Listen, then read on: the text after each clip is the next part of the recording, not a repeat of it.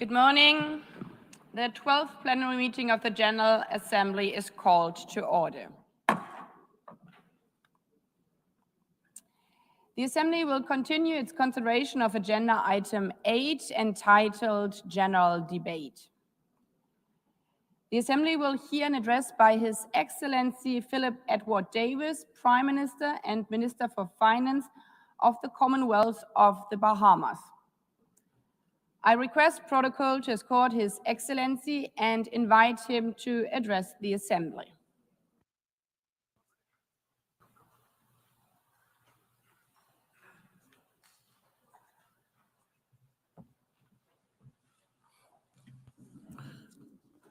Madam President Annalena Baerbock, we offer our warm congratulations on your election to preside over this 80th session of the General Assembly.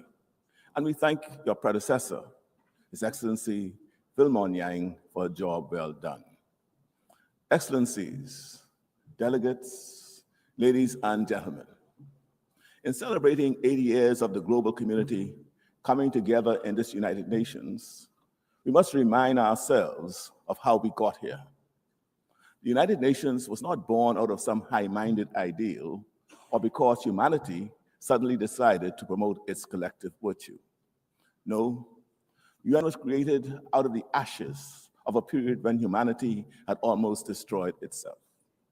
The blood-soaked trenches of the First World War, brought about by the rivalries between the great powers of the day, the collapse of the League of Nations, made impotent because of the refusal of the major powers to participate, the despair of the Great Depression, the rise of fascist ambition, which led to the devastation of the Second World War, the terror of atomic weapons. These are the foundation of the United Nations. Over 100 million died, many more driven into poverty. I recite these histories because that is not a world we wish to return to. We are in danger of being doomed to repeat the brutal history lessons. When nations go their separate ways, history teaches us that this disaster eventually follows. When nations stand together, survival and prosperity become possible. With the stench of the atomic firestorms still hovering over Hiroshima and Nagasaki, the world raced to come together in a single body to prevent such things from happening again. The need for nations to unite in a single forum has never been more pressing. This multilateral effort is not a cure-all. Wherever humans live, there will be conflict. But today's crises are far more complex and seemingly more intractable and even more dangerous than 80 years ago. The atomic weapons of the 1940s have proliferated into the nuclear weapons of today, able to wipe out all human life many times over. Diseases now cross oceans in a day, potentially leading to pandemics that can last for years. Cyber attacks can leap borders in a second. Financial contagion can cripple economies in an instant. And climate change, yes, climate change, whose storms and rising seas and fires and floods make no distinction between rich or poor, strong or weak, can devastate us all. No single nation acting on its own can resolve these. Multilateral approaches are not the problem.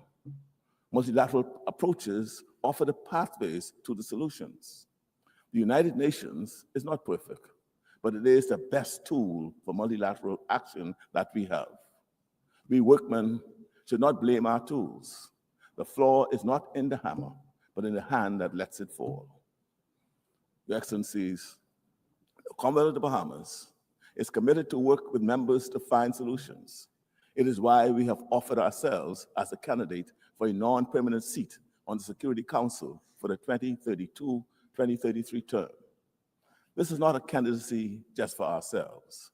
It is for every small state that not only insists that its voice must count, but also knows that we have much to contribute in matters of global peace.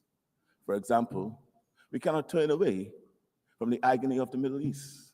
The aspirations of the Palestinian people for dignity and self-determination are real. Along with the state of Israel, both peoples have a right to security, sovereignty, and peace. For generations, This conflict has tested the conscience of the world, but resignation is not an option. The vision of two states living side by side in peace and mutual recognition remains the only pathway to justice, stability, and reconciliation. We must not abandon dialogue for despair. The multilateral capabilities and capacity of the UN should not be front and center of this effort. We think that if the organization has structural and institutional weaknesses, then let's fix them. If we think that standards are not evenly applied, that powerful states avoid consequences for aggression or human rights abuses, while weaker states are sanctioned more readily, then let's step up and fix them. The UN is only the sum of its parts. Any lack of effectiveness, any lack of practical impact lies squarely at the feet of member states. The solution is not to abandon it, but to fix it. For countries like the Bahamas, the biggest challenges and crises we face are not of our own making, and yet we are the ones who feel the impacts the most. Our independent Bahamas has never fought a war, and yet conflicts in faraway places cause severe economic shocks, with Bahamians forced to pay higher prices and suffer from unreliable supply chains. Above all, it is the physical changes relating to climate that are causing crises which we are critical, urgent, and existential. Over the past few years, many Bahamian voices have raised the alarm in many international forums about the risk we face from threats of climate change. We do not have the luxury of restarting an esoteric conversation about the causes of climate change. Our living reality means that we simply do not have the time. As I speak to you today, this morning, right now, a tropical storm is moving up our chain of islands. We hope, we pray that we are lucky. But can we remain lucky every season, every single year? We know what we need to do. We need to adapt and to make ourselves more resilient. But even with the best intentions, a small island state like ours, with a population of around 400,000 people and an economy of approximately $12 billion, we do not have the resources. We have one of the cleanest air in the world and emit far less than 1% of carbon generated by human activity. So we have to rely on others to also adapt. Is it really too much to ask of those most responsible to change their behavior so that the rest of us might have a better chance at survival? Along with climate change, our closest neighbors also suffer from a number of external threats. Our neighbors in Cuba have suffered for decades under an embargo which has caused suffering without delivering justice. The embargo has punished the ordinary people without changing policy. Friends, engagement, not isolation, is the only way forward. And so the Bahamas will continue to add its voice to the many who say the time for the embargo to be lifted is now. And what of Haiti? Too often the suffering of its people has been met with indifference. The multinational security support mission under Kenyan leadership has been an important bridge. But bridges must be a pathway to the solution. That mission must evolve into a force strong enough to meet the still present threat of violence and lawlessness. But Haiti needs more than security. It needs investment, partnership, and hope. The lack of security in Haiti disproportionately adversely impacts the security of the Bahamas. And we can no longer continue to carry so much of the burden and plight of the Haitian people. The world must act. We say this not out of fatigue, but out of conscious realization that a crisis of this magnitude cannot be left to neighbors alone. It requires a global response. The Bahamas therefore calls for a dedicated United Nations Support Office for Haiti, an institution to coordinate aid, sustain international attention, strengthen institutions, and nurture democracy. We cannot claim fidelity to peace and at the same time ignore Haiti. Your Excellencies, The lessons of history are clear. To retreat into a world of isolationist protectionism, where might is right and the resources of the planet are plundered for the few, is to return to a time when life was famously described as nasty, brutish, and short. There would be a fairly swift breakdown in international peace and security. With no global forum for conflict mediation, there's a strong likelihood that disputes would more often escalate into wars, border clashes, and proxy conflicts. With every country facing increasingly dangerous and rapid climate change, the collective action needed to address it would likely hasten to climate breakdown. The kind of economic fragmentation that heralded the Great Depression in America in the 1930s would reemerge. Protectionist sanctions and trade barriers, the collapse of supply chains, and resulting higher costs of living around the world would recreate the same conditions that fueled the rise of fascism and the explosion of the Second World War. Is this what we really want? No matter how imperfect, are we really prepared to throw away what we have? Your Excellencies, we recognize that we seem to live in a time when the global community appears indifferent to the suffering and deaths of millions of our fellow human beings. And yet, even in the face of potential climate disaster, today we ask, not for your pity, we don't ask for clarity, for charity, we ask simply that you act in your own enlightened self-interest. The security and prosperity of all of us in the region, the hemisphere, and the world are interconnected. Even if we do not agree on the causes, as I have previously said to this assembly, our lived reality is that our storms and hurricanes are your fires and floods.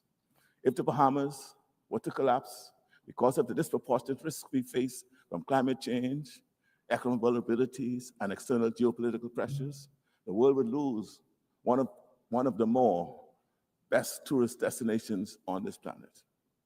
We ask for nothing more than what we all want: the right to live in peace and security and in the pursuit of happiness. But most of all, just let us live. Just give us the right to live.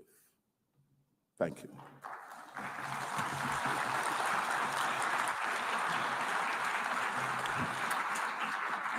On behalf of the Assembly, I wish to thank the Prime Minister and Minister for Finance of the Commonwealth of the Bahamas. The Assembly will hear an address by His Excellency Dickon Mitchell, Prime Minister and Minister for Infrastructure and Physical Development, Public Utilities, Civil Aviation and Transportation, and Minister for National Security, Home Affairs, Public Administration, Information and Disaster Management of Grenada. I request the protocol to escort His Excellency and invite him to address the Assembly.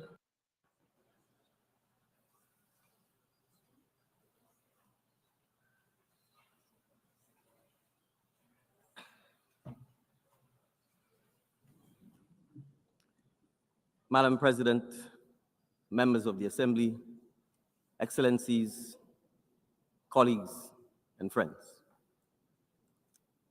It is my honor to address this Assembly on behalf of Grenada and as a member of the Caribbean Community CARICOM. Madam President, I extend my heartfelt congratulations on your election as President of the 80th session of the United Nations General Assembly. We look forward to working with you under the guiding theme of Better Together, and to supporting your efforts in advancing peace, sustainable development, and inclusive reform within the United Nations. We meet today in a time of paradox. The headlines tell us of division, instability, and conflict. Yet, never have human beings had such access to innovation, creativity, and opportunity. In one corner of the world, classrooms are reduced to rubble. In another, laboratories create breakthrough in science and technology that can transform our future. A paradox. In one hemisphere, children walk miles to fetch water from school. In another, children are using artificial intelligence in their lessons. A further paradox. The paradox defines our era. Progress and peril, innovation and instability, hope and hardship coexisting side by side. And so, Madam President, my remarks today are centered on the one force powerful enough to bind these contradictions together. The only force that can turn innovation into inclusion and conflict into cooperation. That force is education. That is a simple yet profound truth. Education is the single greatest social, economic, and creative equalizer that we possess. It transforms circumstances into possibility. It turns the child of a laborer into a leader, the daughter of a seamstress into a scientist, the son of a fisherman into an innovator. This is the heart of my message. Education is not a narrow path to employment. It is a broad road to resilience, to innovation, and to peace. And Madam President, it saves people, not just from economic poverty, but from the poverty of diminished possibility. And so education is a lifeline. I have seen this. I have lived this. And now I'm privileged to lead this in and for my country. For me, education was a bridge from limitation to possibility. It was education that carried me from a small hillside village in St. David, Grenada, where my family fetched water from a public standpipe to this assembly hall today. It was not wealth that brought me here. It was not privilege that brought me here. It was access. Access to teachers who believed in me. Access to opportunities that were modest but life-changing. Access to the chance to learn, even when the path was uncertain. But my story is not unique. It is echoed in the resilience of the Caribbean families who sacrifice for the children's schooling, in the ingenuity of students who make the most of scarce access and even scarcer resources, and in the determination of communities that rebuild schools year after year after every hurricane. That is the shared story of CARICOM, a story of people who learn to adapt, to innovate, and to persist, always with education as our anchor. And yet today, we must admit that the definition of education itself is changing. Education can no longer be defined solely by university lecture halls or college campuses. Around the world, young people are shaping their futures in new ways through technical training, vocational education, and digital skills. A certificate in coding can be as powerful as a law degree. A credential in renewable energy can open doors as wide as a medical license. A diploma in advanced manufacturing can transform not only an individual's life or future, but the economic trajectory of an entire community. This broader vision of education is the reality we are embracing in Grenada and across the Caribbean. In Grenada, we have embarked on transformative reforms to strengthen our education system and expand opportunities for all students at all levels. We have established universal secondary education and passed legislation to raise the mandatory school age to 18, ensuring that more of our young people remain engaged in formal education, not as charity, but as a matter of justice and national survival. We have modernized school curricula to prepare our students for the future. Coding and technology clubs are now part of the school environment, and all students leaving primary school are assessed through electronic testing, prioritizing both digital literacy and problem-solving schools. We have placed student well-being at the heart of our reforms, hiring counselors, school feeding officers, and attendance officers to strengthen support for student mental health, nutrition, and engagement. We have also expanded our special education department and increased the number of early childhood officers, ensuring greater support for students with diverse learning needs. Because in a small island, every child's potential is a national asset.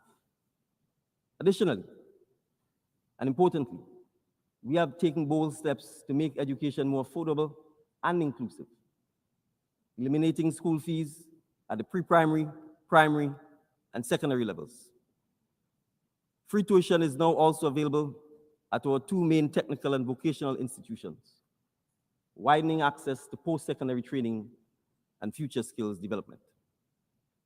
Across the Caribbean community, we are investing in skills for the new economy, such as digital literacy, renewable energy, climate adaptation, and advanced technologies.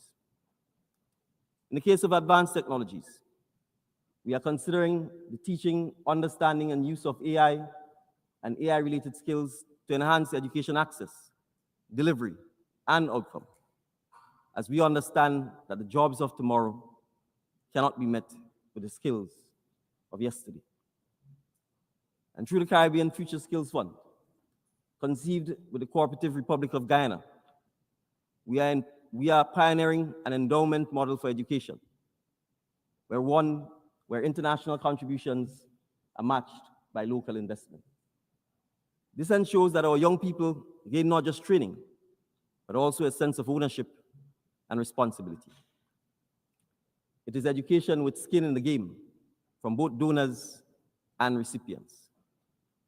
This is not education as an abstract ideal. It is education as a lifeline, as resilience, preparing us to withstand the shocks of climate change and economic volatility.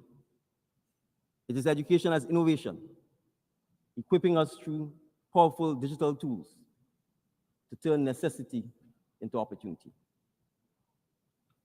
And it is education as sovereignty, ensuring that our destiny is not dictated by external forces, but shaped by the skills and creativity of our own people. And so when Grenada, Jamaica, or Dominica rebuilds a school after a hurricane, we are not just rebuilding classrooms, we are rebuilding futures. And so we need partnerships. Education thrives and systems are shared across borders. Partnerships build better schools, yes, but more importantly, they build better citizens of the world. For small states like mine, partnerships bring the reach and the resources we cannot muster alone. They open doors to technologies and opportunities beyond our shores. For larger states, partnership with us offers something equally valuable: lessons in adaptation and creativity, forged on the front lines of hurricanes, pandemics, and economic shocks. Together, these halves create something greater than either could achieve alone. an education system global in vision, but local in impact. And that is why today I call on donor countries, multilateral institutions, and the private sector, not only to fund, but to co-create, not only to give, but to learn. Because education is not charity, it is collaboration. It is investment in the kind of world we wish to leave behind. But yet, there's conflict, instability, and the attack on education. So, Madam President, we must also speak honestly of the shadows that darken our world today. Wars rage, economies falter, communities fracture, and amid this turbulence, it is children who bear the heaviest burden. When a school is reduced to rubble, when a teacher is silenced, when a family is forced to flee in fear, education becomes the first casualty of the conflict. And when education is taken away, it is not only opportunity that dies, but hope itself. We know all too well what follows: ignorance that breeds division, exploitation that preys on vulnerability, extremism that fills the void, and the cycles of despair that pass from one generation to the next. A child deprived of learning today becomes an adult deprived of dignity tomorrow. And a society deprived of educated citizens becomes a society deprived of peace. And so this is why I say to this assembly today, protecting education in times of conflict must be treated as a pillar of peace building.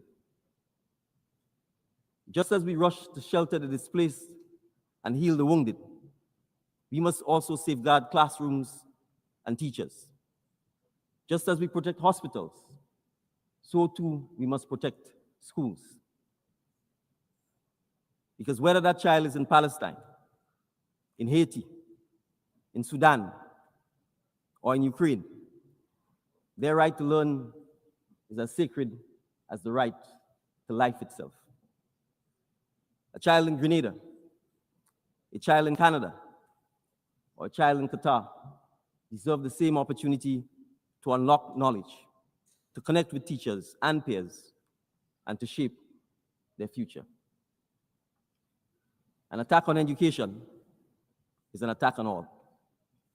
A commitment to education is a promise we make for all.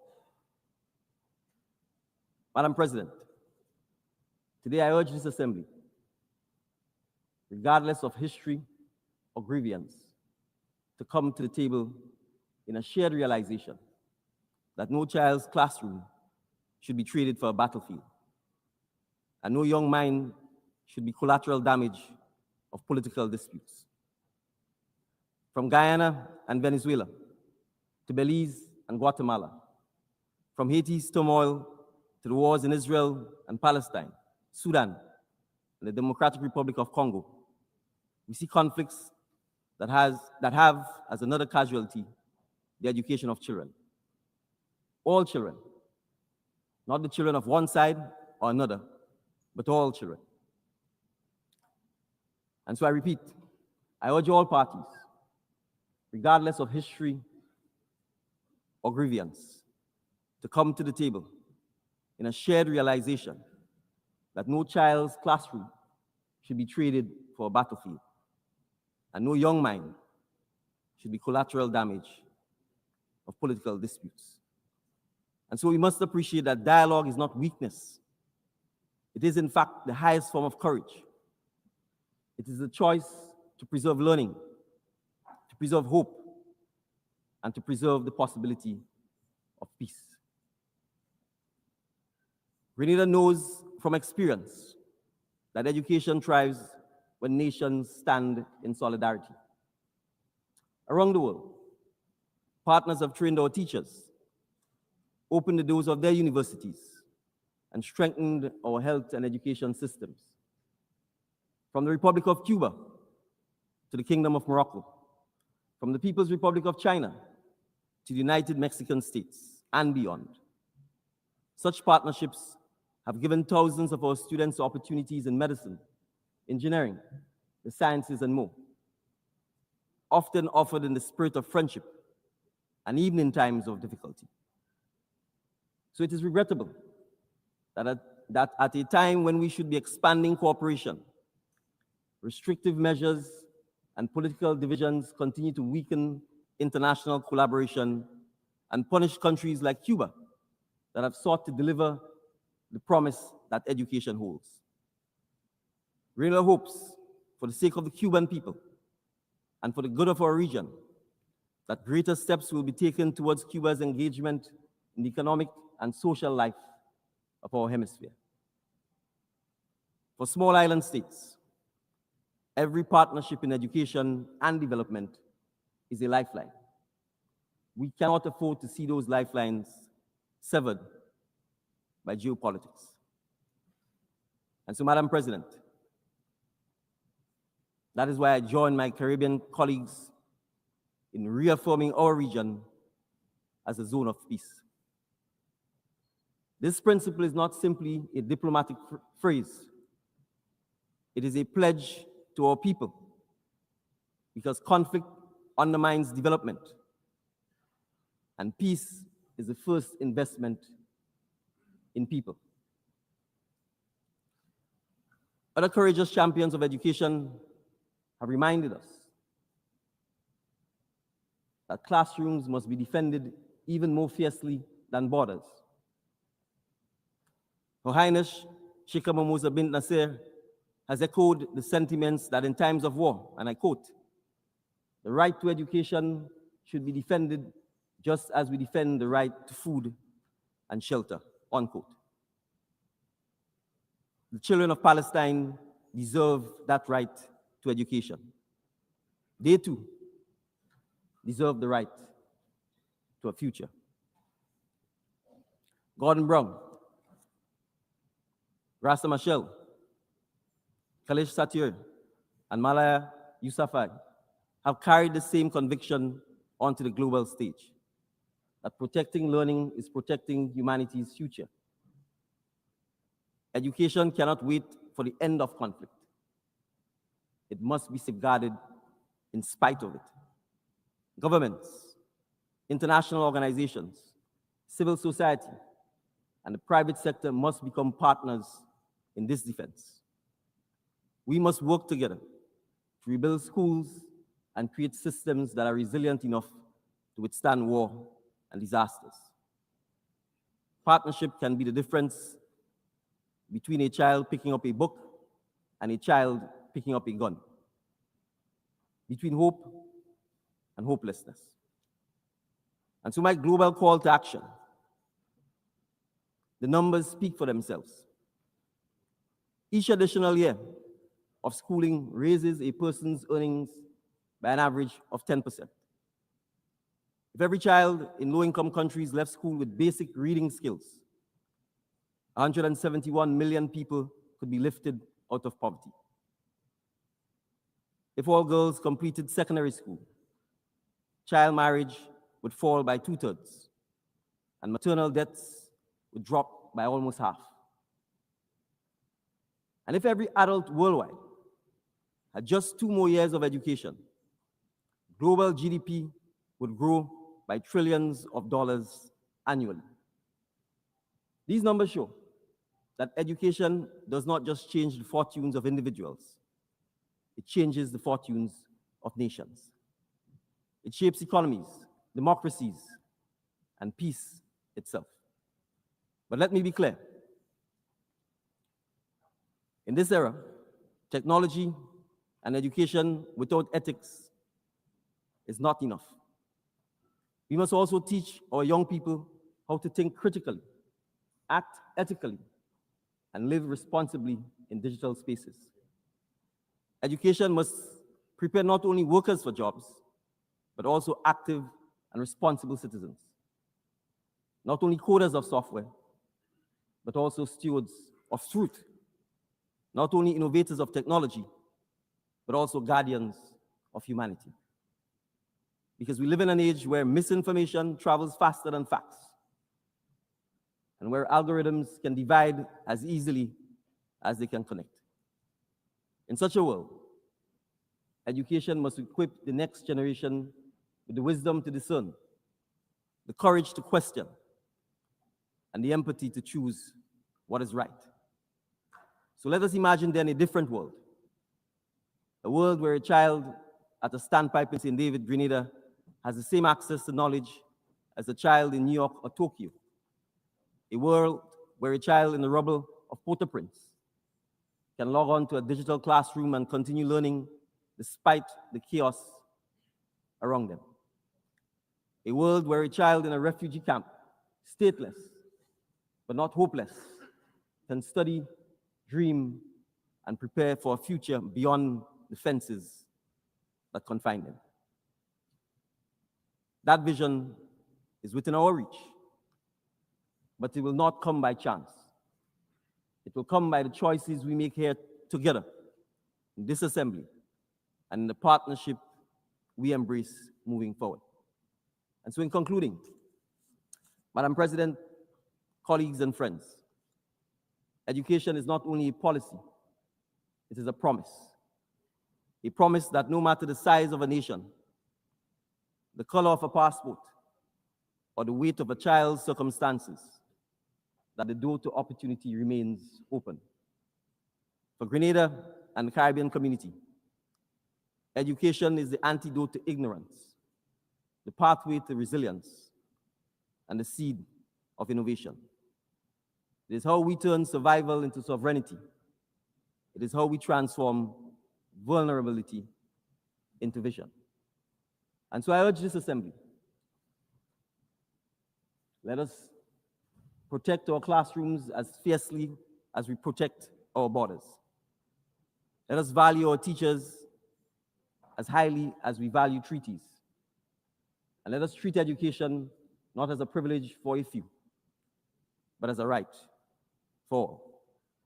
Because when we safeguard education, we are safeguarding peace. When we democratize knowledge, we democratize hope. And when we give a child, whether in St. David, Grenada, or Port-au-Prince, Haiti, or Gaza, Palestine, or in a refugee camp anywhere, the tools to learn, we give humanity itself the tools to endure. So let us resolve together that no classroom, no student, and no country will be left behind. Let us believe that together, that resilience is not just surviving the storms of our time, but building a world where education ensures we thrive beyond it. Thank you, Madam President. On behalf of the Assembly, I wish to thank the Prime Minister and Minister for Infrastructure and Physical Development, Public Utilities, Civil Aviation and Transportation, and Minister for National Security, Home Affairs, Public Administration, Information and Disaster Management of Grenada. The Assembly will hear an address by His Excellency Reem Talba San Emmanuel Wedra Ogo, Prime Minister and Head of Government of Burkina Faso. I request protocol to escort His Excellency and invite him to address the Assembly.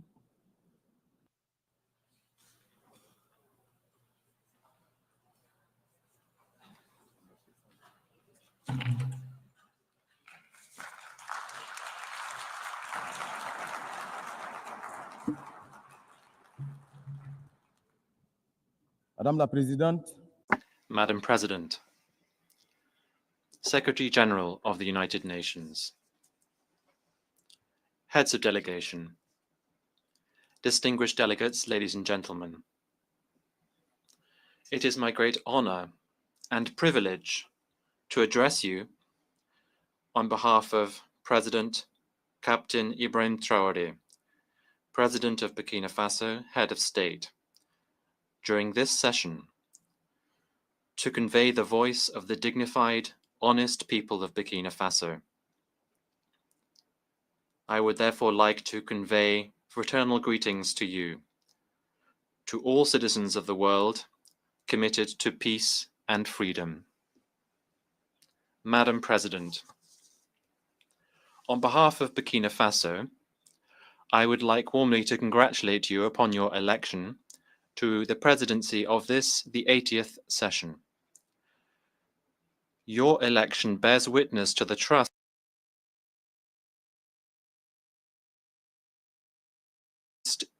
of the international community in your leadership, your ability to listen to other views, and to dialogue.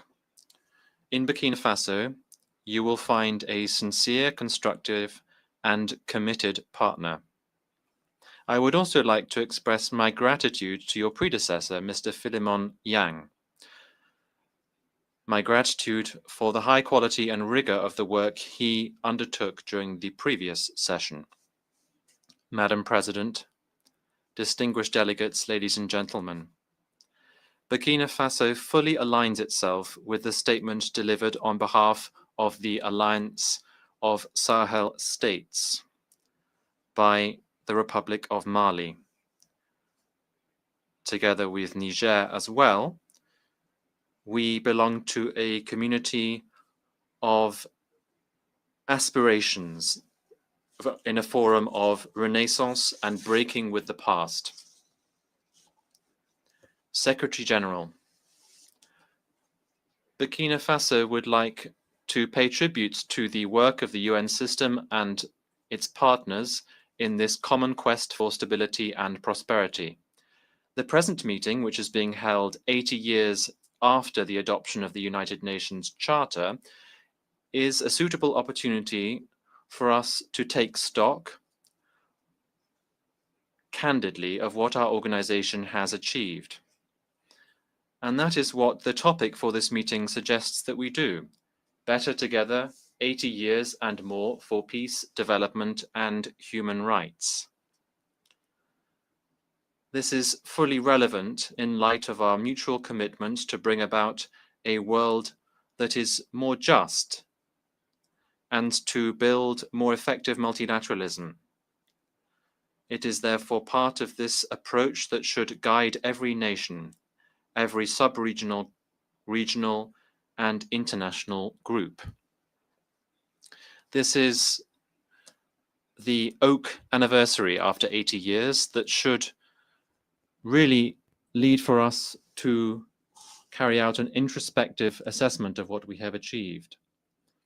Rather than being a cause for celebration, this anniversary is in fact akin to looking at an embarrassing fiasco, a collective disappointment, and a structural failure. Because we have to be honest with ourselves, we should humbly recognize that even though globally there have been some achievements, there is rather a negative backdrop as a result of 8 decades of optimism that have been sorely put to the test, 8 decades of disappointment, 8 decades of shattered dreams, 8 decades of failure to meet the moment, in a nutshell. That is unfortunately the bleak picture of a UN that many of our forefathers from 1945, if they were still alive, would have struggled to accept. It is therefore difficult to celebrate given such a mixed backdrop to this anniversary. How can we understand the fact that Africa, the cradle of humanity, and where there are so many conflicts, and which represents more than 1 billion human beings, remains excluded from the Security Council's decision-making bodies? How can we accept the fact that peacekeeping missions, financed to the tunes of billions of dollars, are leaving our countries in the lurch and are leaving behind frustration and suffering rather than tangible results? The causes of this collective failure are well known to all, notably the member states themselves, who, after 8 decades, have, within this General Assembly, devoted their energies to defend noble causes and to propose realistic reforms without being successful in this quest. What can we do if the decisions of the General Assembly, which are not binding, are simply making it irredeemably inaudible and ineffective? Could we expect the Security Council to be more successful when it is tarnished by politicization and when it is powerless as a result of its inconsistencies and ineffective because of its permanent divisions? What is even worse is that this council, whose role today is misused, the council is in fact a troublemaker as a result of the tacit, underhand, and sometimes active complicity of some of its permanent members, who are themselves major actors and financiers of the crises of our time. That is what the Security Council has become. It has become a pernicious body, which, as a result of the predatory behavior of some of its permanent members, they can decide which country will be on the Council's agenda, in which other country peacekeeping operations can be sent, as if to better legitimize their role. We are therefore powerless in the face of the failure of initiatives which are nevertheless good ideas as a result of the rivalries between states and the unresolved crises that are so numerous, most emblematic of which is the conflict between Israel and Palestine, which has lasted too long. The sinful inaction of the international community in the face of lack of trust and the authority of states which have been undermined by terrorists. It is time for an awakening and for bold reforms, without which the Security Council will remain an anachronistic institution and will not be able to meet the moment. Ladies and gentlemen, in a world that is changing rapidly as a result of rapid digital change and the persistence of geopolitical tensions, it is critical that we reconsider our economic development strategies. International trade can no longer be conceived through rigid schemas and imbalanced models that have been imposed upon us. Rather, it should be focused on strengthening economic autonomy, local use of resources, and promoting genuine social justice. It has been recognized today that lasting prosperity involves proactive industrialization policies, maximizing the value of raw materials and creating decent jobs, notably for young people. That is why we urgently need to break with the cycle of dependence on the export of raw materials. This is a model that increases our vulnerability and is a permanent brake on our emergence.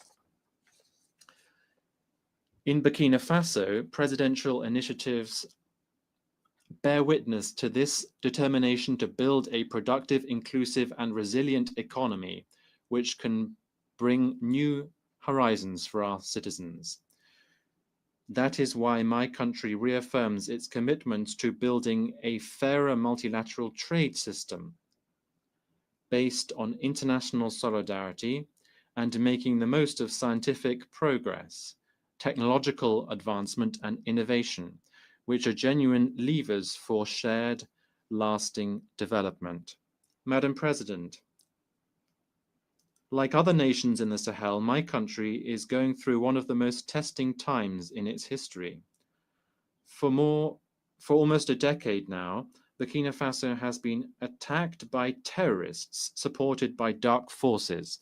These groups are coveting our resources. They are trying to shatter our sovereignty and impose the law of chaos.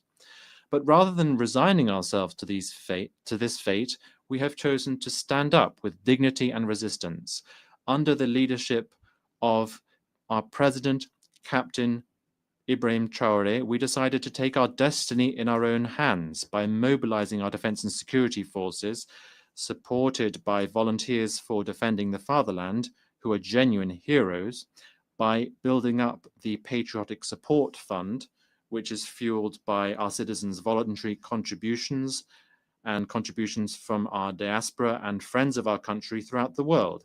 Since 2023, this fund has collected more than 413 billion CFA francs, which is startling proof of the patriotic spirit and unity of our people. By carrying out historic reforms to achieve food sovereignty, to restore our lands and to relaunch our agricultural production and to reduce our dependence on imports. These efforts that our determined people have undertaken are now bearing fruit. More than 72% of our territory has been recovered. Thousands of internally displaced people are going back home. Schools are reopening and social services are now resuming. Burkina Faso is thus showing that a united people can overcome even the toughest challenges. Burkina Faso hereby wishes to reaffirm fully responsibly that its priorities are non-negotiable and that its choices must be respected more than ever before. Mesdames et messieurs, Ladies and gentlemen, our activities are aligned with the virtues of solidarity and unity. We are deeply convinced that a people brought together around a common ideal can achieve great things. The efforts undertaken by our fellow citizens within the country and in the diaspora, as well as their enthusiastic commitment to the momentum we've created, reaffirm that we've made the right choice, and this under the leadership of Comrade President of Burkina Faso, Ibrahim Traoré. The enthusiasm carried by the Patriotic Support Fund and the presidential initiative Faso Mebo is an excellent illustration of this. Established in 2023 in support of the Action Plan for Stabilization and Development, the Patriotic Support Fund aims to mobilize additional national resources, endogenous resources, so as to build our defense and strategic investment capacity. This fund has secured large-scale backing both within the country and in the diaspora.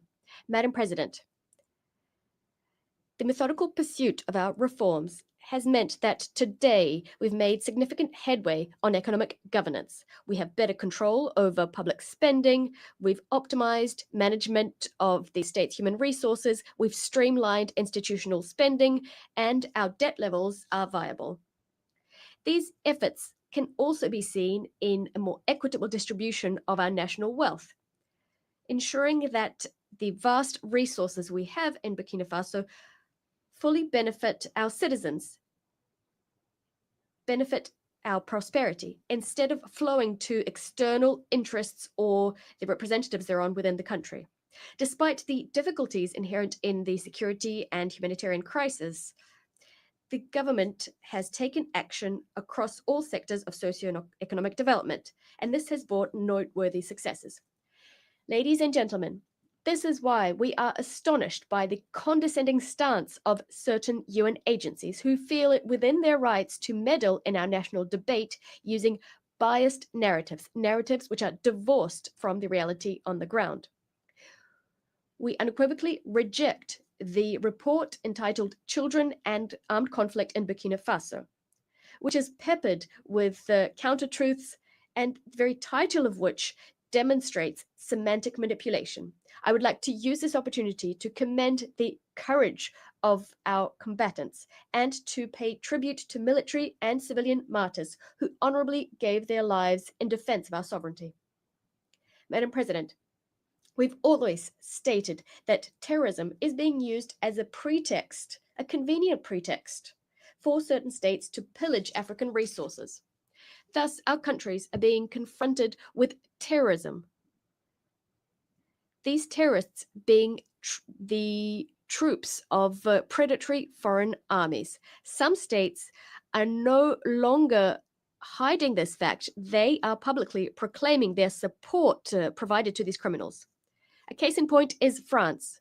The Macron regime's public media, in addition to the daily disinformation it offers, has become a mouthpiece for the communication of these criminals, perpetrators of cowardly, barbaric attacks committed against our peaceable citizens.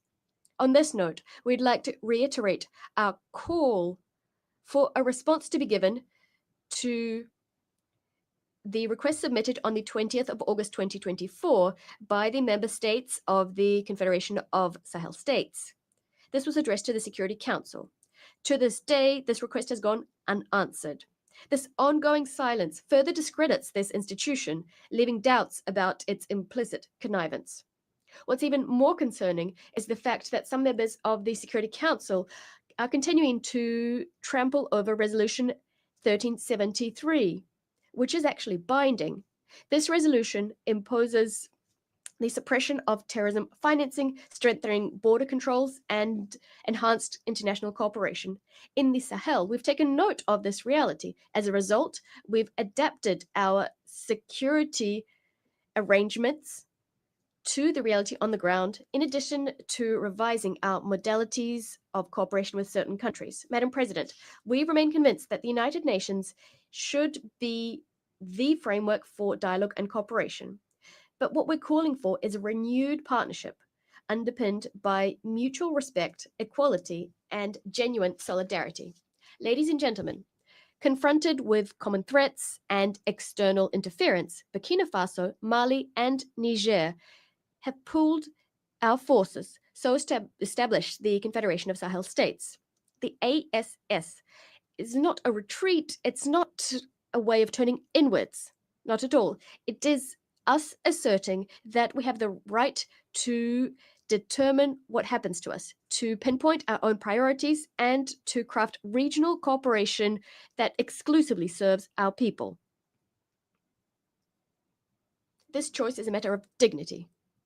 We are refusing a system whereby our countries were all too often used as a territory for the maneuvering by foreign players in pursuit of foreign agendas. It is our willingness to be the agents of our history, to write ourselves the future our children will live out. The ASS is in keeping with the fight of Pan-African figures such as Thomas Sankara, Patrice Lumumba, and Kwame Nkrumah. Today, a new generation of leaders is taking up the baton.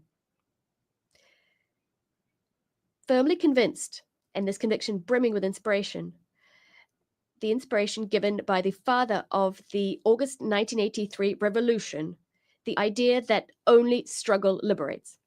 Madam President, Africa, for 80 years now, has sought to claim its legitimate place on the Security Council. It is high time to deeply reform our organization. Specifically, what we need is to introduce a bold Security Council reform, granting Africa a permanent seat on the Council.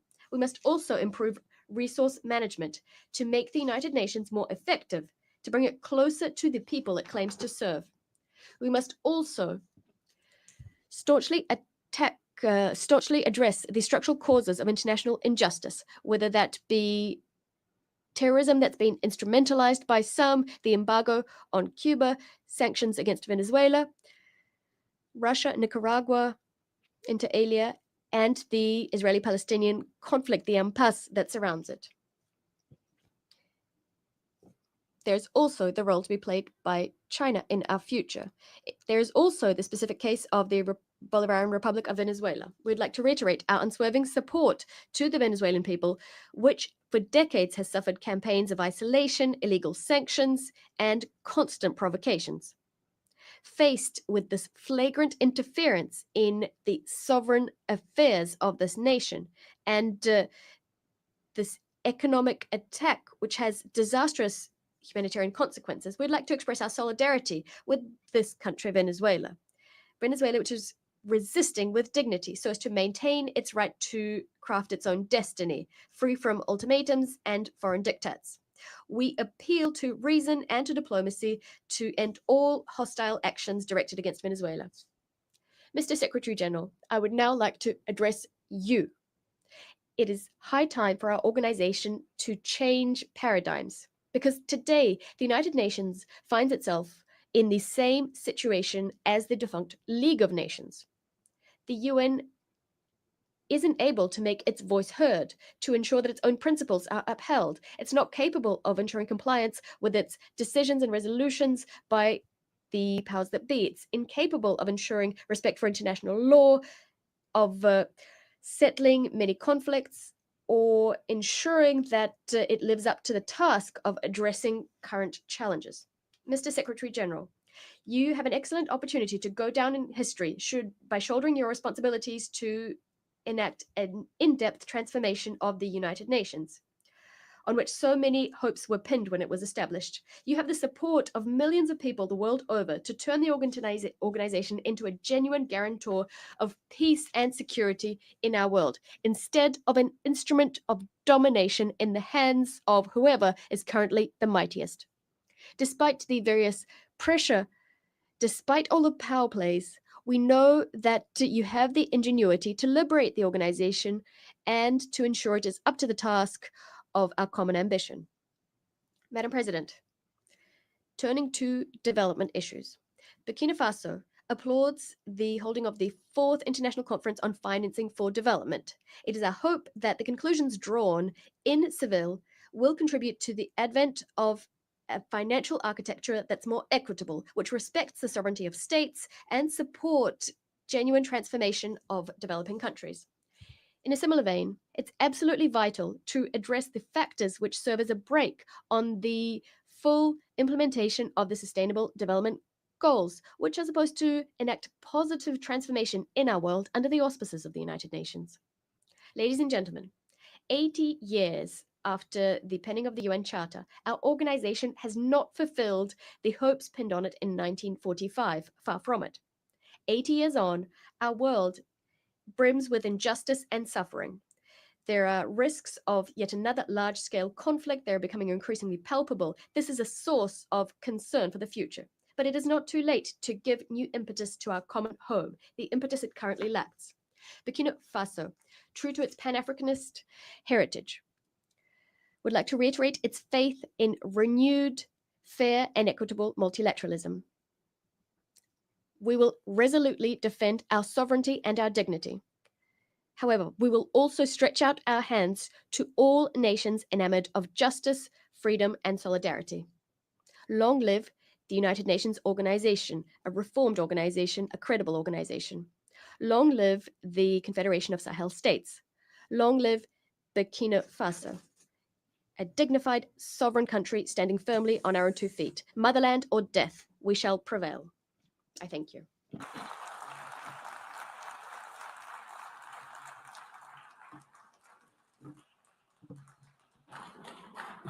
On behalf of the Assembly, I wish to thank the Prime Minister and Head of Government of Burkina Faso.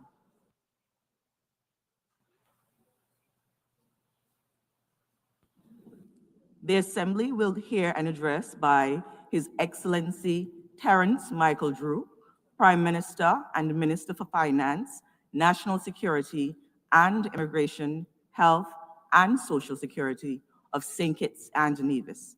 I request protocol to escort His Excellency and invite him to address the Assembly.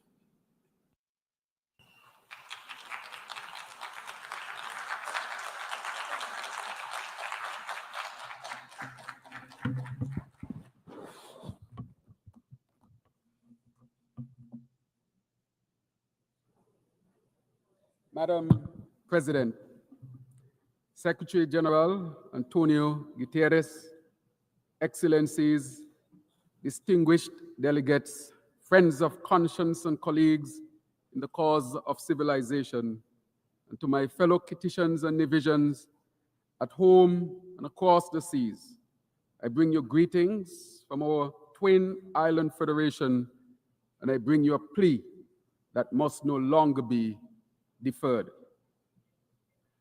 Madam President, for 80 years, this Assembly has been a harbor for hope. From these benches, ideas were born that banished hunger, cured children of diseases, and stitched torn treaties back together. We have reason to honor what has been achieved. Rights extended, ladders out of poverty raised, medicines and measures moved across borders. Yet alongside these triumphs are truths we must not hide. Partial pledges, procrastination, and the persistent practice of putting profit before people. Where progress has been made, too often it has been piecemeal. Where promises have been given, too often they have been broken. We meet now at a moment of moral measure. The map of human destiny is not drawn merely by the large or the loud, but by the just and the judicious. Diplomacy that is polite but passive is not enough. Language must be matched by labor. Pledges must be partnered by payment, and rhetoric must be redeemed by results. St. Kitts and Nevis stands ready to work, to partner, and to perform. But we ask for the great actors in this global drama a simple thing, and that is to transform your capacity into compassion, change the calculus of comfort for the calculus of climate justice.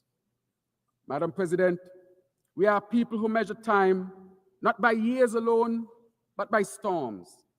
Imagine, for example, an elder fisherman, hands like weathered rope, watching the reef that used to cradle his nets die away until there is nothing left to catch but mere memories. Imagine classrooms without roofs and homes without running water. These are not metaphors for us. These are our fears at the turn of every hurricane season. The climate science is stern and the signs are severe. Heat that hangs like a heavy blanket smothers harvests and hardens the soil. Seas that swallow beaches where families once played cricket in the sand. Storms that arrive more often, that intensify in hours from category 1 to category 5, arrive with total fury and leave devastation in their wake. When a single hurricane can steal away years of a nation's GDP in a single night, the ledger of gross national income becomes a misleading measure of our well-being. This is the anatomy of an injustice. The emissions that warm the planet are poured by the many into an atmosphere owned by no one, and paid for most dearly by the few, by our large ocean states. What was forged by centuries of industrial development now returns as tempest and trial to those least responsible. That is not merely an accident of geography. It is a failure of stewardship, a moral failing that we must name, and a responsibility we must repair. We therefore welcome the ICJ's landmark ruling on the responsibility of states for climate change, and which makes clear that under international law, states have a binding duty to protect our planet from the escalating climate crisis. We must do better. We must cut emissions deeply and quickly, scale finance fairly and urgently, and equip vulnerable nations with the tools to survive and to thrive. I am also pleased to inform that on August 29th of this year, St. Kitts and Nevis ratified the BBNJ Treaty. This is a historic achievement for the ocean and for multilateralism. Madam President, St. Kitts and Nevis has chosen to script a different future for survival and growth, one that speaks to balance of care and of durability. We have launched, therefore, the Sustainable Island State Agenda, known as CISA, a deliberate blueprint that sets our course to 2040. CISA is not a slogan. It is a structured mechanism that places people at the center of progress and entwines sustainability with prosperity. It is guided by 7 fundamental pillars: energy transition, water security, food and nutrition security, sustainable industries, sustainable settlements, circular economy, and health and social protection. Each pillar reinforcing the others like ribs, holding up the body of a nation that intends to continue standing strong. Our path on the CISA is both practical and poetic. We are reimagining energy so that the power that lights our homes does not darken another nation's future.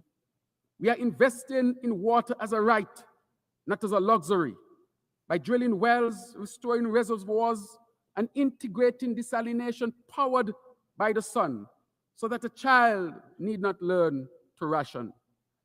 We are reworking food systems so farmers can feed nations, not just our markets. We are building homes that will shelter hope in the time of storm, hospitals that will heal in the time of shock, and school that will kindle the skills to continue economic diversification. These are not abstract ambitions. They are concrete commitments. A 70,000 gallon per day solar desalination plant already commissioned, and a 2 million gallon desalination plant nearing completion. Geothermal drilling in our sister island of Nevis, supported by multilateral finance to power both our islands and beyond. An ambitious smart homes program, a new smart climate resilient hospital, all expressions of our small nation answers a large challenge. We are taking bold, tangible actions that demonstrate how sustainability can be sewn into the simplest seams of daily life. The CISA vision mobilizes resources, aligns ministries, elevates visibility, and, most importantly, invites society into shared responsibility. It is an audacious plan because audacity is required of small states when the storm approaches. Madam President, distinguished colleagues, just last week, this assembly took a vital step toward when the United Nations adopted by consensus a progressive resolution that revitalizes the Commission on the Status of Women. St. Kitts and Nevis was honored to co-facilitate this resolution alongside our island, a natural partner for equity, sustainability, and resilience. St. Kitts and Nevis has made the empowerment, protection, and upliftment of women and girls a cornerstone of our national agenda. Today, our parliament boasts the highest number of female members in our nation's history, and it is led proudly by a woman Speaker of the House. This is not symbolic, it is structural. It is proof that when women lead, nations rise. Our sustainable island state agenda is deeply rooted in gender equality. By empowering women and girls, we are not only advancing fairness, we are reinforcing resilience. For we know this truth: when women are given the tools to thrive, families flourish, communities strengthen, and nations become unshakable.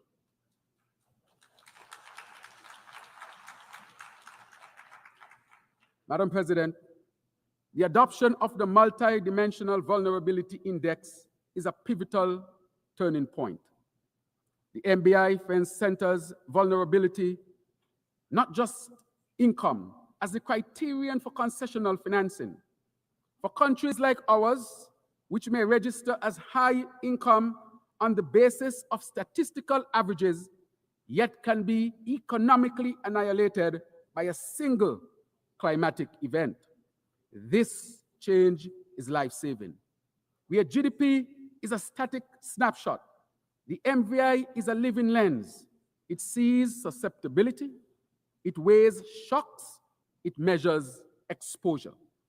The MVI can unlock concessional finance for resilience, transform loans into lifelines, and ensure that the reality of risk is not lost in translation. But let us now move from recognition to realization, from the adoption of the MVI to its full institutionalization across the World Bank, across the IMF, across regional development banks. Let us make vulnerability into the architecture, let us bake vulnerability into the architecture of global finance so that resilience is not the exception, but the expectation. Distinguished colleagues, talk of reform must not be timid. The architecture of international finance was largely built in a different century for a different world. That architecture must be remodeled so that it reflects the realities of today. Climate risk, transnational inequality, and the asymmetric impacts that fall upon the smallest and the most exposed. St. Kitts and Nevis affirms its staunch support for the Bridgetown Initiative, where our region's clarion call for financial and climate justice. The Bridgetown Initiative offers a practical, principled platform to alter debt dynamics, to reposition credit flows toward green investments, and to operationalize liquidity instruments that protect the vulnerable. We therefore ask this Assembly and our global partners to help convert initiative into instrument and to shift rhetoric into reflowing capital for resilience. The mission of the United Nations, therefore, peace, development, and human rights, is not advanced by preserving an architecture that perpetuates fragility. Reform is justice. Reform is prudence. Reform is protection and equity. Madam President, I want to acknowledge this deep significance of the recent Africa CARICOM Summit, a historic convening that rekindles bonds severed by the brutality of the transatlantic slave trade and colonization. This diplomatic meet was a profound moment of remembrance, resistance, and reconnection. We gathered as descendants of a common ancestry, forging a shared agenda for reparatory justice, trade, transport, investment, sustainability, peace and security, climate action, and technical cooperation. Our partnership sounds loud, not only a call for financial redress, but for justice. Reparatory justice is not just about giving money, it is about correcting a moral wrong. For centuries, our ancestors were forced to work, beaten to work, dehumanized to work for free. Yet when emancipation came, it was not the enslaved who received reparations, but their enslavers. This moral inversion must be corrected. And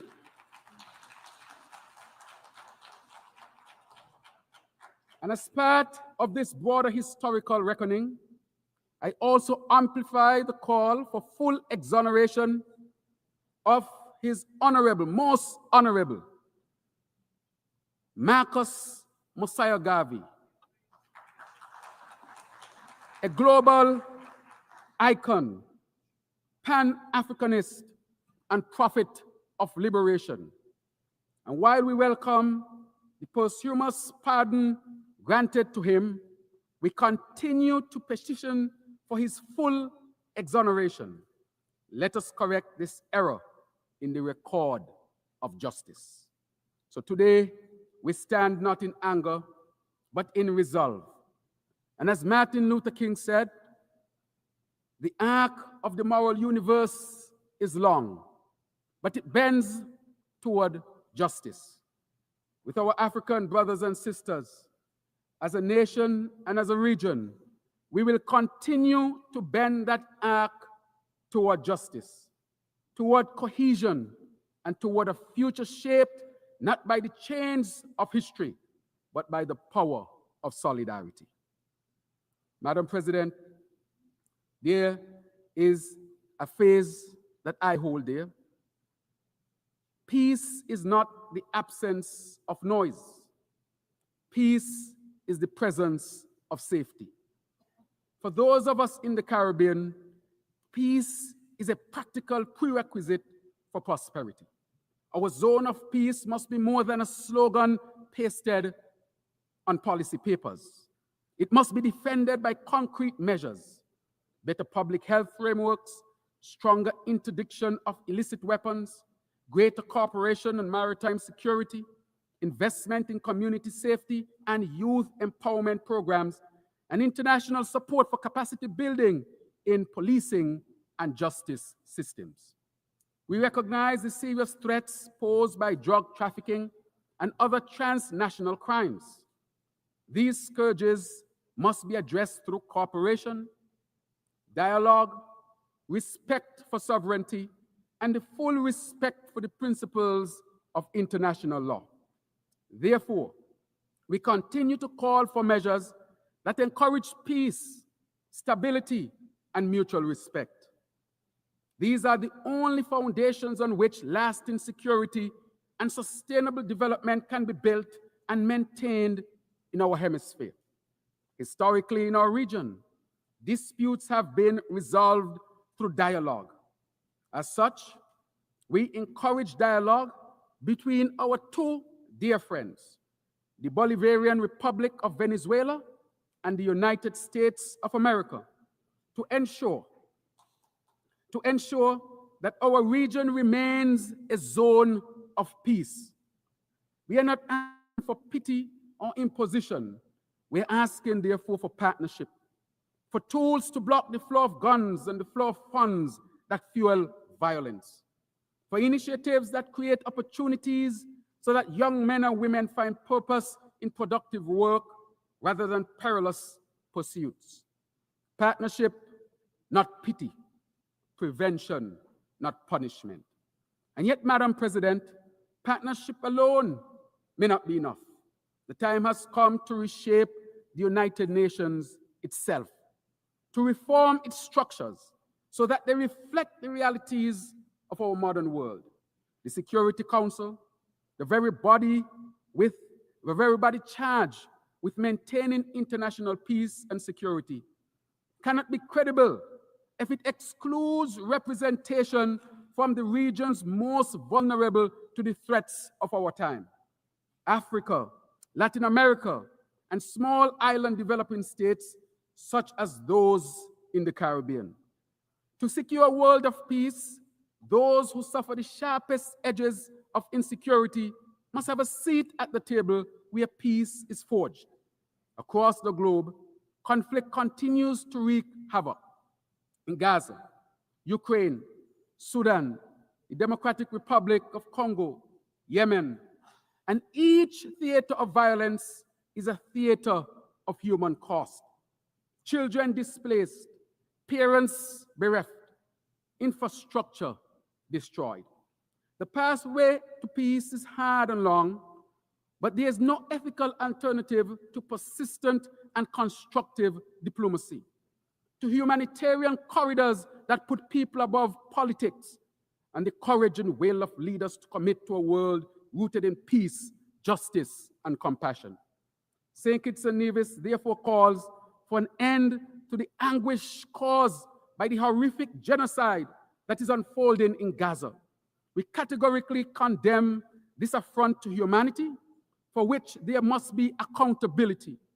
We urge for an immediate and unconditional ceasefire for the protection of civilians, of children, of women, of the vulnerable, of the weak. And we also call for the release of hostages and for the restoration of basic necessities and humanitarian access. International law, conscience, and human decency demand no less.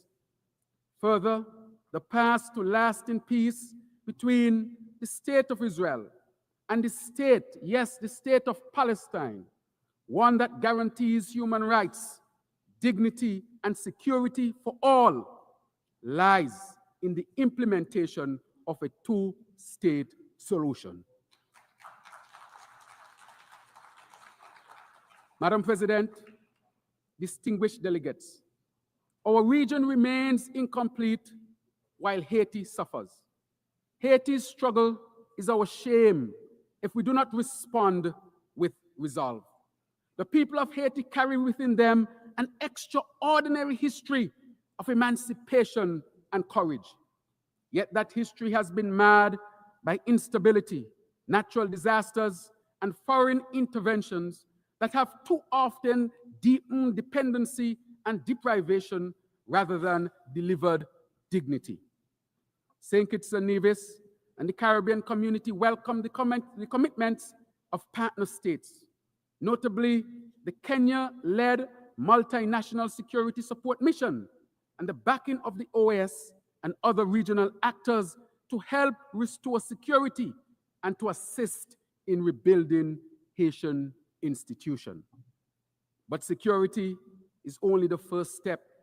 We must invest in Haiti's health, education, agriculture, infrastructure, and governance. We must help rebuild markets so that merchants trade rather than flee. We must help rebuild schools so that children learn rather than languish. We must help rebuild hospitals so that mothers are treated rather than traumatized. Haiti must be allowed to write and lead its own restoration story, and the international community must be a steadfast partner, not a script writer. Madam President, the economic, commercial, and financial embargo against Cuba is a relic that continues to wound an entire people and weaken regional solidarity. Year after year, this assembly has reaffirmed that the embargo is gravely unjust. St. Kitts and Nevis joins the Caribbean community in calling for its end and for Cuba's removal from the list of state sponsors of terrorism, which isolates it from commerce and cooperation.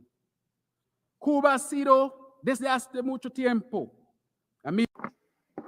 Cuba has, for a long time, been a friend of our region, one of the most generous states in our region, and our partnership with Cuba will be long-lasting and will always be based on respect for the human rights of people, fully in line with international law.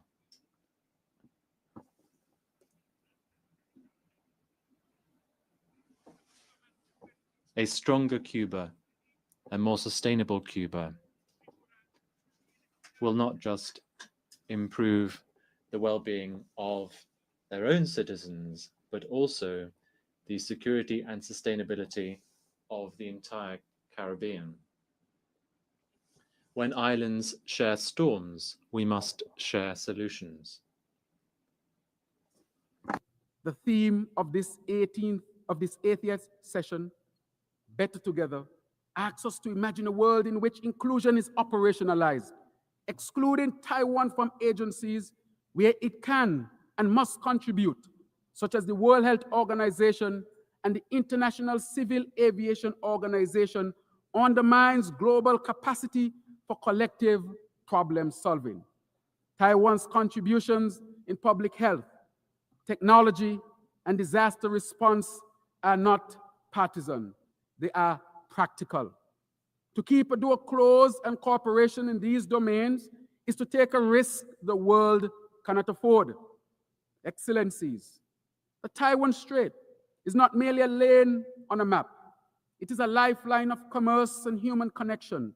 We must urge calm, counsel conversation, and choose this diplomacy of dialogue over the dramatics of discord. Travel, trade, and talks are how we protect the livelihoods of ordinary people, whether in Taipei or the twin islands of our federation. Madam President, I speak to our youth, the wonderful youth of this world, those whose futures will be most shaped by what we do here. Your anger at injustice is justified. Your impatience is prophetic.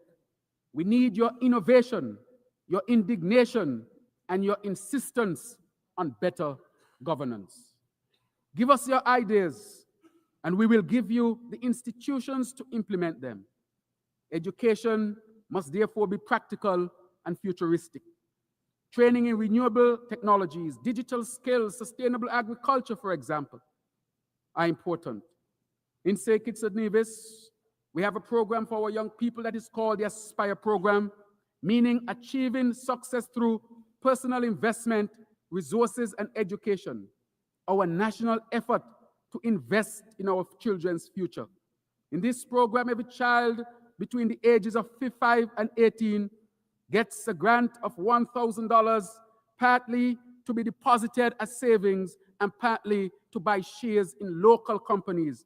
So from very young, they are building their financial future a gateway, a pathway to end poverty in our country. This is an example of how we seed hope at the roots.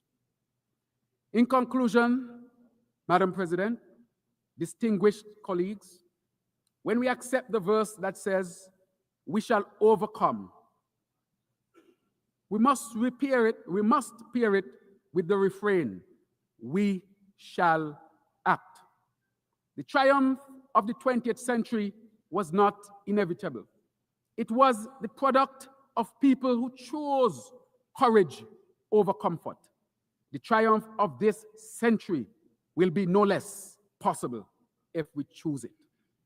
This assembly has the capacity to imbue policy with compassion, to turn knowledge into kindness, to render solidarity not as sentiment, but as system. Let us be architects of a world where smallness is not a sentence, but a strength, where islands like ours are recognized as laboratories of resilience rather than limit cases of neglect, where being better together means binding ourselves in common cause, common finance, and common care.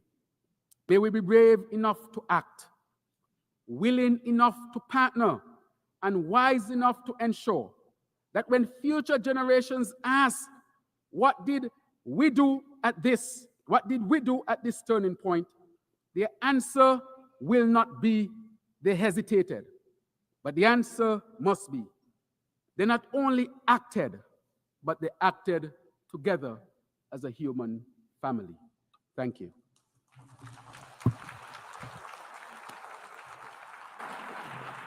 On behalf of the Assembly, I wish to thank the Prime Minister and Minister for Finance, National Security and Immigration, Health and Social Security of St. Kitts and Nevis.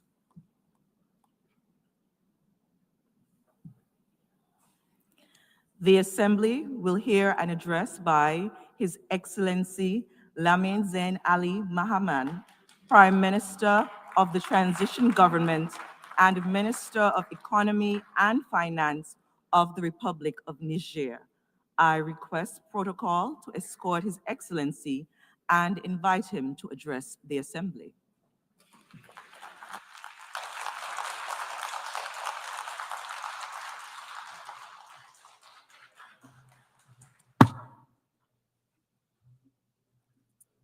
بسم الله الرحمن الرحيم وصلى الله على النبي الكريم. Excellences, Excellencies, heads of state and government, heads of delegation,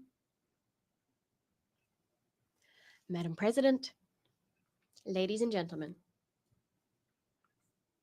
It is a great honor for me to deliver on behalf of the sovereign Nigerian people the greetings and the message of His Excellency Army General Abdurrahman Tiani, President of the Republic of Niger and Head of State. At the outset, Madam President, if I may, I'd like to extend to you our heartfelt congratulations on your election to preside over this 80th session of the United Nations General Assembly. Niger would like to assure you that you have our full support as you fulfill your mission. I also wish to applaud the commitment and leadership of your predecessor who steered the 79th session. Madam President, gentlemen, before getting to the heart of the matter, I would like to say that Niger supports the statement delivered on behalf of the Confederation of Sahel States from this very same rostrum by my brother and friend, His Excellency Abdoulaye Maïga, Prime Minister of Mali, and this yesterday on the 26th of September 2025. He forcefully expressed the aspirations of our alliance and our people with full respect for our sovereignty, the defense of our interests, and genuine cooperation with all countries enamored of peace and justice. Madam President, ladies and gentlemen, I would like to solemnly express the willingness of the sovereign people of Niger through their government, our willingness to maintain friendly cooperative relations with all governments and peoples enamored of peace and justice, and this with respect for the values and principles set forth by the United Nations Charter, as well as our sovereignty and our interests. And how can it be otherwise when we know that throughout our history, the people of Niger and of the Sahel in general, drawing on their vast social and cultural diversity, always drew on their ancestral values to forge secular bonds and to harmoniously coexist amongst themselves and with their neighbors as well. Among the values which underpin our society, our unity, and our common aspirations, there are a number which stand out: inter-ethnic mixing, kinship with humor, respect for otherness, as well as religious tolerance and solidarity, not to mention peace. Throughout our history, we've strengthened mixing between the Hausa, Zama, Pils, Tuareg, Kanuri, Gumanche, Tubu, Arab, and Buduma people. This mixing meant that we established blood ties and indestructible alliances amongst the people of Niger. Madam President, ladies and gentlemen, as you can clearly see, the Nigerian people, the people of the Sahel, have a long-standing tradition of living together in diversity, solidarity, peace, and cohesion.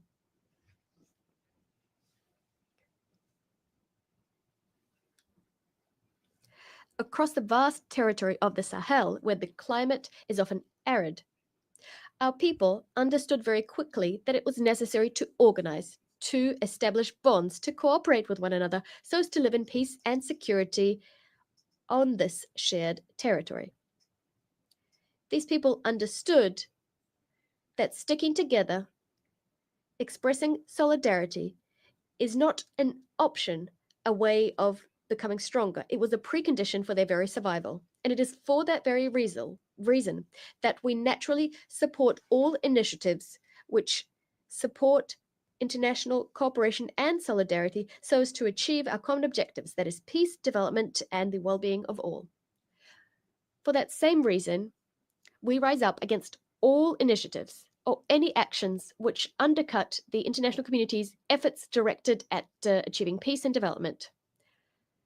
Drawing on these principles, the people of Niger unreservedly condemn the Israeli genocide in Gaza. We unswervingly support the establishment of a sovereign Palestinian state.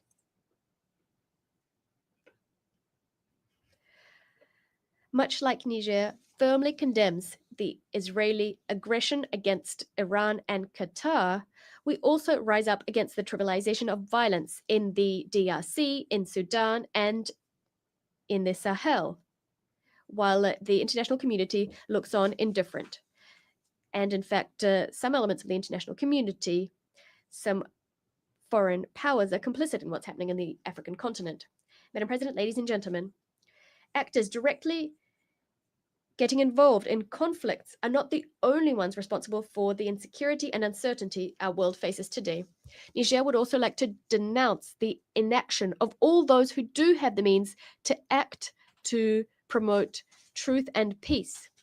The silence of those who do have a voice, the indifference of those egoists who stand ready to destabilize entire countries or regions in their own interests, the lack of humanism on the part of those who work in underhand ways to sow death in other countries, and the foolishness of those who betray their motherland and their continent. President, ladies and gentlemen, inaction, indifference, complicit silence, as well as subversive and underhand actions to destabilize the situation, violent disinformation campaigns, information wars.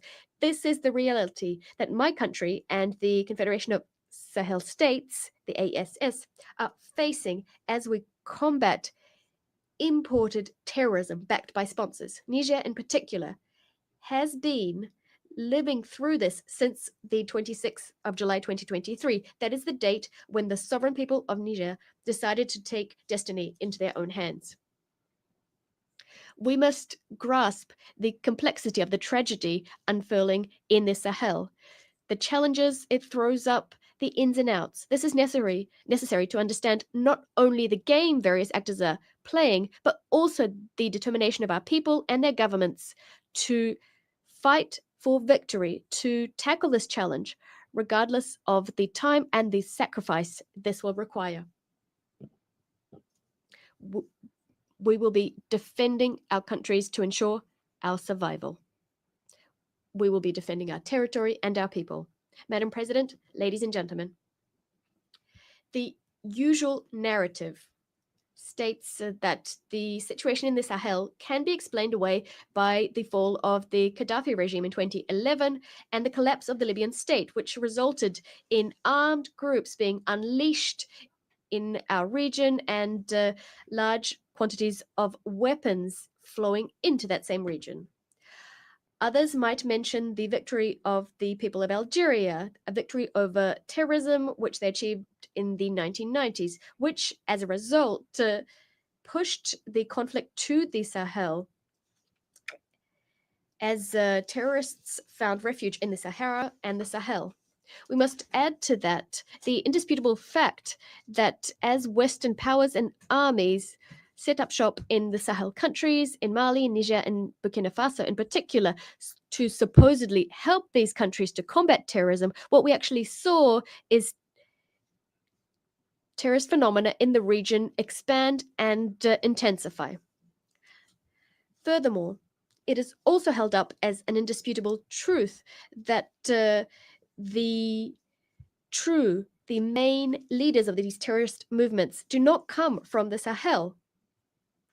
It's also necessary to underscore that they have vast logistical means, a specific modus operandi, and exhibit blind, unheard of violence, which is completely foreign to our geographical and cultural space. Indeed, our countries throughout our history have known wars in the name of religion, we've seen rebellions, but we've never seen such bloody, gratuitous, indiscriminate violence on a scale that we're experiencing now.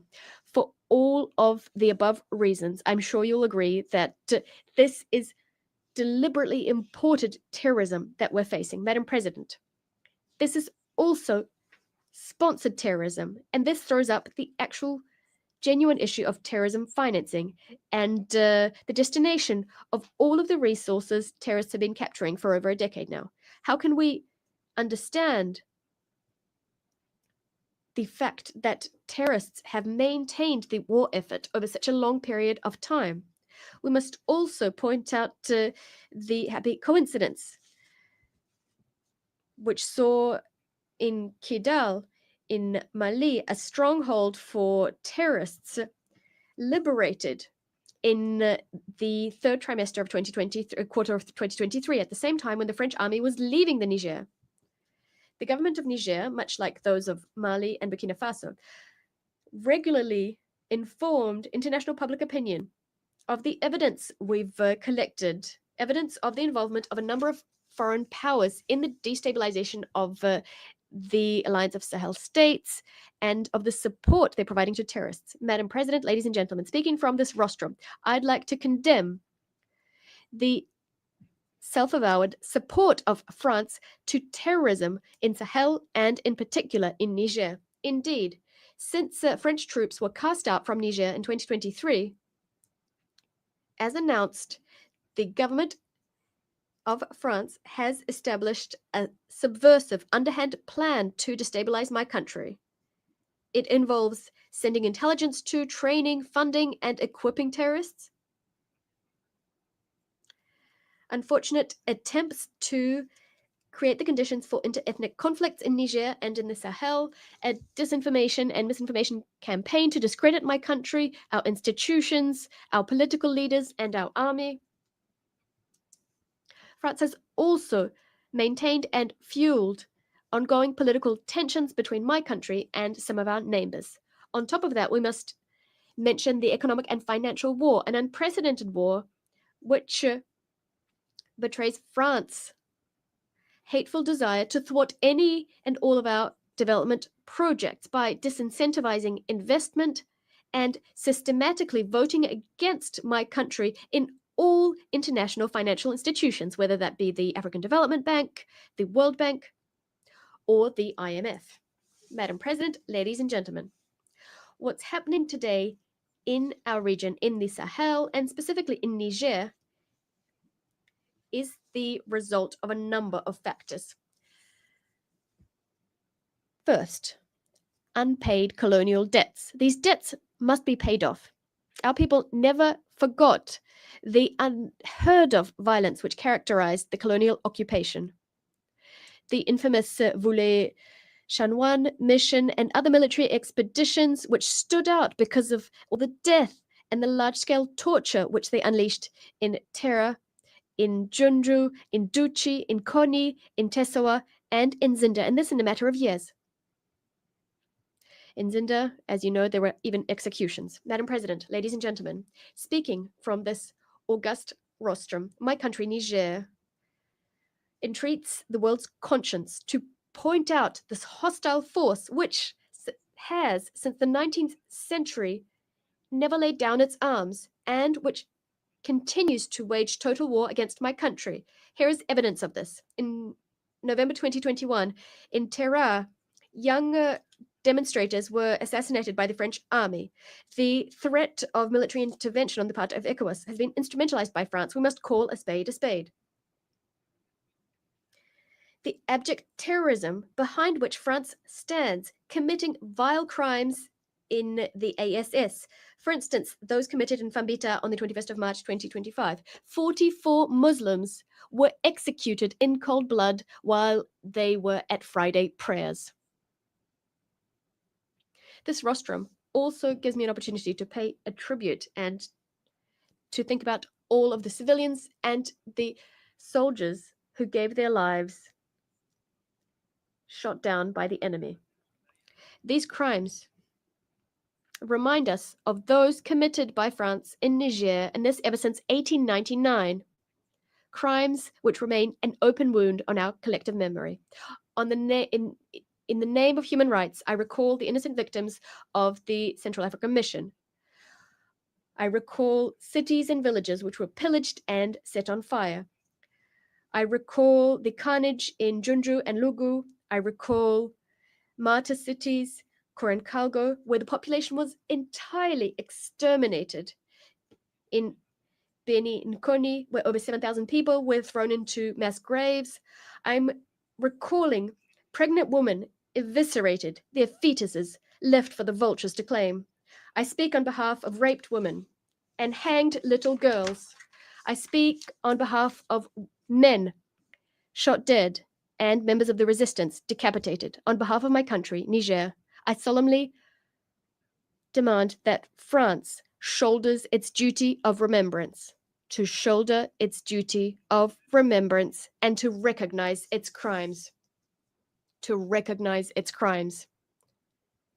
On this note, General Chani has established a commission of experts, academics, and scientists to study these dark pages in our history and to rewrite the true history of our country, to set the record straight,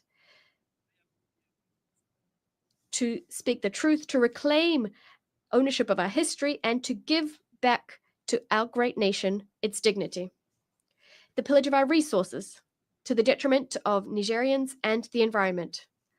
Following half a century of exploitation, uranium has brought our people nothing but misery, pollution, rebellion, corruption, and despair, while the French prospered and bolstered their power. All of our aquifers are contaminated.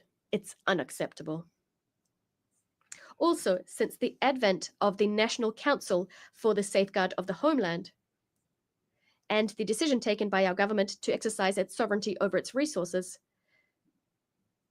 the French government, dismayed, has tried to drag us into endless legal proceedings before it will stop exploiting and selling our minerals. Ladies and gentlemen, que loin de briser I would like to be clear that rather than breaking our spirit, the struggles we've had to face have only strengthened our determination to fight to the end, to vanquish the terrorists and their sponsors.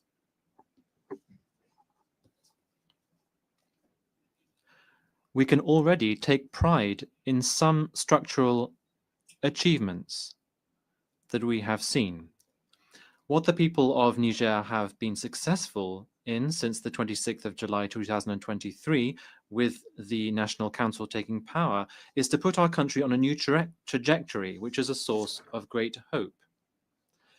Success means casting away from our country the forces that were hampering our sovereignty and were preventing our forces of defense and security from equipping themselves with the means to fulfill their missions. This is something we have to do. Success also means breaking with all of the unfair conventions, treaties, and laws that were not in the interest of Niger.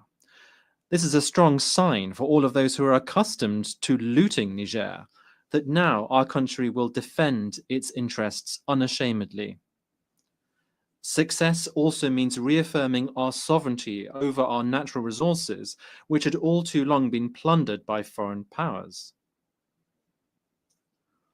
Success also means uniting our people on questions of national interest. Now all the people of Niger are united. They are focused on safeguarding our country's best interests. They've understood that the battle is a collective matter. That is why we have a new motto, Labusani no in Zama, Zanshinkasane in Hausa, and Hala Ledi Non in Fulfude. This means this is our business and our business alone. Success also means awakening our patriotism, which had all too long been trampled upon by individuals acting in their personal interests. Now, the people of Niger are proud of their fatherland. Success also means sincere support from the people to the government. People are now fully behind our efforts to put our country on the path to development.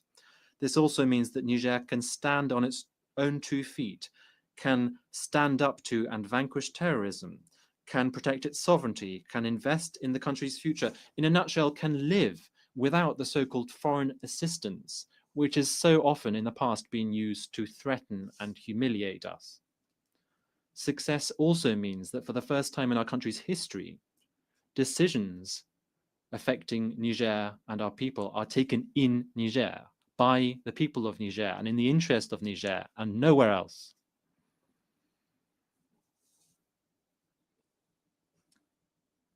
That is what has allowed us, in spite of the difficult circumstances that we're all aware of, to take social measures, which are both robust and symbolic, which include lowering the price of petrol and gasoline, reducing the costs of some medical and surgical services, reducing school fees, and making sure that basic goods are affordable.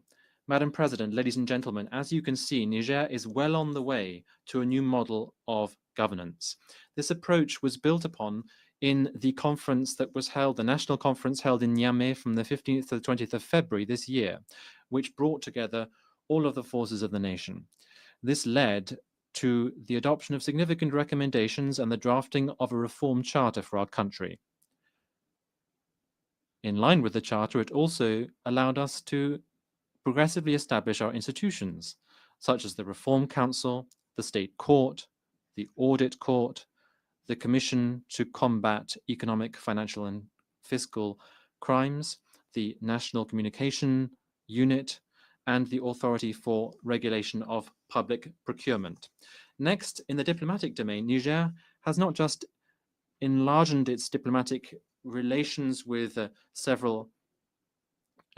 many countries and redefined consular positions, but has also redefined the framework of cooperation with its partners. This is now based on the absolute respect for our sovereignty, our strategic choices, and the legitimate aspirations of our people.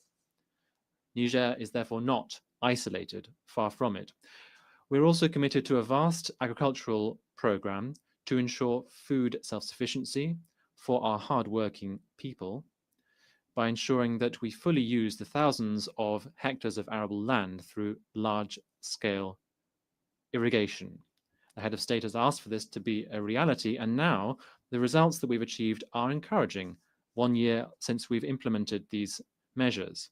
For the first time in our recent history, the country has not been through a lean period, the period during which generally we had to request support from the international community.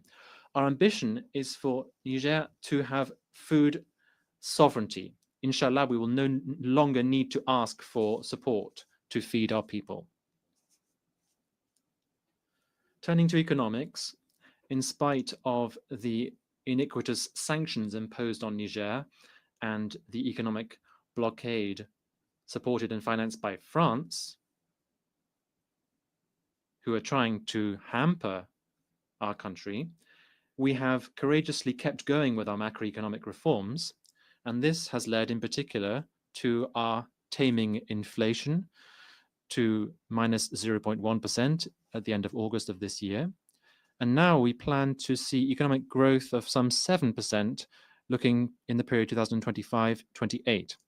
In addition, our budget deficit, which was 5.4% of GDP in 2023, will, we hope, be contained to 3% by the end of this year. And significant efforts have been made to improve our debt profile. Madam President, ladies and gentlemen, now when it comes to the issue of human rights, Niger reaffirms its commitment to the international legal instruments to which it is a party. Nevertheless, we condemn the selective approach used in implementing human rights principles by some countries whose only aim is to harm our state's image. I would also like to clearly say that Niger and all of the Confederation of Sahel states, profoundly committed to respecting human dignity and the flourishing of our people, will not take any human rights lectures from any kind of body.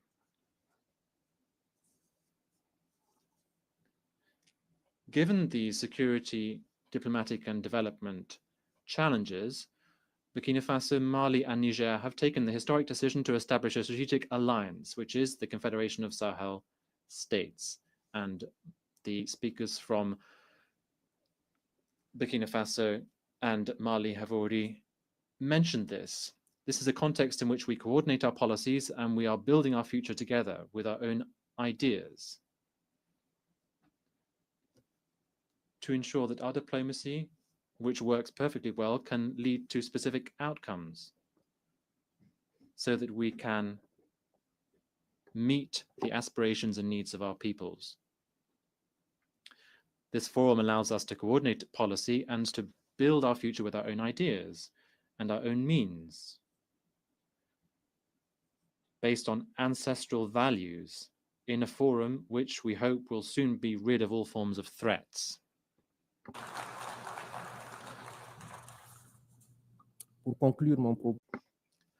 In conclusion, I would like to say that Niger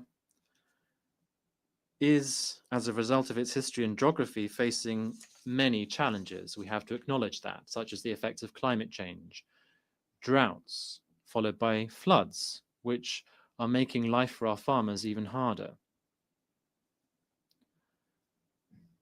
Many of our young people are still in need, and we're also facing up to the fact that a lot of our wealth has previously been exploited by foreign powers shamelessly. We also have the scourge of terrorism financed by Western powers as a result of one-sided agreements. Terrorism has been plunging our towns into into sorrow, and people have been deprived of their needs. However, Niger, together with the other two countries of the Confederation, are currently enjoying a renaissance, and we are currently on the road to recovery through the leadership of our three heads of state and our determination to take our destiny into our own hand. The recovery in Niger is not a break with the international community. It rather just reaffirms our sovereignty, our dignity, and our inalienable right to choose our partnerships for the well-being of our children. Our absolute priority, therefore, remains security, the fight against terrorism that we are engaged in. We are doing it ourselves for our region and also for the stability of the entire world, because we understand that we have to be self-sufficient. We can't rely on the UN, this powerless UN, which is hampered by the veto of Western powers. The UN has to be reformed. Niger's recovery also means economic progress through the responsible use of our immense varied natural resources. We have decided that these riches must benefit our people first and foremost. We are committed also to honest governance, and we invite international investors who wish to support us in this. It will be a win-win partnership. We also hold out our hand to all countries in the world who believe in a partnership based on mutual respect, justice, and solidarity. This reform also means ensuring food self-sufficiency in our country. Our government is focusing on agroecology and large-scale irrigation, as I've already said. Being self-sufficient remains the watchword of our head of state. Madam President, we still believe in multilateralism as the way to overcome global challenges. However, this must be reformed. It must be more inclusive, and it must be fairer. Africa must have its full place as it is required in international decision-making bodies, including in the Security Council. The voice of our alliance must be heard when peace in the world is discussed. We have our role to play. We must work together to build a more resilient, a fairer, more equal world.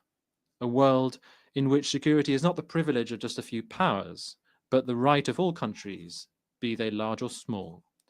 A world in which every nation's view counts without any kind of discrimination, and where the voices of the people are heard. Ladies and gentlemen, thank you on behalf of my country, Niger. On behalf of the Assembly, I wish to thank the Prime Minister of the Transition Government and Minister of Economy and Finance of the Republic of the Niger. The Assembly will hear an address by His Excellency Sonexay Sifandon, Prime Minister of the Lao People's Democratic Republic. I request protocol to escort His Excellency and invite him to address the Assembly.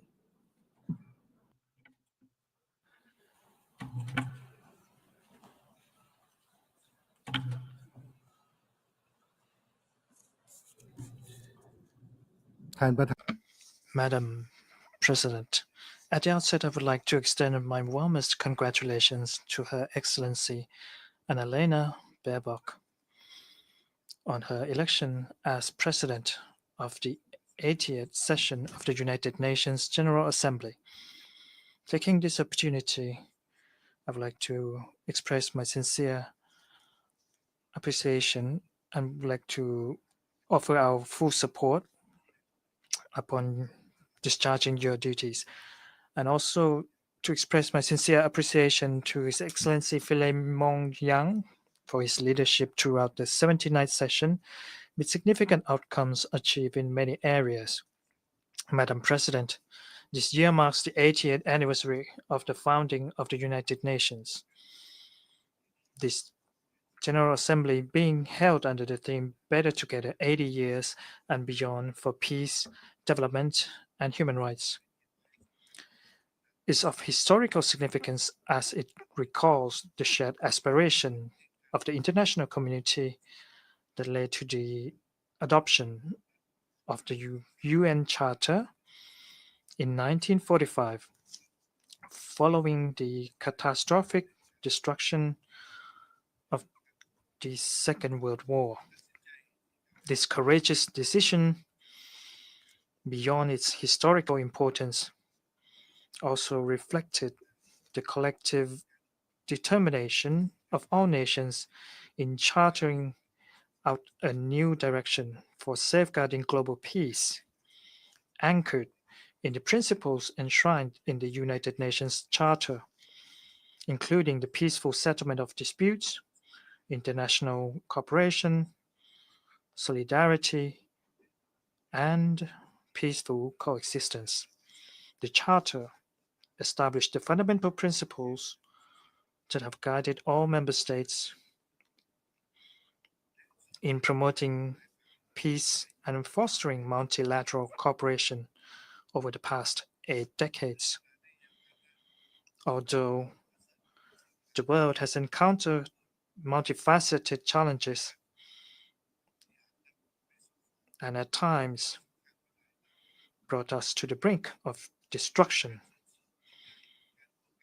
it was through the international community's firm adherence to multilateralism that we were able to overcome these obstacles through the peaceful settlement of disputes, allowing all humanity to live in peace, stability, and prosperity. These achievements underscore the tangible success of the United Nations in fulfilling its given mandate, with the Charter continuing to serve as our guiding compass. Madam President, today our world continues to encounter interrelated and deeply rooted challenges, leading to heightened geographical tensions and rivalry, widening inequality, combined with the lingering impacts of the COVID-19 pandemic. These factors continue to threaten international peace and undermine development progress.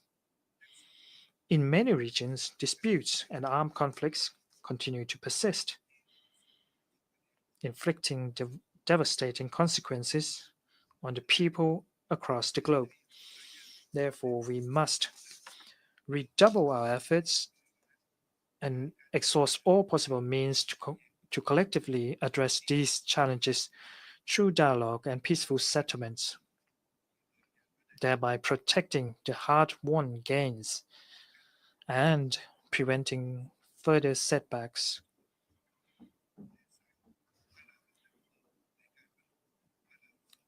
The implementation of the 2030 Agenda for Sustainable Development. In this context, the Lao PDR supports the UN80 initiative proposed by the Secretary General, which fully aligns with the emerging opportunities and pressing needs of time. This initiative reflects the international community's continued commitment and aspiration to strengthen the United Nations in addressing the emerging global challenges. I firmly believe that in our ongoing efforts to reform the United Nations, priority must be given to maintaining peace, which is the most essential foundation for advancing sustainable development, ensuring justice and human dignity. At the same time, we must strive to further enhance the effectiveness of the UN's working methods and mechanisms through comprehensive and inclusive reforms. Madam President, the Lao PDR attaches great importance to enhancing its partnership with the United Nations. Over the years, our contributions in various areas as a member state reflect the steadfast commitment to promoting the role of the United Nations and upholding the principles enshrined in the UN Charter. The UN Charter provides the fundamental principles to which every member state must adhere to safeguard global peace and create an environment conducive to sustainable development. Over the past 7 decades, cooperation between the Lao PDR and the United Nations has been gradually expanded.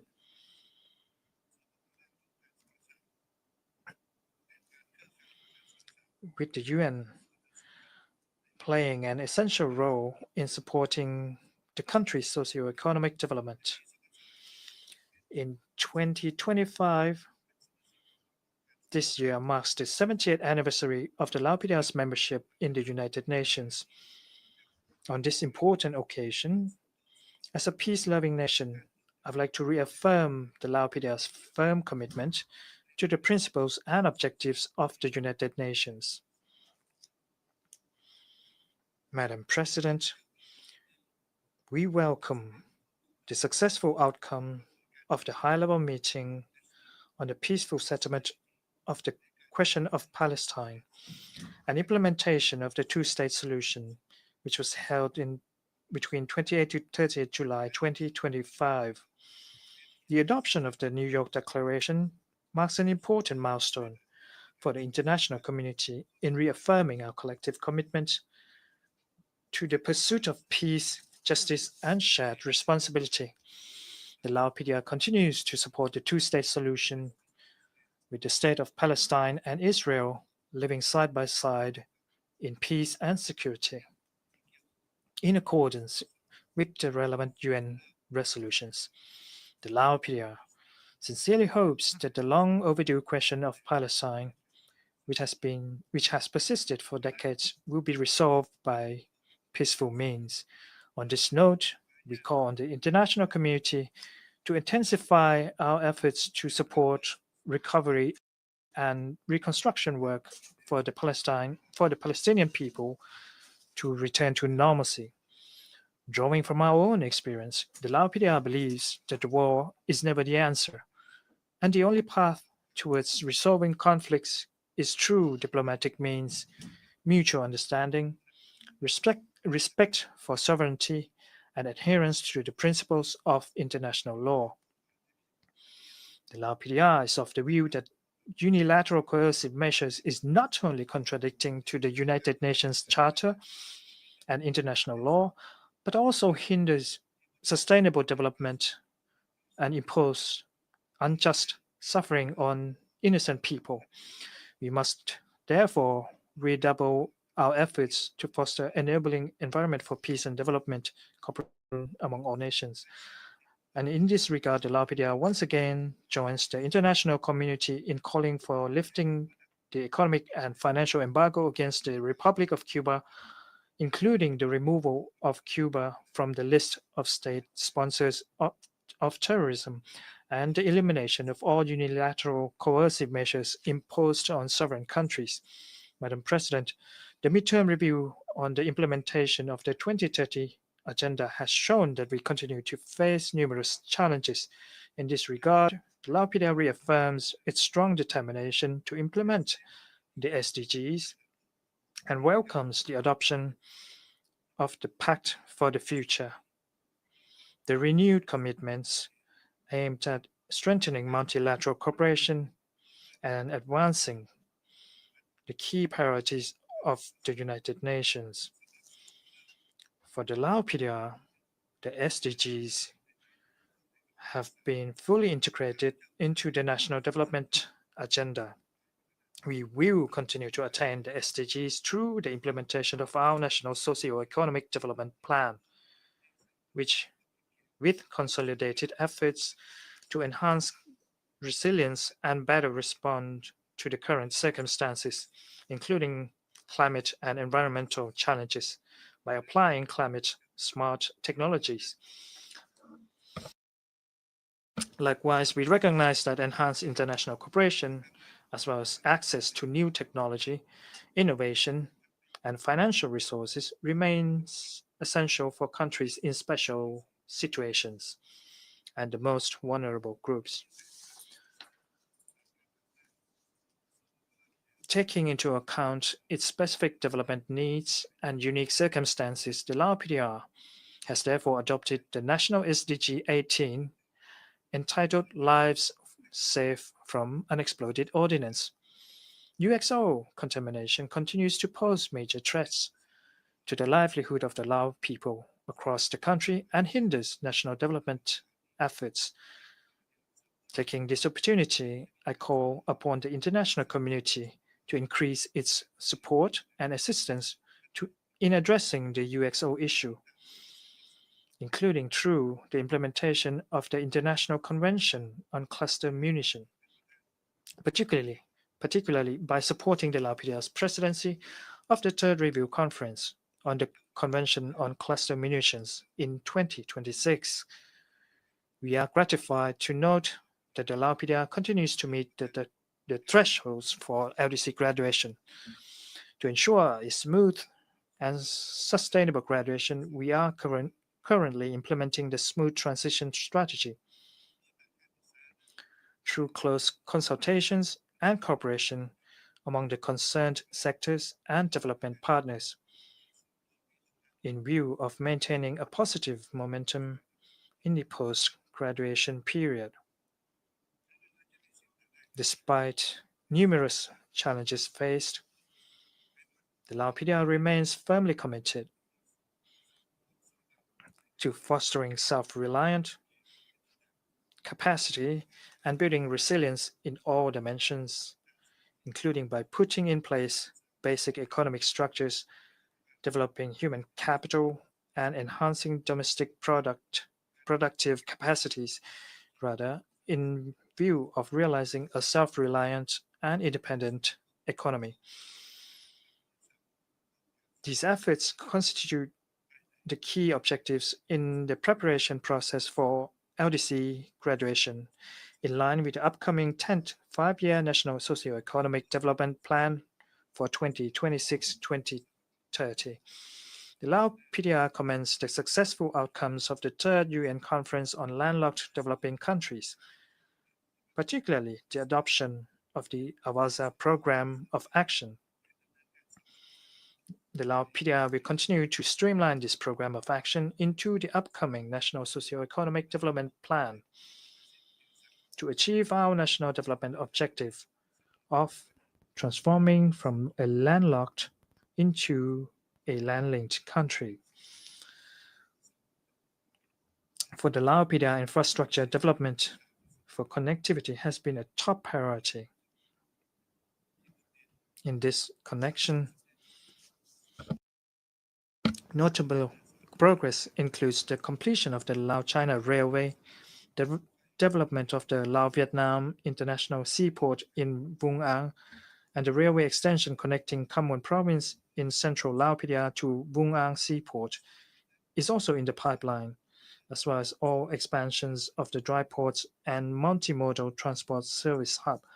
These initiatives have contributed to the efforts to reduce transportation costs and open new routes for regional economic and trade integration.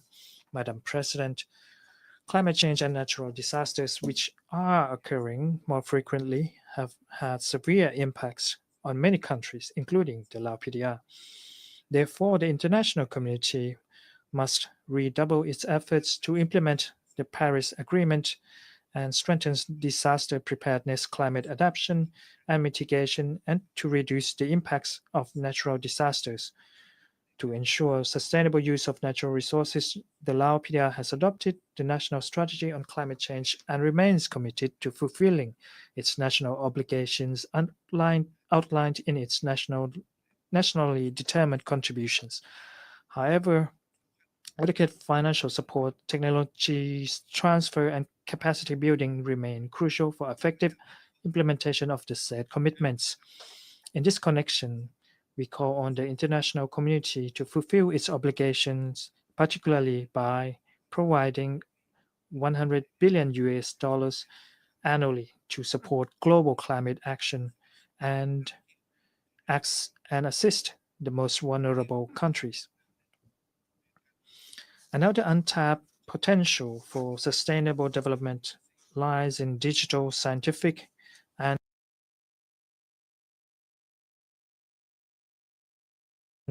technological innovation, which can serve as a powerful catalyst for accelerating progress toward attaining the SDGs.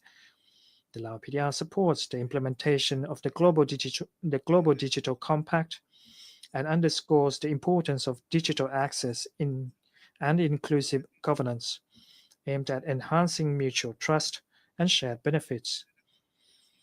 At the regional level, ASEAN continues to underscore the importance of digital transformation and the application of modern technology to enhance efficiency and strengthen adaptability.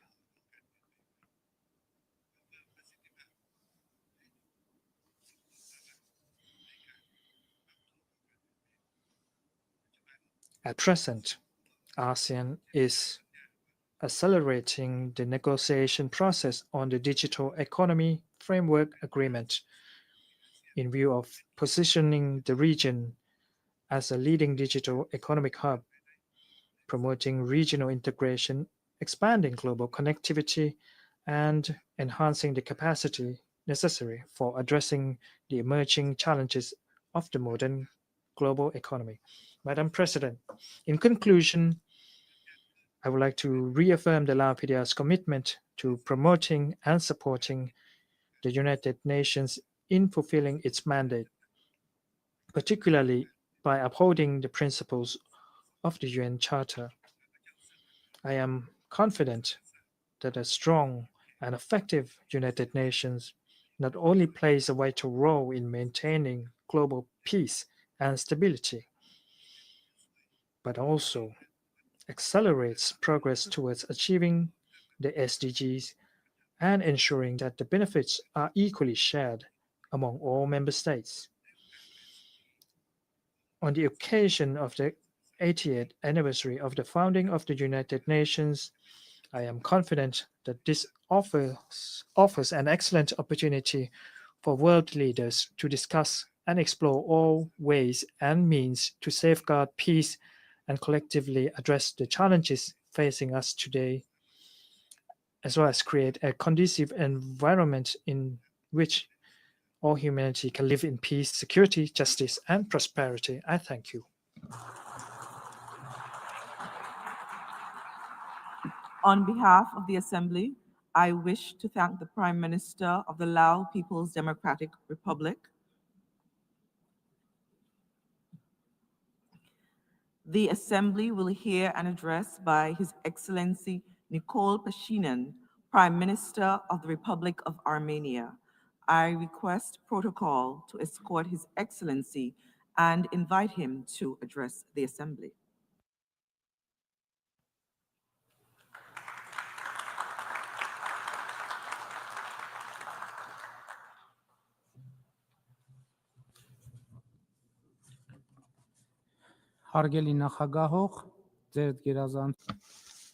Dear President, Excellencies, dear colleagues, ladies and gentlemen,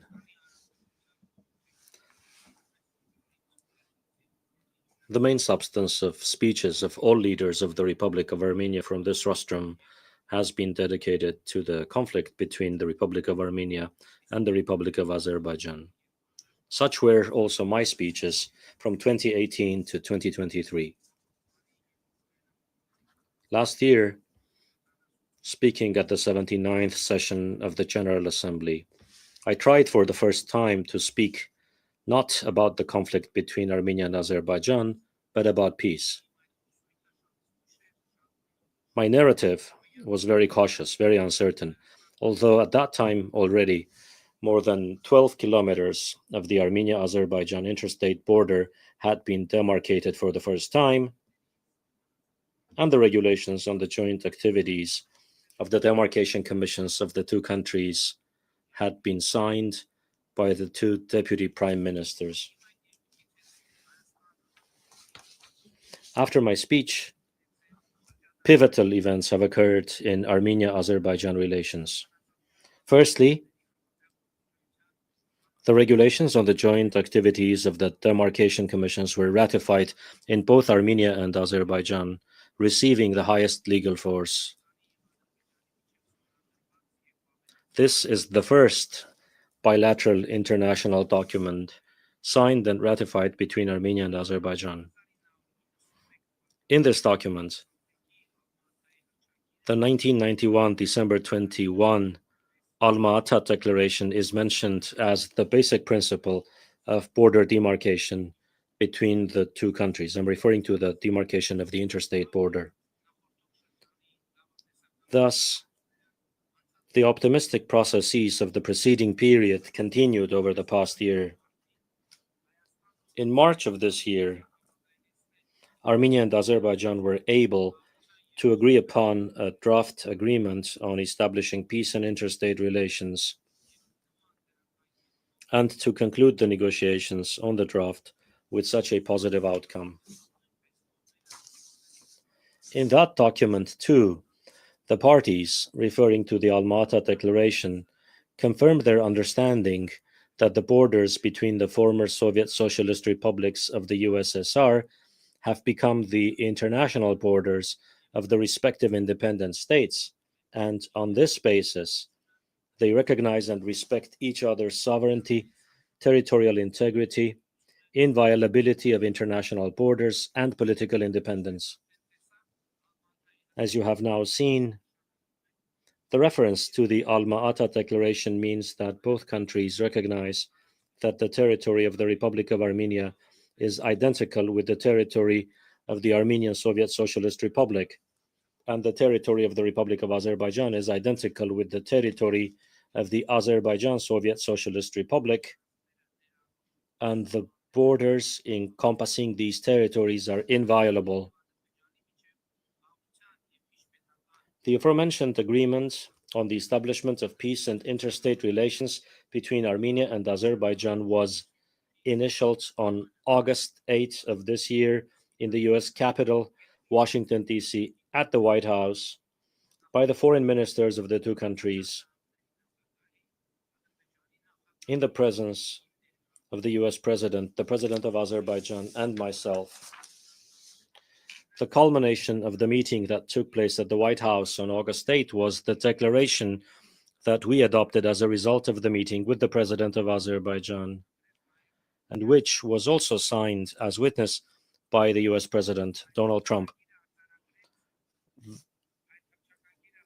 That declaration stated that Armenia and Azerbaijan recognize the need to chart a course for a bright future, not bound by the conflict of the past, consistent with the Charter of the United Nations and the 1991 Almaty Declaration, and that after the conflict that brought immense human suffering, the conditions have finally been created for our nations to fully embark on building good neighborly relations on the basis of the inviolability of international borders and the inadmissibility of the use of force for the acquisition of territory. This reality, which is not and should never be subject to revision, paves the way for closing the chapter of enmity between our two nations. We resolutely reject and exclude any attempt of revenge, now and in the future, reads the declaration.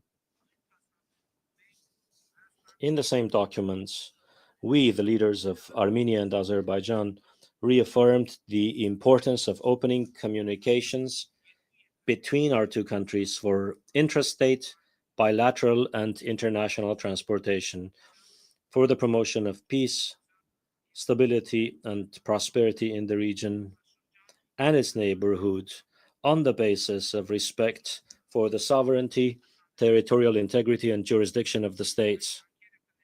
These efforts are to include unimpeded connectivity between the main parts of the Republic of Azerbaijan and the Nakhchivan Autonomous Republic through the territory of the Republic of Armenia, with reciprocal benefits for international and intrastate connectivity for the Republic of Armenia.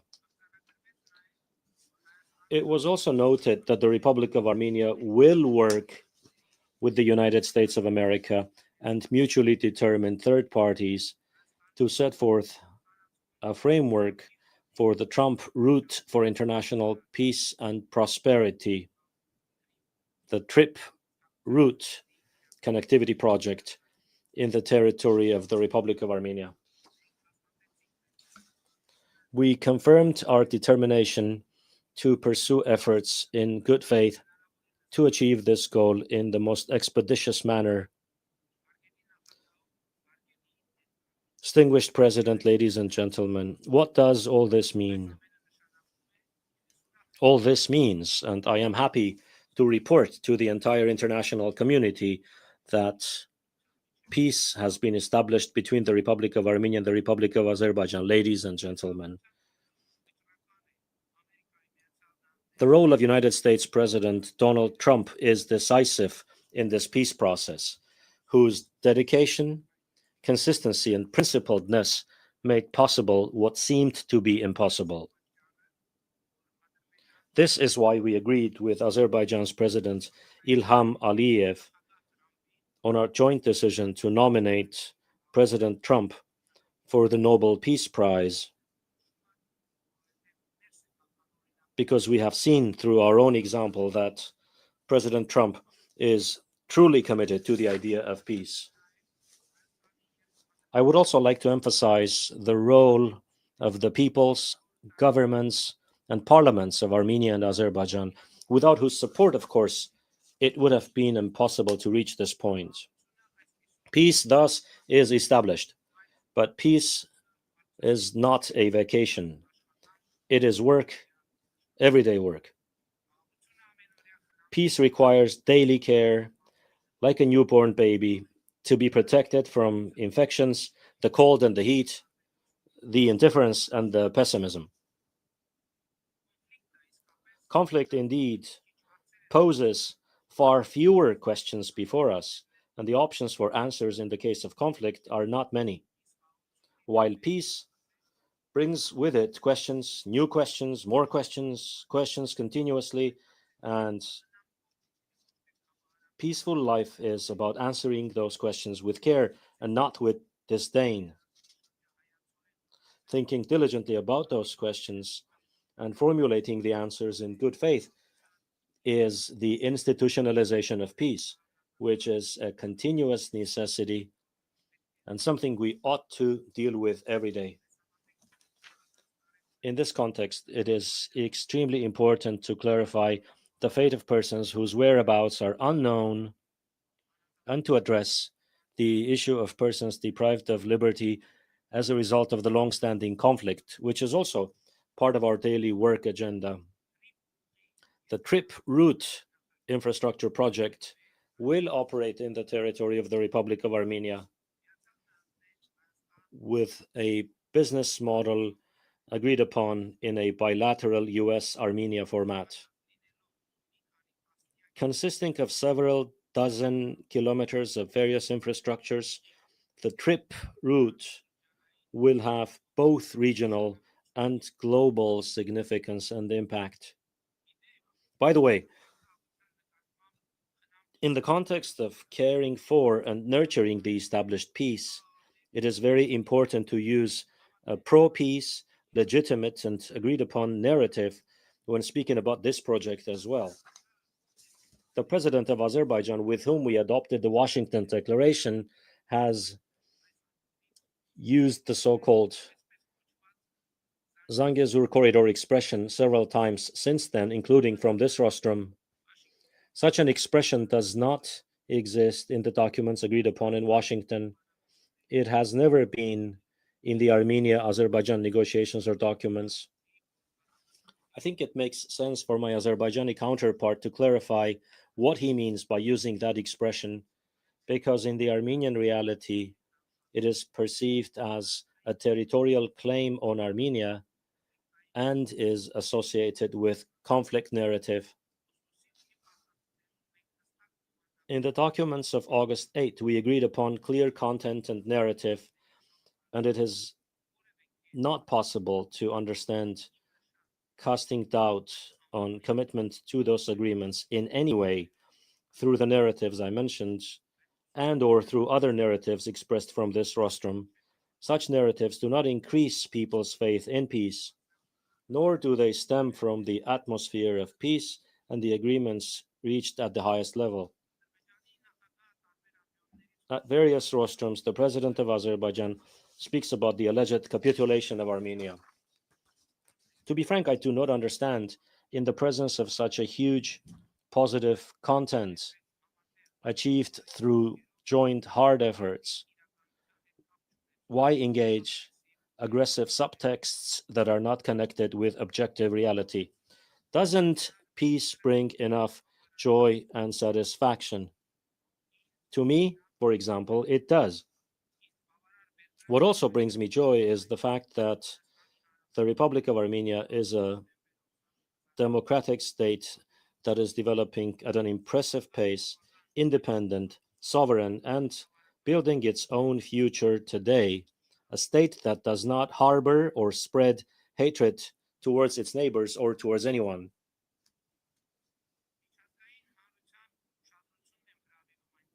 I call on the international community to take note that the so-called Zangezur corridor and similar narratives do not stem from the agreements reached. They have no connection with the agreements. They have an irritating and negative impact and are perceived as a territorial claim against a sovereign country, despite the agreements reached and declared. But this will not divert us 1 millimeter from the practice of celebrating the peace achieved and implementing the agreements declared. In my speech today, by the way, you will not find even one relevant provision or phrase, the justification for which I could not point to in the written agreements reached between Armenia and Azerbaijan in various formats, or in the documents signed and published in Washington on August 8. I suggest that my Azerbaijani counterpart focus on the prompt and precise implementation of the agreements reached, for which the use of legitimate narratives is essential. And so, under the TRIP route project announced in Washington on August 8, a railway, a highway, pipelines, and electricity transmission lines will pass through the territory of Armenia, linking the east to the west. As a result of this agreement, the north will also be linked with the south. The mere geographic enumeration is enough to conclude that this is an accurate reflection of the Crossroads of Peace project, which I had the opportunity to present from this rostrum. The TRIP route infrastructure project stems from the Crossroads of Peace program, about the capacity development of which we signed a bilateral memorandum with President Trump on August 8 in Washington.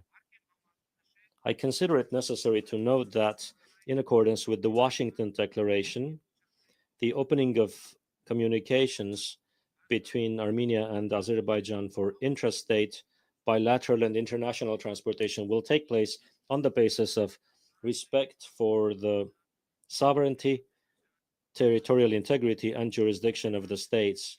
And as I indicated earlier, these efforts will include unimpeded connectivity between the main part of the Republic of Azerbaijan and the Nakhichevan Autonomous Republic through the territory of the Republic of Armenia, with reciprocal benefits for international and intrastate connectivity for the Republic of Armenia.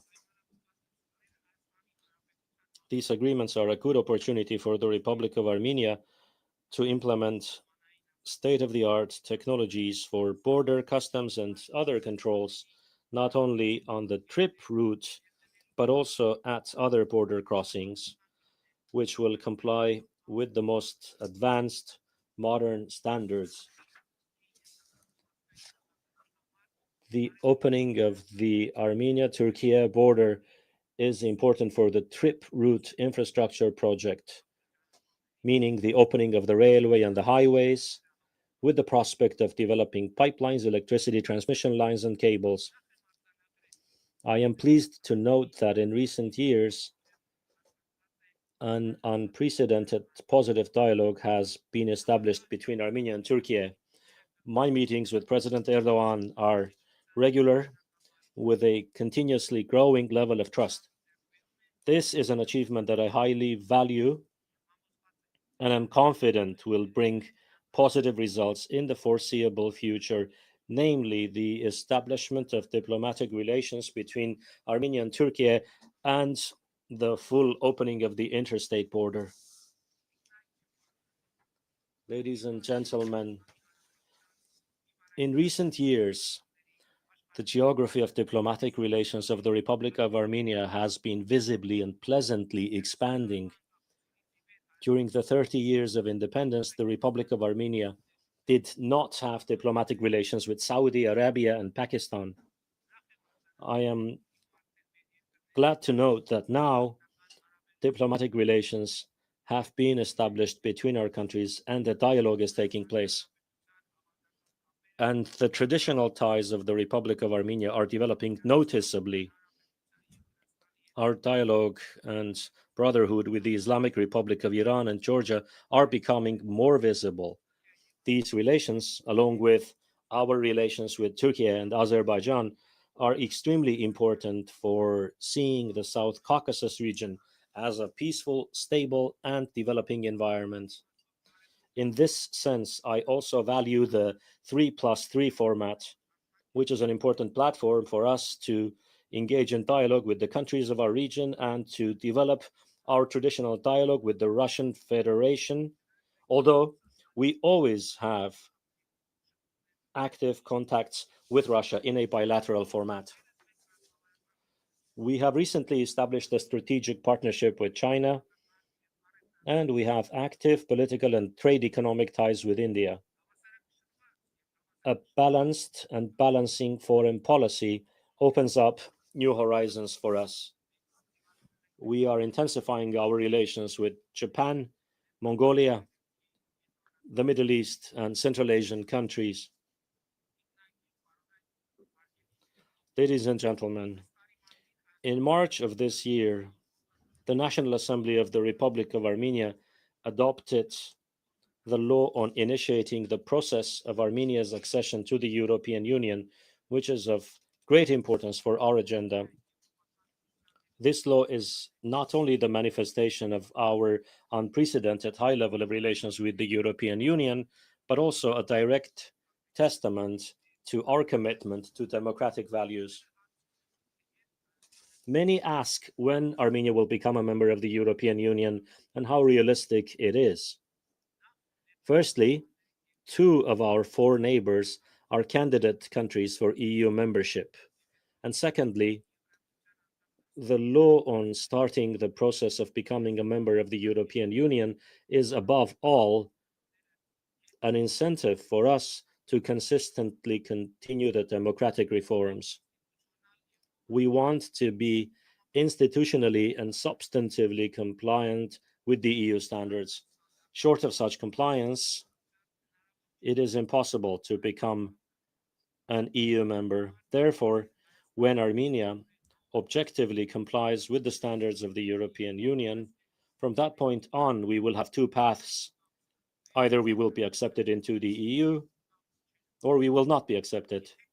If they accept us, fine. If they do not, we will have accomplished a very important task set before us. Armenia will be a country that complies with the advanced modern standards.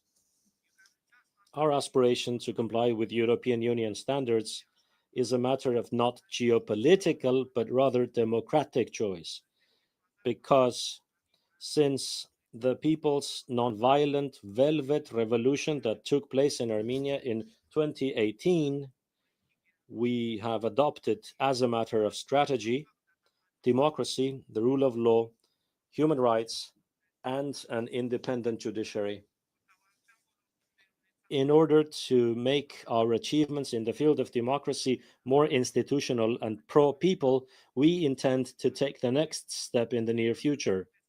After receiving the people's mandate once again in the 2026 parliamentary elections, we will initiate a nationwide referendum to adopt a new constitution, as a result of which all branches of government and the legal system established in the country will be organically linked to the constitution maker, that is, with the people, making Armenia's statehood long-lasting and people-centered. Ladies and gentlemen, the year 2026 will be unprecedented in terms of the international engagement of the Republic of Armenia.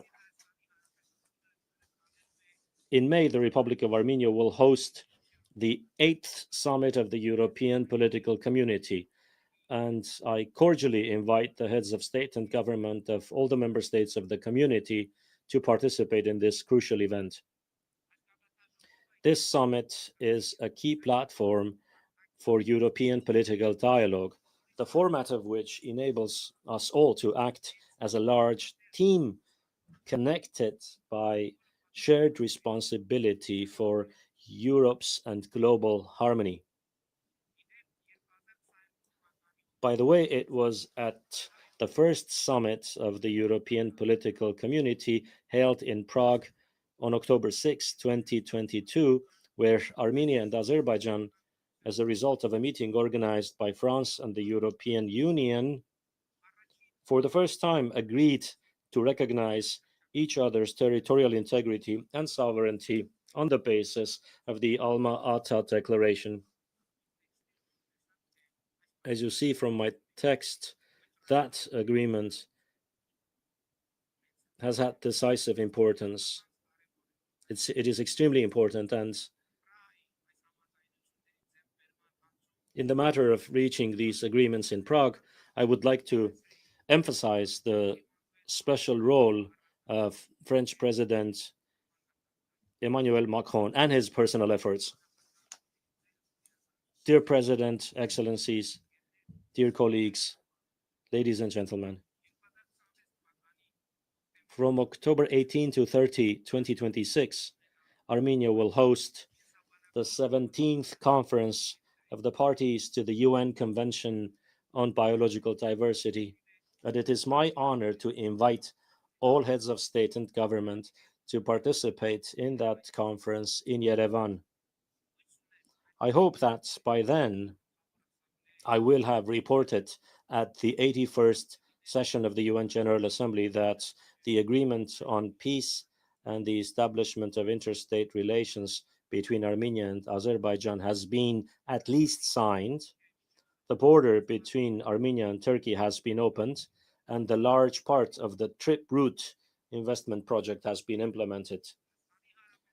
The Republic of Armenia reaffirms her commitment to the peace agenda and the achieved peace. I am convinced that with close dialogue with Azerbaijan and the support of regional countries and the international community, we will never again deviate from the path of peace. Long live dialogue, long live diplomacy, long live peace. Thank you.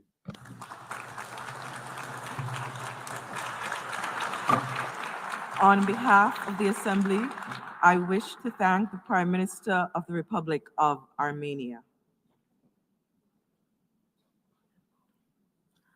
I now give the floor to His Excellency Sokan Prak, Deputy Prime Minister, Minister for Foreign Affairs and International Cooperation of Cambodia.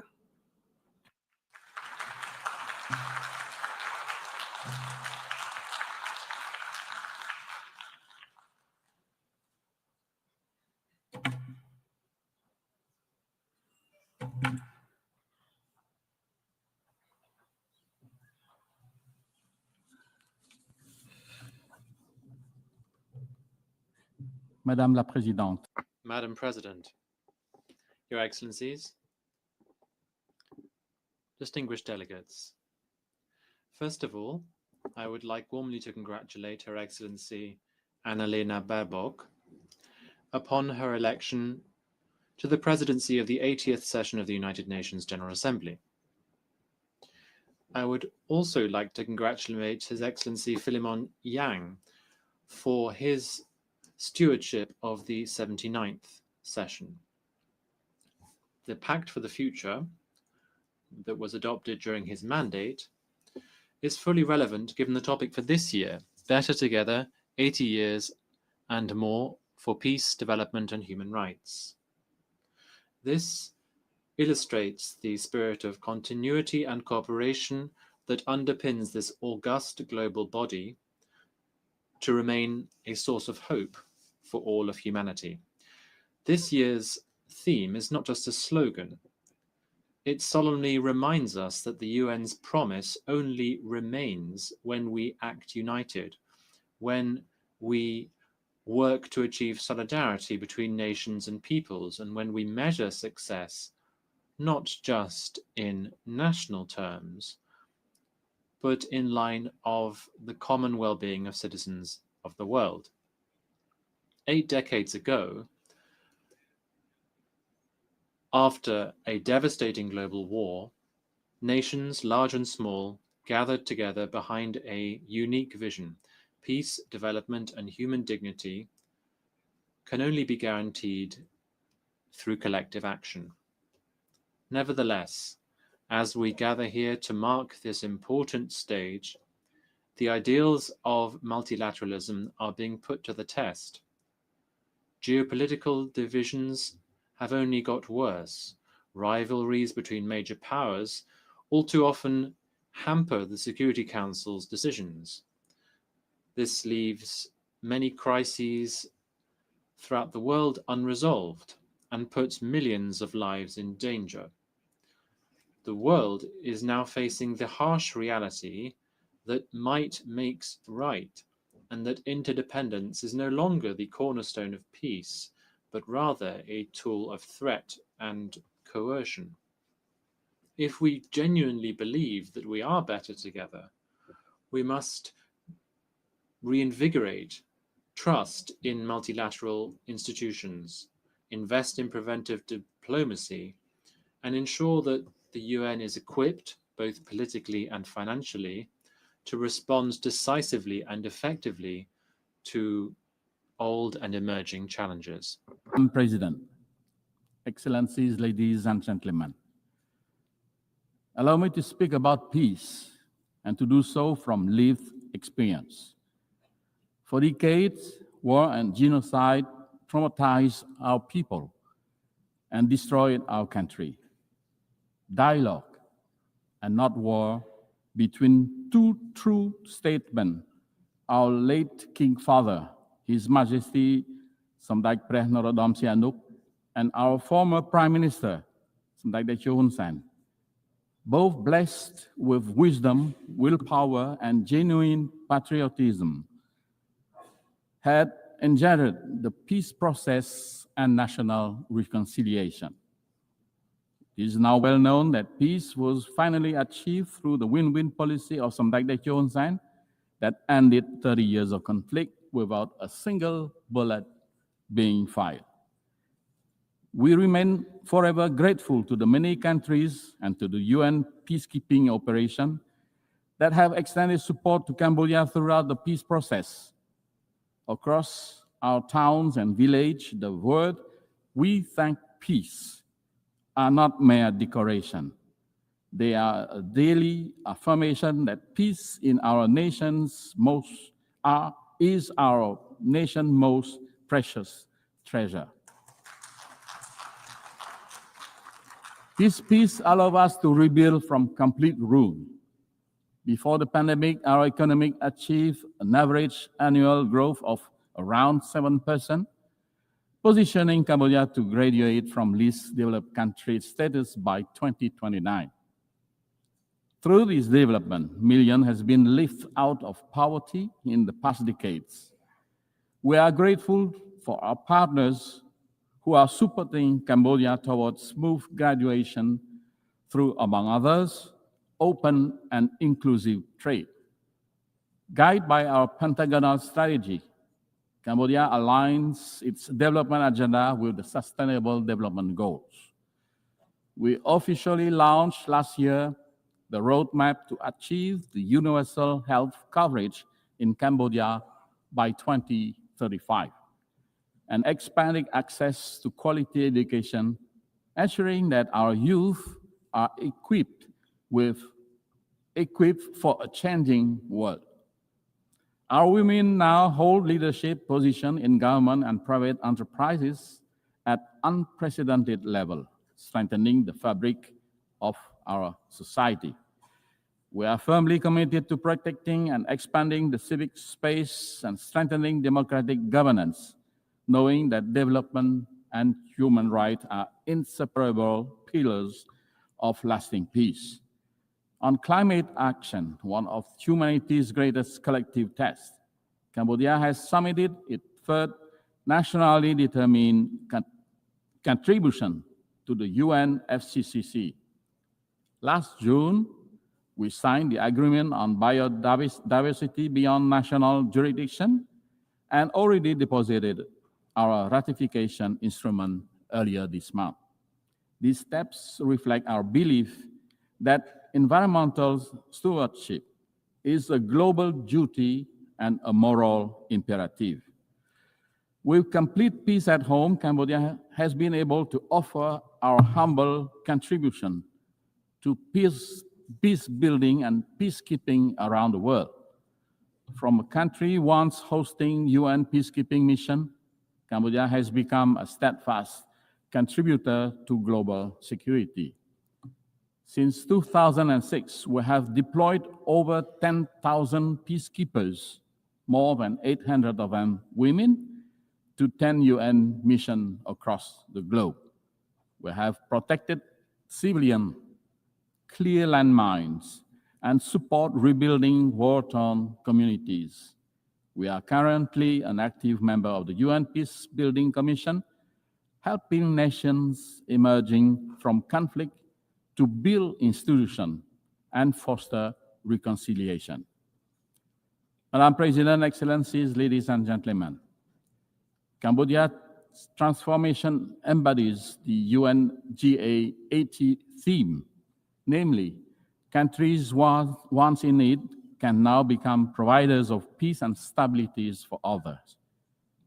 It is therefore deeply painful to inform this august assembly that the hard-won peace that we so profoundly cherish and wholeheartedly share around the world is today threatened in our own home, not by internal division like in the past, but border conflict with a neighbor. We are grateful that a ceasefire brokered by US President Donald Trump effectively halted armed clashes that has caused death, injury, and destruction, and the displacement of hundreds of thousands innocent civilians. Like Armenia and Azerbaijan, Cambodia has nominated President Donald Trump for the Nobel Peace Prize for his crucial role in this important step to peace. However, the ceasefire remains very fragile, despite expressed commitment from both countries on the sincerity to strictly comply with the ceasefire terms, to rebuild trust and restore normalcy, and the positive outcome of following meetings hosted and coordinated by Malaysia, the ASEAN chair. But sincerity is only credible and trust can only flourish when respect with both the letter and the spirit of the agreement matches with real action on the ground. Sadly, continued unilateral move to impose territorial sovereignty from our neighbor, using forces instead of agreed mechanism, unilateral maps instead of internationally recognized ones that were produced in accordance with treaties that bind the two countries, and countless other actions undermine this trust-building and peace effort.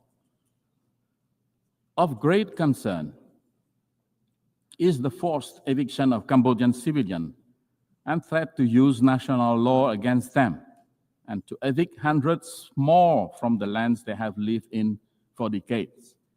Such way of territorial control on the segment of the border yet to be demarcated demonstrate a clear disregard, not only for the terms of the ceasefire, but also the mutual agreements on the settlement of border issues. In the process, Cambodia's sovereignty and territorial integrity are violated, and the rights and dignity of many Cambodians infringed. Cambodia has consistently and strictly observed the ceasefire, demonstrating good faith and full transparency in the implementation of its term. We have exercised the utmost restraint, even in the face of repeated incident and provocation. As recently as this morning, there was an unprovoked attack near a sensitive site following an allegation that our force has opened fire first. We firmly reject such accusation. Our troops have not fired first, nor have they returned fire in retaliation to the provocation, underscoring our commitment to peace. Guided by the same spirit that ended our internal conflict near 3 decades ago, Cambodia reaffirms its call for dialogue and the peaceful settlement of all outstanding issues. We urge strict and sincere adherence to the agreed terms of the ceasefire, full respect for bilateral agreements, and observance of international law, including the Charter of both the United Nations and ASEAN. We earnestly seek the continued support and good offices of the ASEAN Chair and Member State, the Secretary General of the United Nations and relevant UN bodies, as well as leaders around the world, to help de-escalate tension, encourage a peaceful resolution, and prevent any further tragedy. Cambodia is a small nation focused on rebuilding our economy and improving the well-being of our people. We pose no threat to the sovereignty of any country. While we will always safeguard our independence, sovereignty, and territorial integrity, the use of force will only remain a last resort. Cambodia will continue every effort to restore trust and normalcy, to promote harmonious coexistence and good neighborly relations, and to transform border areas into zones of peace, friendship, cooperation, and shared prosperity. Madam President, Excellencies, ladies and gentlemen, to honor the founder's vision and meet today's realities, the United Nations itself must adapt. Cambodia support pragmatic, incremental reform that strengthen the UN effectiveness without undermining the Charter. We believe that key priorities include empowering preventive diplomacy and mediation, giving the UN more tools to diffuse crises before they erupt, strengthening the General Assembly, which is the most representative body, by giving its resolution greater follow-up capacity and moral weight, expanding non-permanent Security Council seat to better reflect today's multipolar world and enhance legitimacy of the Council, enhancing peacekeeping and border monitoring missions, especially in dispute areas, so that small states have equal access to mediation and protection. Complementary measures such as funding, technology, and gradual legal adjustment can turn broad reform principles into concrete progress. For countries like Cambodia, the UN's greatest strength is not cohesive force, but its moral authority, legitimacy, and convening power, quality that can shield small nations and sustain peace. As we commemorate 80 years of the United Nations, let us honor the vision of its founders by choosing cooperation over confrontation, dialogue over division, and hope over despair. Cambodia stands ready to work to be better together with all member states, the UN system, and our partners worldwide to ensure that the decades ahead are defined by peace, sustainable development, and the unshakable dignity of every human being. I thank you.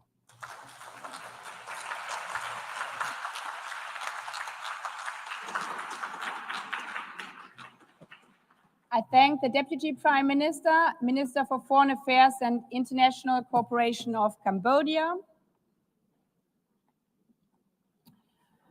I now give the floor to His Excellency Sergei Lavrov, Minister for Federation.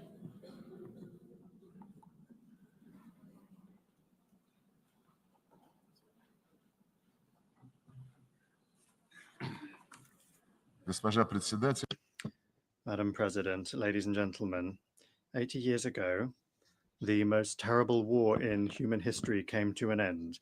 More than 70 million people fell victim to the fighting, famine, and disease. In 1945, the course of world history changed forever. The triumph over German Nazism, under whose banner most of Europe had rallied, and Japanese militarism paved the way for peace, recovery, and prosperity. This year, Moscow and Beijing held celebrations devoted to the 9th of May and 3rd of September holidays to mark the victory in the Great Patriotic War and World War II. The world witnessed grand military parades commemorating the decisive contribution of the peoples of the Soviet Union to the defeat of Nazi Germany and the particular role of the people of China in defeating militaristic Japan. We sacredly honor the memory of our brotherhood in arms with all of our allies who stood on the side of truth in the fight against the forces of evil. One of the enduring outcomes of that war was the creation of the United Nations. The principles of its charter agreed upon by the founding fathers of our organization continue to serve as a shining beacon of international cooperation. They embody centuries of experience of the coexistence of states and remain fully relevant in the age of multipolarity. The only thing that remains is for all member states, without exception, to adhere to those principles in full, in their entirety, and as they are interconnected. In practice, however, things look different. Widespread gross violations of the principle of the sovereign equality of states are undermining faith in justice itself and leading to crises and conflicts.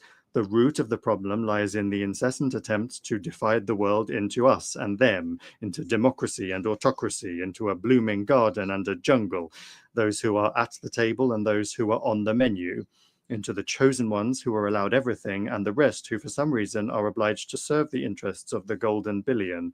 We advocate for unquestioning adherence to the principle of equality. It is the guarantee that all countries will be able to take their rightful place in the world order, regardless of their military might, the size of their population, or the size of their territory and economy.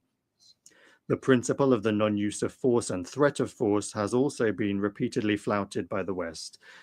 The NATO bombing of Yugoslavia, the invasion of Iraq by the US-led coalition, and NATO's military operation for regime change in Libya all ended in tragedy. Today, Israel's illegal use of force against the Palestinians and aggressive actions against Iran, Qatar, Yemen, Lebanon, Syria, and Iraq threaten to blow up the entire Middle East. Russia firmly condemned the attack by Hamas militants on Israeli civilians on the 7th of October 2023. However, there is no justification for the brutal killings of the civilian population of Palestine or for terrorist attacks. There is also no justification for the collective punishment of Palestinians in the Gaza Strip, where Palestinian children are dying from bombing and starvation. Hospitals and schools are being destroyed, and hundreds of thousands of people are being left without shelter. There is no justification for plans to annex the West Bank. We are essentially dealing with an attempt at a kind of coup d'etat aimed at burying UN decisions on the creation of a Palestinian state. Recently, a number of Western governments announced their recognition of the state of Palestine. Moreover, they announced their intention to do so several months ago. The question then arises, why did they wait so long? It seems that they had hoped that soon, by the time the General Assembly session was convened, there would be nothing and no one left to recognize. The situation requires urgent action to prevent such a scenario, which was strongly advocated by the participants at the high-level international conference on Palestine. The strikes on Iranian facilities under IAEA safeguards deserve condemnation, as do the strikes on the capital of Qatar at a time when negotiations with Hamas were being held there with the participation of American mediators, among others. Yesterday, in the Security Council, the West rejected a rational proposal by China and Russia to extend the 2015 agreement on Iran's nuclear program in order to allow time for diplomacy. This has finally exposed the West's policy of sabotaging the pursuit of constructive solutions in the UN Security Council and its desire to extract unilateral concessions from Tehran through blackmail and pressure. We consider such a policy to be unacceptable and consider all manipulations to restore anti-Iranian UN sanctions, as well as the sanctions themselves, to be illegal. The West is not accustomed to observing the principle of non-interference in internal affairs. The color revolutions have become a sad phenomenon of our time, and illegal unilateral sanctions have long since become the main tool of Western diplomacy. No matter what excuses are used to justify them, the essence of such sanctions is the same: to suppress and intimidate competitors in the global economy and politics. Russia, together with an absolute majority of UN members, calls for the immediate lifting without prior conditions of the trade blockade against Cuba, which has been in place for more than 60 years, and for it to be removed from the notorious list of state sponsors of terrorism. We express our solidarity with the people of Venezuela in the face of external sanctions pressure and threats. We advocate for Latin America and the Caribbean to remain a zone of peace and cooperation. A flagrant example of the undermining of sovereignty and gross interference in internal affairs is the actions of the West in the Balkans, where such a fundamental principle as the need for all UN members to comply with Security Council decisions is being violated. The unilateral recognition of Kosovo's independence, contrary to Resolution 1244, was essentially an attack on Serbia's state structure. Now, the West has set a course for the collapse of the statehood of Bosnia and Herzegovina by sabotaging the Dayton peace agreement. In both Kosovo and Bosnia, an attack has been launched on the vital interests of the Serbian people, including the ancestral rights of Serbian Orthodoxy. Similarly, the Kiev regime, which seized power as a result of an anti-constitutional coup organized by the West in 2014, has set a course for the elimination of the canonical Ukrainian Orthodox Church and the legislative eradication of the Russian language in all spheres, in education, culture, and the media. Ukraine is the only country in the world that has legislatively banned the use of the native language of almost half of its population. Arabic is not banned in Israel, and Hebrew is not banned in Arab countries and Iran, but Russian is banned in Ukraine. Let me remind you that Article 1 of the UN Charter states the need for respect for human rights and fundamental freedoms for all, without distinction as to race, sex, language, or religion.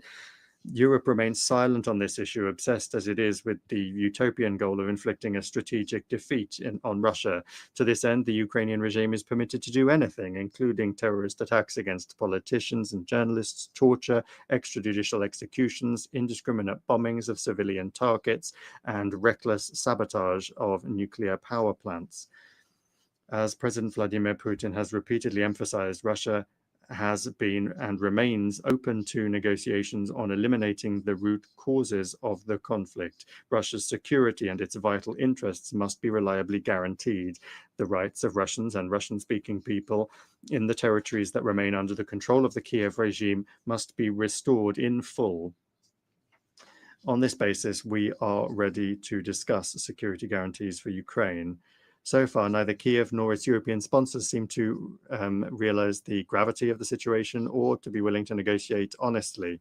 The North Atlantic Alliance continues to expand right up to our borders, contrary to assurances given to Soviet leaders to advance not a single inch to the east.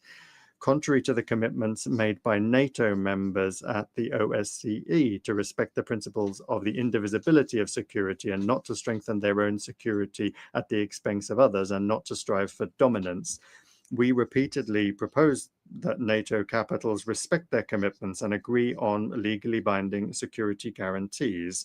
Our proposals in 2008 and the subsequent ones, including in December 2021, have been ignored and continue to be ignored to this day. Moreover, threats of the use of force against Russia are increasingly being made. Russia is being accused of almost planning to attack the North Atlantic Alliance and the European Union countries. President Putin has repeatedly debunked these provocations. Russia has never had and does not have any such intentions. However, any aggression against my country will be met with a decisive response. There should be no doubt about this among those in NATO and the EU who not only are telling their voters that war with Russia is inevitable and are forcing them to tighten their belts, but are also openly talking about preparations for an attack on our Kaliningrad Oblast and other Russian territories. We have some hopes for the continuation of the Russian-American dialogue, especially after the summit in Alaska. In the approaches of the current US administration, we see a desire not only to contribute to ways to realistically resolve the Ukrainian crisis, but also a desire to develop pragmatic cooperation without adopting an ideological stance.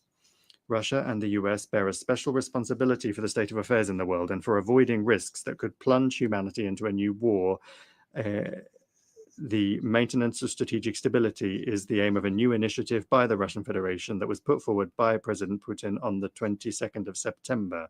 It concerns Russia's readiness to adhere to the central quantitative limits of the New START treaty for 1 year after its expiry on the 5th of February 2026.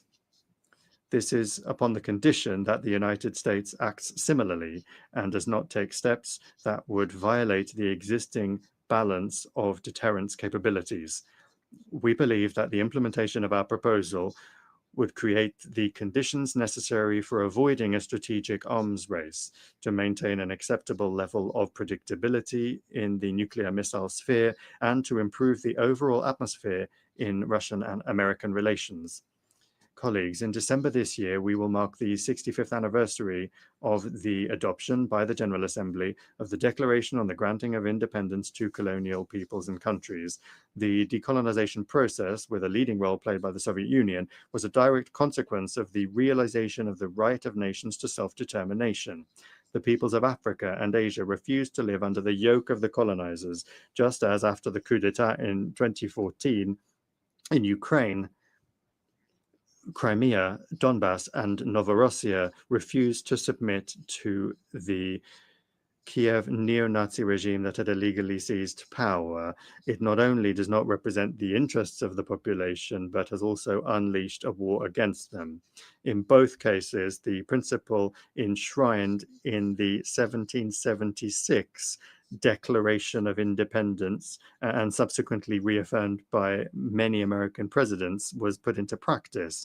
The following principle: governments derive their just powers from the consent of the governed. Neither the colonizers nor the Kiev regime had any consent from the peoples that they sought to rule. This principle was also unanimously reaffirmed in the UN 1970 Declaration, which states explicitly that all must respect the territorial integrity of those countries whose governments represent the entire population living on the territory concerned. Today, Africa and the entire Global South are experiencing a new awakening, striving for complete independence, and the UN must not be indifferent to that. Last December, the General Assembly resolution entitled Eradicating Colonialism in All Its Forms and Manifestations was adopted. We call for the next step to be a decision to declare the 14th of December the International Day for the Elimination of Colonialism. We welcome the role of the Group of Friends in defense of the UN Charter in consolidating efforts to counter neo-colonial and other discriminatory practices against the global majority, and we invite all independent states to join the membership of that initiative and that group. The current balance of power in the world is radically different from that established 80 years ago. The decolonization process and other major upheavals have changed the political map of the planet. The global majority is loudly asserting its rights. The Shanghai Cooperation Organization and the BRICS play a special role as mechanisms for coordinating the interests of the countries of the Global South and East. The influence of the African Union, CELAC, and other regional associations is growing. These new realities have not yet been adequately reflected in our organization's institutional framework. The issue of Security Council reform is particularly important. Russia calls for its democratization exclusively through the expansion of the representation of Asia, Africa, and Latin America.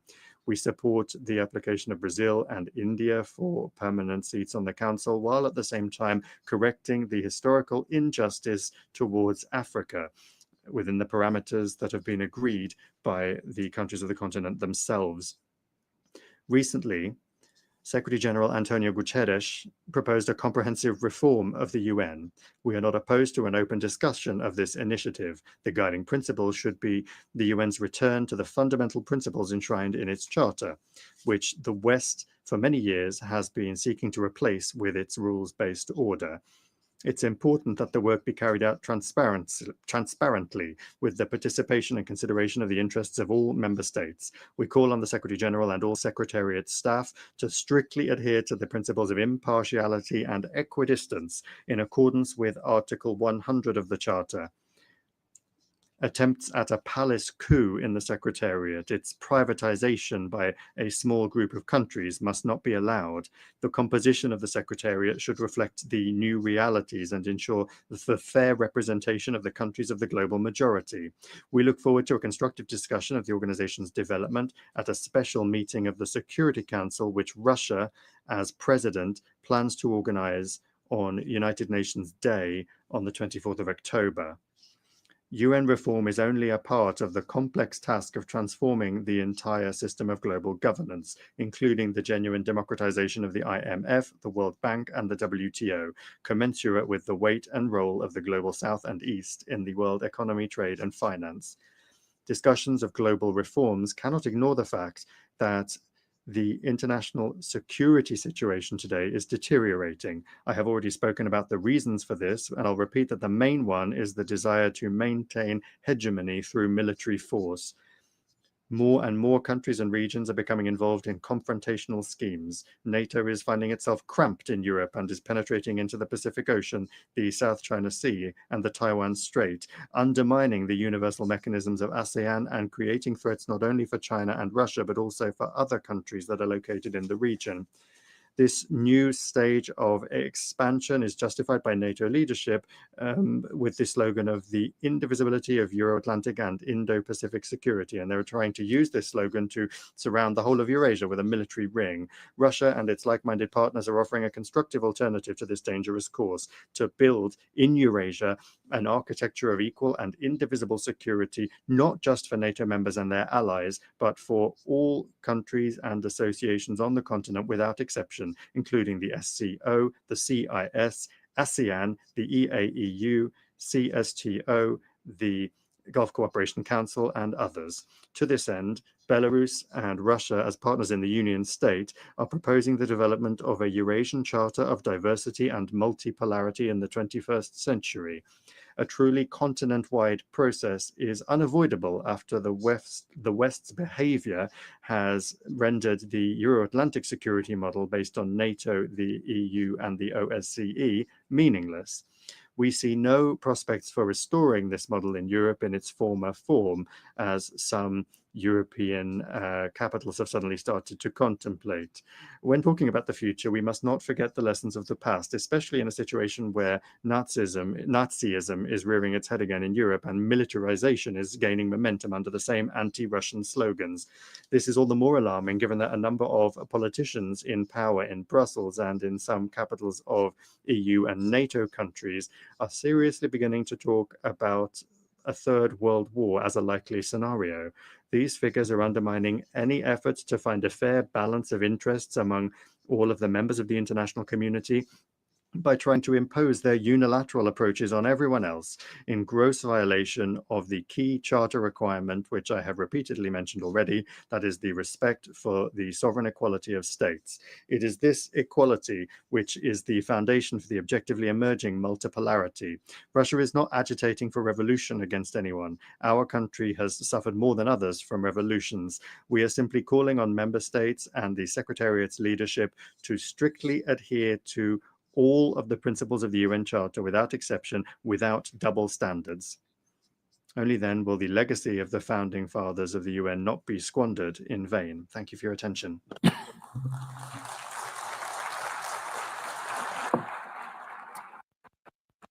behalf of the Assembly, I thank the Minister for Foreign of the Russian Federation. I now give the floor to His Excellency Bruno Eduardo Rodriguez Barria, Minister for Foreign Affairs of Cuba.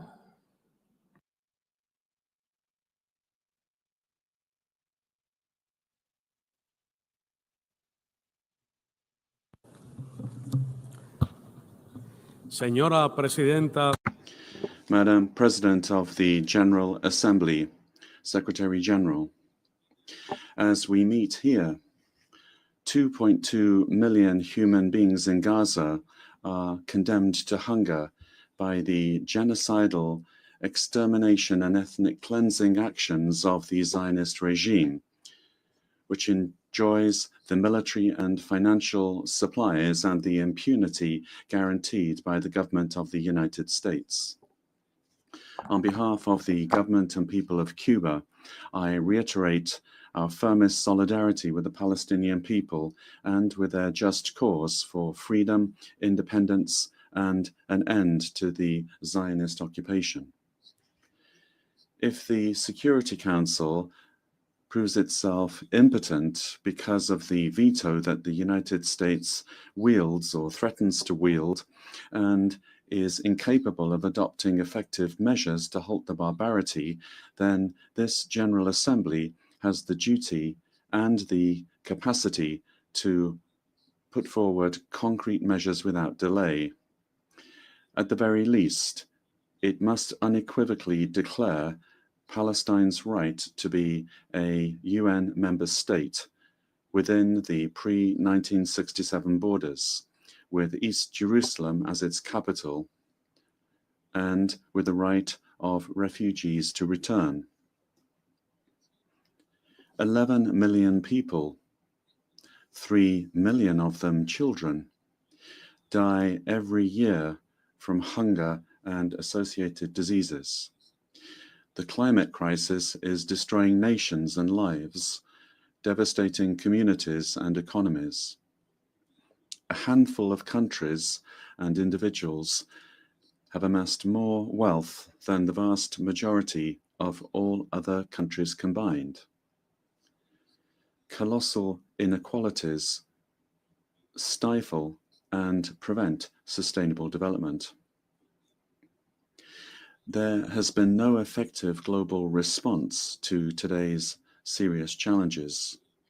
There could not be, because the current world order reflects a bygone era when most developing countries did not even exist as independent states.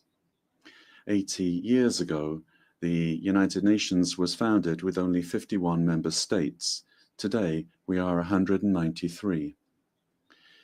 The most urgent priority is to create a new international order that guarantees peace, the right to development, sovereign equality, participation and representation of developing countries in global policy decisions, that provides for the common good and prosperity in harmony with nature, and ensures the exercise of all human rights for all people. Let us aspire to a new civilized coexistence in which solidarity, international cooperation, and the peaceful settlement of disputes prevail as alternatives to war, the use of force, aggression, and occupation, opposed to unipolar domination and hegemonism. An order without blockades or universal coercive measures, based on multilateralism and full respect for the United Nations Charter and international law. Even with its limitations, the United Nations continues to be the most representative body of the international community. We have the duty to protect and strengthen it in its intergovernmental essence, in its democratic foundations that cannot be diluted into generalized agendas subject to arbitrary priorities and rules imposed by the largest funders. What we must do is emphasize the central role of the General Assembly as its most democratic and representative organ. The UN80 initiative, launched by the Secretary General, must have as its main objective the strengthening of the intergovernmental nature of the United Nations and its capacity to better confront the urgent challenges of the present. We must reject the threatening proposal of a new doctrine that they call peace through strength, which is equivalent to imposing the arbitrary will of US imperialism on everyone through threat, coercion, and aggression. This is a doctrine conceived to satisfy the ambitions of a unipolar power already in decline, which, by the way, serves the interests of big transnational corporations at the cost of sovereign nations and their peoples, and to the cost of the values upon which this organization was founded. In the Caribbean, today we're seeing the looming threat of war with an extraordinary naval and air deployment of an offensive nature, utterly unjustified, involving missiles, landing and assault craft, and nuclear submarines.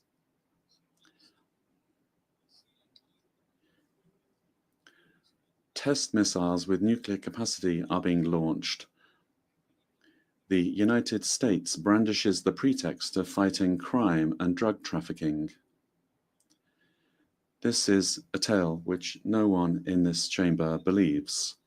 The attack and destruction of unidentified boats, the assassination or extrajudicial execution of civilians, the interception of fishing vessels, and aggressive actions by the United States generate a dangerous situation that violates international law, threatens peace and regional security. We reaffirm our energetic rejection of threats of aggression against Venezuela and our full support for the Bolivarian and Chavista government of this sister Latin American and Caribbean nation, and for the People's Military Union led by the legitimate President Nicolas Maduro Moros.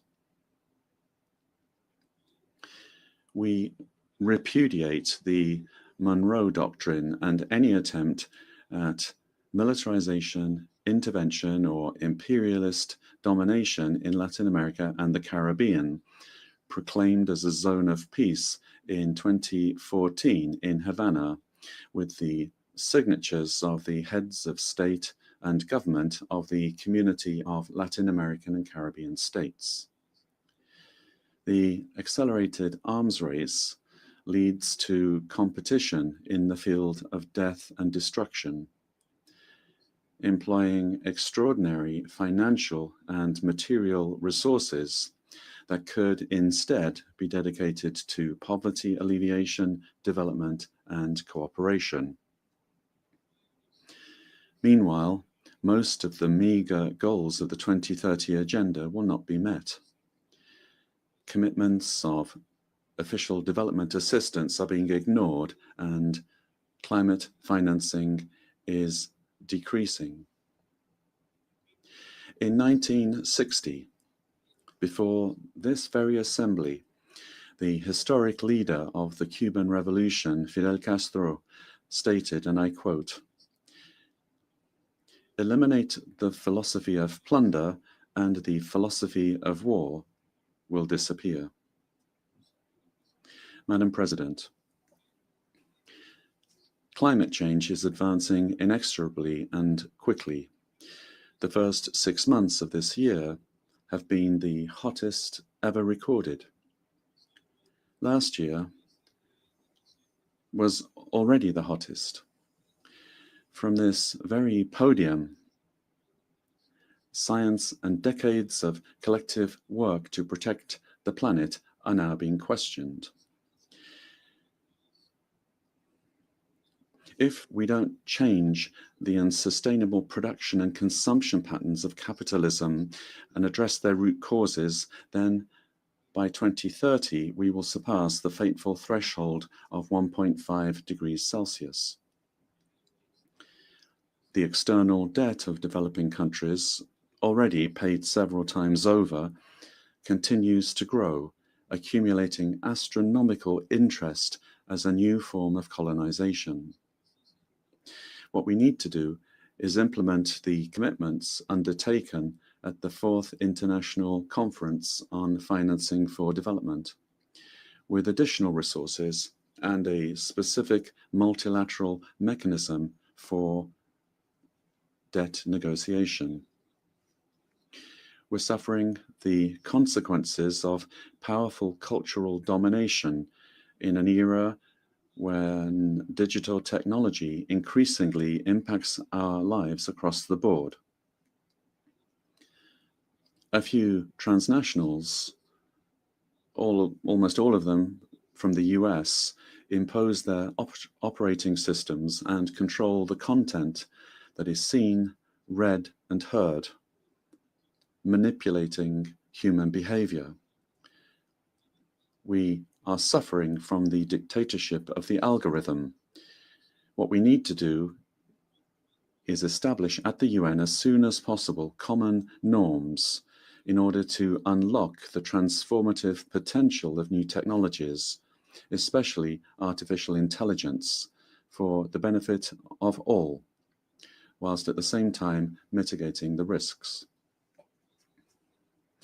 Beyond the challenges that Cuba faces as a small island developing state, our country suffers from the devastating and accumulated impact of the policy of hostility and economic suffocation that has been imposed by the United States for more than 6 decades.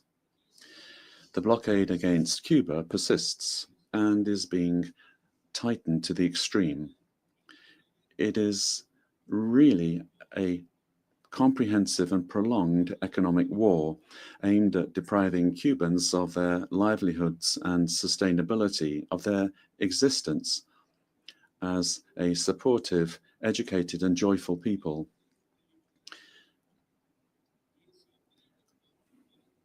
Anyone who claims otherwise deliberately lies. The very promoters of this war boast of its destructive effect and its ability to strike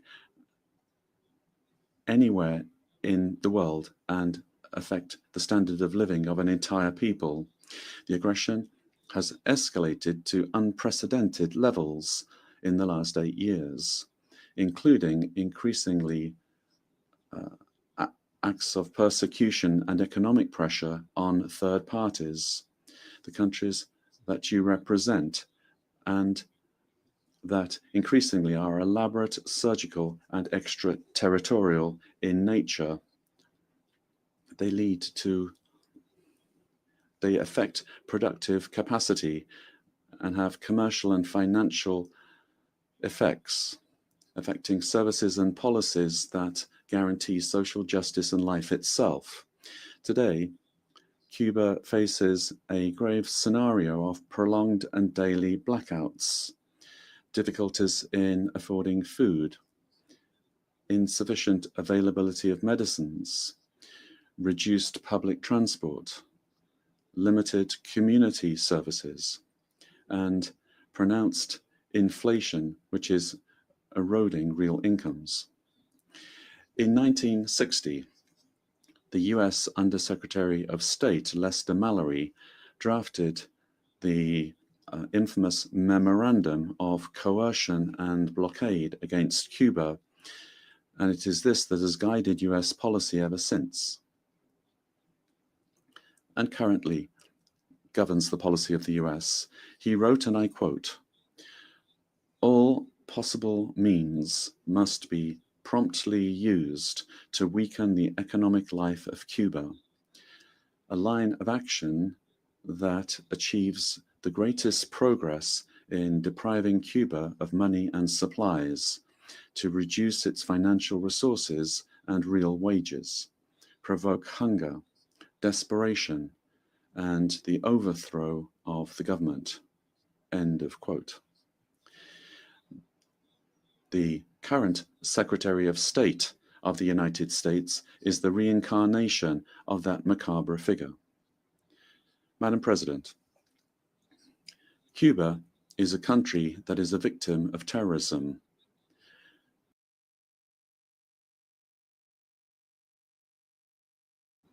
And for decades, we have been subject to state terrorism from the US.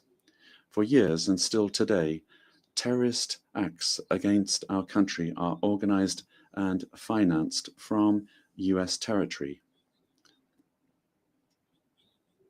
And these people live here in total impunity, and they are recognized as perpetrators of horrendous acts of aggression against the Cuban people, causing thousands of deaths, mutilations, and significant material damage.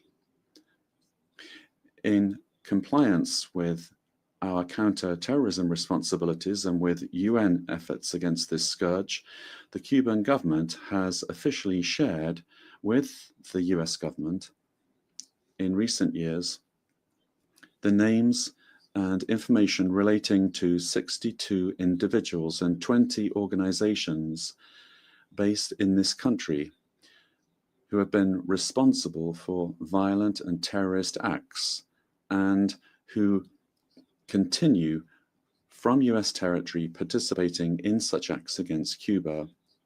No response has been received, nor is it known if the US authorities have taken any action against any of them. It is cynical that the US government, for purposes of political and economic coercion, labels Cuba as a state sponsor of terrorism, a slander not shared by this organization nor by any other of its member states. Many national institutions, both banking and financial as well as commercial, of nearly all the countries represented here, are intimidated by this false designation of the US government. And because of this, their banks very often avoid engaging with Cuban entities, offering us credit, supporting our commercial activity, or channeling our transfers. Added to this is intimidation against citizens of more than 40 countries, whom the US government threatens with reprisals if they decide by right to visit Cuba. The United States has unleashed a virulent campaign of discreditation and persecution against Cuban Medical Corporation and of harassment and coercion against the authorities of countries that receive it. This is a strategy directed by the State Department directly.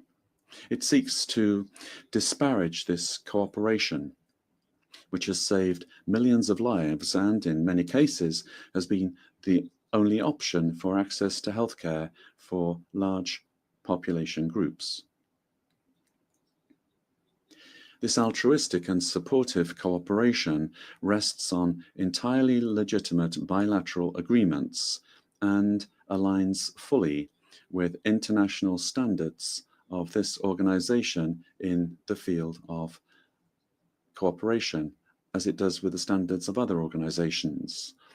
I confirm once again that Cuba will maintain its commitments with all countries with which we have bilateral medical cooperation agreements and programs, and we will remain willing to expand them with all governments who are prepared to develop such cooperation, respecting international law, national legislation, and all of this for the well-being of their peoples. Since 1963, almost going back to that time of Mr. Mallory's declaration, 605,000 doctors from Cuba, doctors and specialists, have carried out in dozens of countries more than 17 million surgeries and brought more than 5 million children into the world. At this moment, over 24,000 health professionals provide services in 56 countries. The aggression against Cuba is reinforced by a powerful machinery of destabilization that, from US territory and with funding from that country's federal budget, mounts an offensive aimed at disturbing public order, promoting acts of violence, disorienting the population, and discrediting our country. It is a strategy of unconventional warfare that combines emotional manipulation with informational intoxication in order to impose an atmosphere of despair and political demobilization. Faced with such an asymmetric onslaught, our people's determination is strengthened. We are aware of the great challenges that we face and of the need to direct with creativity and with everyone's contribution economic recovery and the strengthening of social policies. Last July, President Miguel Díaz-Canel said, and I quote, "We are not an accident of history. We are the logical consequence of a history of resistance and rebellion against abuse and injustice." End of quotation. We will not desist in our effort to build our dreams of a socialist country, better and more prosperous for all, based on the constitutional order chosen freely by our people, guaranteeing sovereignty, national and cultural identity, and reflecting the dream of José Martí, summarized in his memorable aspirations, and I quote, "The worship by Cubans of man's full dignity and to conquer all justice." We have designed a realistic program of economic recovery, which is adapted to the very particular and extraordinary conditions of our country, aware as we are that we must overcome the devastating impacts of the economic blockade, correct the deficiencies of the current economic structure, and, I quote, change everything that must be changed. We don't have any illusions, but results are already beginning to be felt at the macroeconomic level, although they have not yet been reflected in daily life for families. Cuba is a nation of peace. Despite all of the harm that the United States has and continues to inflict upon us, we have always been willing to engage in dialogue without preconditions and to attempt to move toward a respectful and civilized relationship with that country without subordination or limits on our sovereign prerogatives. Both peoples would benefit from that opportunity. A considerable number of Cubans live here in the United States, many of whom today feel threatened. Having been vilely betrayed by politicians, especially in Miami, who have built careers and enriched themselves by supposedly representing them.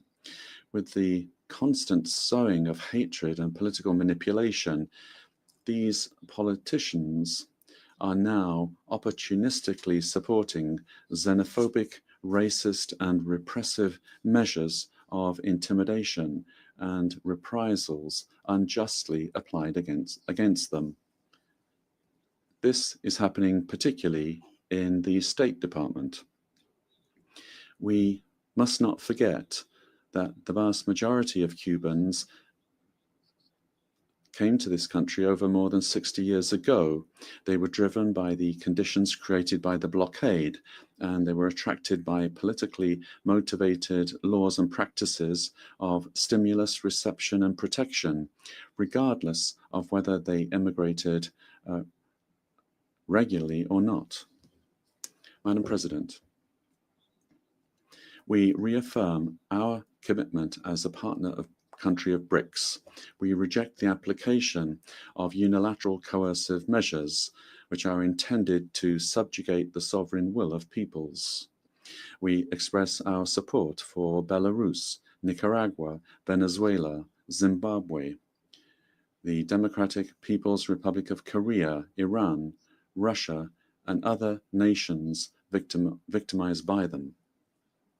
We reaffirm our solidarity with the Government of Reconciliation and National Unity of Nicaragua. We reiterate our support for the inalienable right of the people of Puerto Rico to self-determination and independence. The sister nations of the Caribbean deserve fair and differentiated treatment as well as reparations for the horrors of colonialism and slavery. The international community bears great responsibility toward the Haitian people. We maintain our modest cooperation in health with this brotherly country, and Cuba will join any international effort to support it, based on respect for its sovereignty without imposition or military intervention. We support Argentina's legitimate and sovereign right over the Malvinas Islands, South Sandwich Islands, South Georgia Islands, and the surrounding maritime areas. Cuba remains committed to peace in Colombia, and we feel solidarity with President Gustavo Petro today. Africa, the cradle of humanity, will always be able to count on Cuba and the solidarity of Cubans. We support its just claim for reparations for the damage of colonization. We reaffirm our solidarity with the Sahrawi people and their right to self-determination. We reaffirm our support for the One China principle We oppose NATO's aggressive military and nuclear doctrines. We firmly believe, without utopia, that a better world is possible. We believe it is our duty to struggle and work to achieve it. I reiterate the words of President Raúl Castro Ruz, spoken from this podium in September 2015, and I quote, "The international community will always be able to count on Cuba's sincere voice against injustice, inequality, underdevelopment, discrimination, and manipulation, and for the establishment of a more just and equitable international order centered truly on the human being, their dignity and well-being." Thank you very much.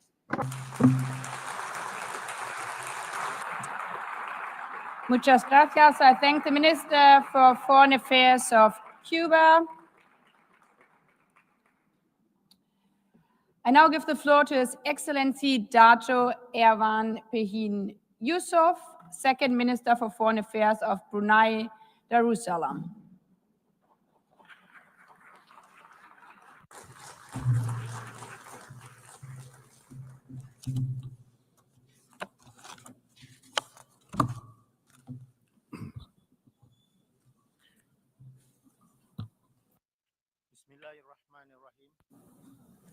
Madam President, Mr. Secretary General, Excellencies, ladies and gentlemen. Assalamualaikum warahmatullahi wabarakatuh. Peace be upon you all. At the outset, I bring the warm greetings of His Majesty Sultan Haji Hassanal Bolkiah, Muizzaddin Wad Daulah, Sultan and Yang di-Pertuan of Brunei Darussalam to this esteemed assembly. Allow me also to extend heartfelt congratulations to you, Excellency Annalena Baerbock, on assuming the presidency of this historic 80th session of the General Assembly. We wish you a successful tenure. I also express appreciation to His Excellency Philemon Yang for his leadership of the 79th session, and I commend Secretary General Antonio Guterres for his tireless service in guiding our organization through turbulence and uncertainty. Madam President, the 80th anniversary of the United Nations is more than a commemoration. It is a solemn opportunity for reflection and renewal. Before 1945, our world was fractured by war and colonial rule. From that devastation, the UN was born. Its charter is not just a legal text, but a moral covenant, a collective vow to save succeeding generations from the scourge of war and to stand against dehumanization of people. For small states like Brunei Darussalam, which regained full independence in 1984, membership in the UN affirmed not only sovereignty, but dignity, equality, and belonging within the family of nations. This is why our commitment to this organization remains unwavering. It is the only forum where every nation, large or small, developed or developing, can stand and speak as equals. Over the course of 8 decades, the UN has delivered remarkable progress. It helped prevent the escalation of conflicts, supervised elections, and restored stability to many parts of the world. It has eradicated smallpox, contained Ebola outbreaks, and delivered hope during the COVID-19 pandemics. It feeds the hungry, educates the children, and protects cultural heritage. The UN has led global climate action, forged development first through the Millennium Development Goals and later the Sustainable Development Goals. It has also helped to shape international law, from the Universal Declaration of Human Rights to the 1982 United Nations Convention on the Law of the Sea, which remains to be the constitution of the oceans. These achievements have inspired Brunei's own journey. We remain committed to nurturing peace and harmony, advancing sustainable development, and pursuing environmental conservation and climate action. Regionally, we work through ASEAN to promote peace, prosperity, and integration. We also engage beyond the region through our participation, among others, in APEC, FIALAC, the Belt and Road Initiatives, and the CPTPP to strengthen cooperation and enhance our development. Hosting the ASEAN Center for Climate Change reflects our determination and commitment to turn our climate ambitions into actions. Guided by the principles of the United Nations, even a small country like Brunei Darussalam has found a place in the world, contributing to peace through humanitarian aid and peacekeeping. In the past, we supported relief and reconstruction efforts in Aceh following the 2004 Indian Ocean tsunami and participated in peace monitoring in Mindanao. Today, we continue this role through the observer teams led by Malaysia, which were deployed to monitor the ceasefire between Cambodia and Thailand. Additionally, we maintain our long-standing participation in the UN interim forces in Lebanon, where Bruneian women and men serve with dedication. Madam President, what the UN has achieved so far is not a minor feat. They are the very essence of our shared humanity. Yet, we would be dishonest to speak only of successes. The Security Council, the guardian of peace, has too often been paralyzed, restricted by veto, divided by interests, and mute in the face of grave injustice. Failure more glaring, more tragic than in Palestine. The inaction undermines not only the Council's credibility, but the very foundation of the United Nations. It reminds us why reform is not an option, but an urgent necessity. Brunei supports efforts to make the Security Council more representative, transparent, and accountable in its action, and to limit the use of veto towards its eventual elimination. Madam President, 80 years ago, after the horrors of the Second World War, humanity made a vow: never again. Never again to genocide. Never again to killing with impunity. Never again to silence in the face of atrocity. Yet today, in Gaza, we see actions that betray that vow. Indiscriminate bombings, forced displacements, collective punishments, and weaponization of food and medicine. Entire neighborhoods in Gaza has been reduced to rubble under the guise of security. Children are born under blockade. Water is undrinkable. Electricity is a luxury. Freedom is a dream. We are told that this is about defense, but when bombs fall on schools, on hospitals, on houses of worships, when humanitarian aid workers, journalists, and medics are killed with impunity, what are they really defending? The suffering inflicted upon the Palestinian people bears chilling resemblance to the last century's darkest chapters, chapters marked by the Holocaust, by ethnic cleansing, and by the mass uprooting of entire populations during the Second World War. Today, to ignore such patterns of suffering is not neutrality, it's complicity. It is humanity abandoning its conscience.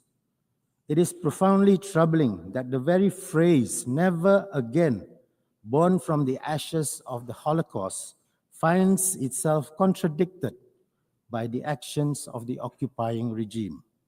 Its relentless pursuit of expansionism through annexation, illegal settlements, and the systematic erasure of Palestine echoes the ideologies of the past, such as the Greater Germanic Reich, which once sought domination at the expense of justice and humanity. Both of these ideologies contradict international law and the collective vow of never again. Never again does not belong to one people alone. It is a universal promise for all mankind, and we should stop breaking that promise. Recognizing the state of Palestine and supporting its full membership in the UN is not a reward. It is an inherent right of the Palestinian people. It is a matter of principle, justice, and humanity. Brunei stands in unwavering solidarity with the Palestinian people, and in this regard, we fully support the New York Declaration endorsed at the high-level conference on the question of Palestine, which was co-chaired by the Kingdom of Saudi Arabia and the French Republic. We believe it offers a path for a just and lasting peace. We say all this not out of hatred, but out of hope for a future where both Palestinians and Israelis live in peace, not with domination, but with dignity, not with revenge, but with reconciliation.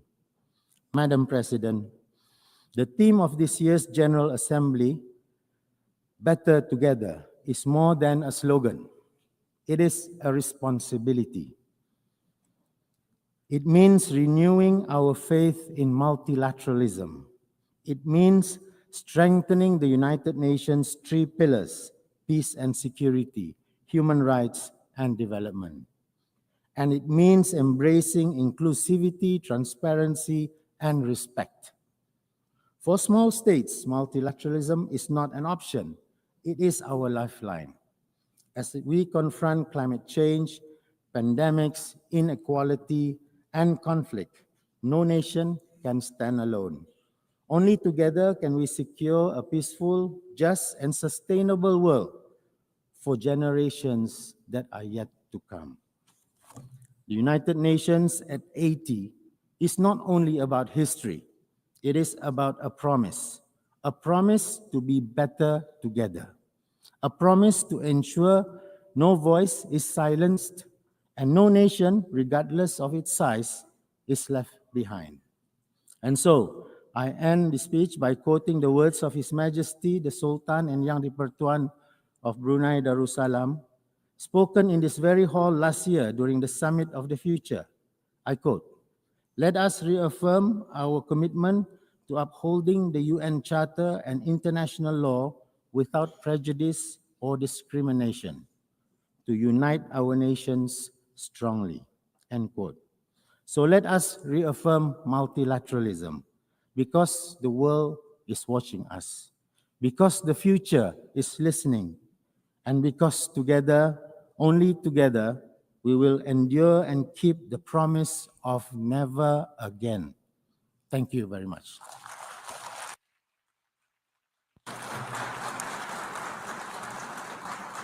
I thank the Second Minister for Foreign Affairs of Brunei Darussalam. I now give the floor to His Excellency Johann Wadefull, Federal Minister for Foreign Affairs of Germany.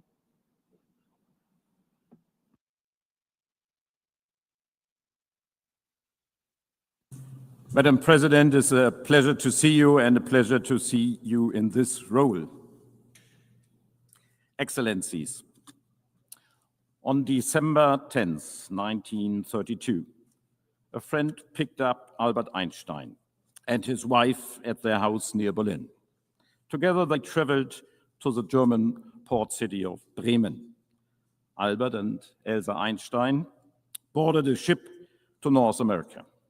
He planned to accept a 3-month position as visiting professor at the California Institute of Technology. Albert Einstein, one of the greatest physicists of all time, would never return to Germany. Only weeks later, the Nazi Party came to power. Excellencies, this year marks 80 years since the San Francisco Conference and the founding of the United Nations. The Holocaust and the World War, started by Germany, taught us that the denial of human dignity destroys lives, nations, cultures. The founders of the UN came together in the belief that the defense of freedom strengthens our shared humanity. It was a belief in a world order that gave my country the opportunity to be engaged for peace, prosperity, and security in the family of nations, the United Nations. As Germans, we are deeply grateful for this opportunity, but it also means we feel particularly responsible for our United Nations. As Albert Einstein wrote in 1947, quote, "No international organization can be stronger than its component parts want it to be." In other words, it is up to us, the member states. We are the United Nations. We want these United Nations to be strong. Today, my country is running again for a seat as a non-permanent member of the Security Council for 2027-28 term. We do so at a time of unprecedented instability and upheaval. In Sudan and neighboring countries, we are witnessing the worst humanitarian catastrophe of our time. Over 30 million people in need of humanitarian assistance, over 12 million forced to flee their homes. We all need to do more to end this tragedy. The security of the entire region is on the line. The terrible war in Gaza is raging on, hell on earth, a humanitarian nightmare as we speak.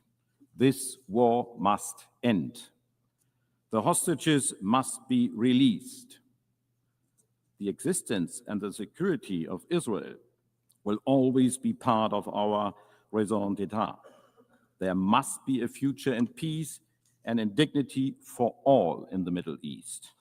As we have reaffirmed in this hall this week, 2 states for 2 peoples, the only solution. I commend all those who continue to work tirelessly to find a path to peace, notably the United States of America. Excellencies, Iran has created and armed a network of malign proxy forces destabilizing the region. In addition, it has for many years been engaged in a nuclear program which goes far beyond any plausible civilian use. For us, it is imperative. Iran must never acquire a nuclear weapon. Since Iran clearly does not comply with its obligations under the Joint Comprehensive Plan of Action agreed to in 2015, we had no choice but to trigger the snapback of sanctions. Following a clear vote by the Security Council yesterday, sanctions will be effective later today. But let me emphasize, we remain open to negotiations on a new agreement. Diplomacy can and should continue. And on my own continent in Europe, Russia is waging a war of aggression against its sovereign neighbor, Ukraine. A war that Ukraine did nothing to provoke. A war that demonstrates the disregard for the most fundamental of all rules of the UN Charter, that all member states shall refrain from use of force against territorial integrity of other state. A rule that permanent members of Security Council bear a particular responsibility to uphold. And while our minds are focused on current security and humanitarian crisis, we are aware that they are aggravated by the planetary crisis of pollution, climate change, and biodiversity loss, all of which threaten to bring more instability, more conflicts over resources, more lost lives and livelihoods. At 80 years, our cherished organization is challenged by a budgetary crisis, by a crisis of multilateralism, and by lack of respect for international law. At this time of crisis, we have set ourselves 3 key objectives. These have been at the heart of Germany's work at the United Nations for decades and summarize our Security Council bid today: justice, peace, respect. Since joining the United Nations, we have been adamant justice means development. Where hunger persists, there can be no lasting peace, German Chancellor Willy Brandt said in his first address to the United Nations in 1973. Justice requires that every human being has access to food, to clean water, to education, and to health care.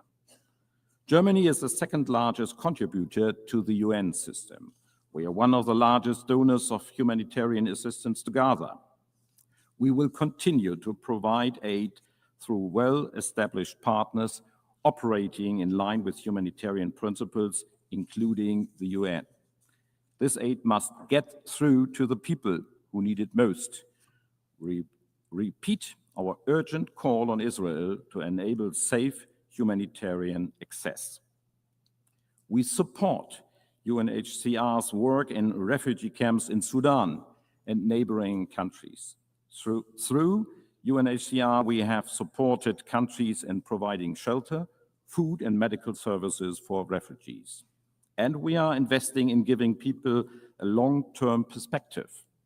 I saw for myself how citizens from Mariupol have been able to find shelter in a hub created by the UNHCR in the city of Dipno, and how displaced people in Bekaa Valley in Lebanon were able to return to their restored communities through the support of UNHCR. The concept of justice also means combating climate change. I myself come from a coastal region in the north of Germany. I know firsthand the risks and the consequences of rising sea levels. And I can assure those whose safety and livelihoods are already endangered by climate change today, we are and we remain by your side. Climate justice means supporting those who are most affected, helping them adapt and address the losses they are already facing. It means significantly reducing emissions globally and keeping the 1.5-degree limit within reach. Germany will be a reliable partner in this. We stand by our target to be climate neutral by 2045. Excellencies, justice, peace, respect. 35 years ago, we made a promise that a reunited Germany would work towards peace and stability. Our contributions to peacekeeping and peace building are proof that we are keeping that promise. German troops, police officers, and personnel have served in 14 peacekeeping missions over the last 3.5 decades. As we speak, the German military is contributing the maritime component of UNIFIL off the shores of Lebanon. Germany military personnel supports UNMISS and MINURSO. And we are contributing financially to the security of Haiti, where gangs are terrorizing the civilian population, a situation where the UN has an essential role to play for peace and security. We are proud that highly qualified German nationals are making the UN system work and involve in important positions. Germany will continue to provide skilled personnel to the UN system, working for peace, development, and human rights at all levels. We are the largest donor for UN peacebuilding. Germany is chairing the Peacebuilding Commission until January of next year. This is in line with our long-standing commitment to support national peacebuilding and conflict prevention efforts, because we are convinced that resilient civil societies and strong institutions are essential for addressing the root causes of conflict and for building peace in the long run. The Women, Security and Peace agenda provides an essential contribution in that regard. Justice, peace, respect. Respect for the Charter of the United Nations, its fundamental goals and principles that we have all pledged to uphold. It is here in New York, in the halls of the United Nations, that all these nations come together to discuss peaceful solutions to conflicts around the world. This is where we unite. This is us. There's no other place like the United Nations. Excellencies, it is out of respect for international law and human rights that Germany works towards the establishment of a special tribunal for the crimes of aggression against Ukraine. That's why we support and defend international courts. That's why we work to protect human rights defenders where they are at risk. We stand by international humanitarian law. Ladies and gentlemen, respect also means reform. After 80 years, we must make sure that our institutions represent the world as it is today. The Security Council needs additional seats, permanent and non-permanent, in order to reflect the world's actual realities. Germany is convinced that additional permanent seats must go to regions underrepresented today: Africa, Asia, and Latin America. Now more than ever, we need our United Nations to be fit for purpose. Therefore, the UNAT process must succeed. Today, the United Nations needs our support. Excellencies, we all would only stand to lose in a world where might makes right, where international rules are obsolete, in a world where treaties are only binding for the weak, and where war is a continuation of diplomacy by other means. Such a world would ultimately be governed by force. Justice, peace, respect, that is Germany's offer to each and every nation represented here in this great hall. It is an offer to listen, to cooperate, to find solutions. It is an offer rooted in our willingness to listen carefully to your concerns. And it is an offer which we are ready to back up. It is an offer you can always count on, now and in the future. Thank you.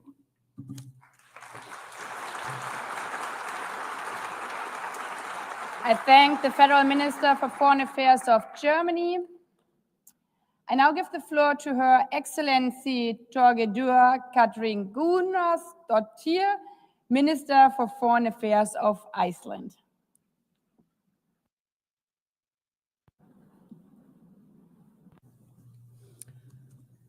Madam President, Excellencies, at the heart of the UN Charter lies a simple but powerful principle: the dignity and worth of the human person.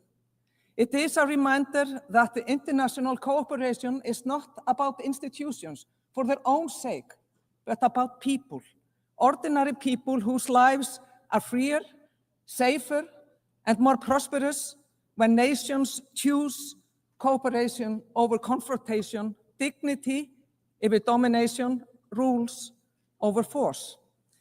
This vision, born in San Francisco 80 years ago, must remain our compass. Without it, our world would be less free, less just, and far less secure.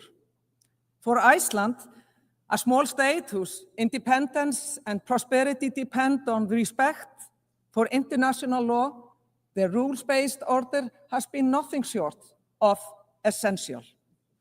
And sadly, these very foundations are under siege. Fundamental principles of self-determination and equal rights for all nations are increasingly being undermined and even deliberately abandoned. We see paralysis in the Security Councils, contempt for international law, and a disturbing rise in isolationism and big power politics. This, in turn, contributes to a decline in the public's trust in a system that has brought us so much in the past 80 years. This erosion of the rules-based international order is deeply, deeply dangerous. A world not governed by rules will be a world where the strong impose their will and the weaker, they will pay the price. This may appeal to those who possess such power. There are clear indications that it does, but that is a world we cannot and should not accept. Madam President, Russia's full-scale invasion of Ukraine is not only a blatant violation of the UN Charter, it is a direct assault on this organization itself. And the fact that the aggressor sits on the Security Council entrusted with upholding peace is nothing short of obscene. Ukraine is not only bravely fighting for its independence and survival, but also defending the very, very values that the United Nations were founded upon: sovereignty, territorial integrity, and the right of all nations to live in peace and to live in freedom. Unfortunately, despite Ukraine's clear willingness and committed efforts by the United States and Europe, the path to peace has not advanced. As the past few weeks have shown, Russia does not want peace. Instead, the Kremlin accelerates brutal attacks on civilians and critical infrastructure in Ukraine. And meanwhile, Russia's provocations over Estonia, Poland, and Romania should be of concern to all nations. And let us be clear, Russia has no intention of ending this war.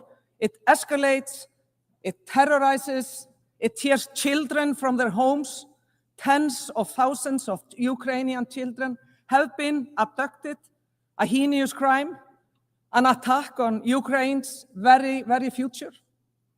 If the dignity and worth of the human person mean anything, it is that these children are returned immediately. To the people of Ukraine, I say, Iceland stands with you, not only out of solidarity, but also because you are on the front lines, defending a rules-based order where law prevails over brute force. You must, dear friends, have a just and lasting peace. Dear colleagues, we must speak with equal clarity about Gaza.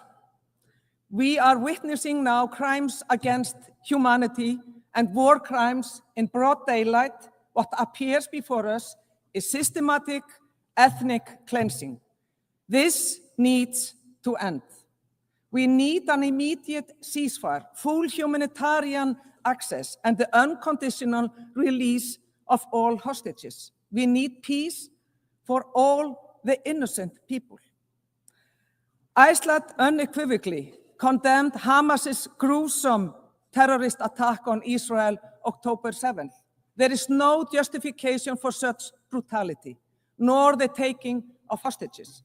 But nothing, and I mean nothing, can justify the collective punishment of millions of Palestinians.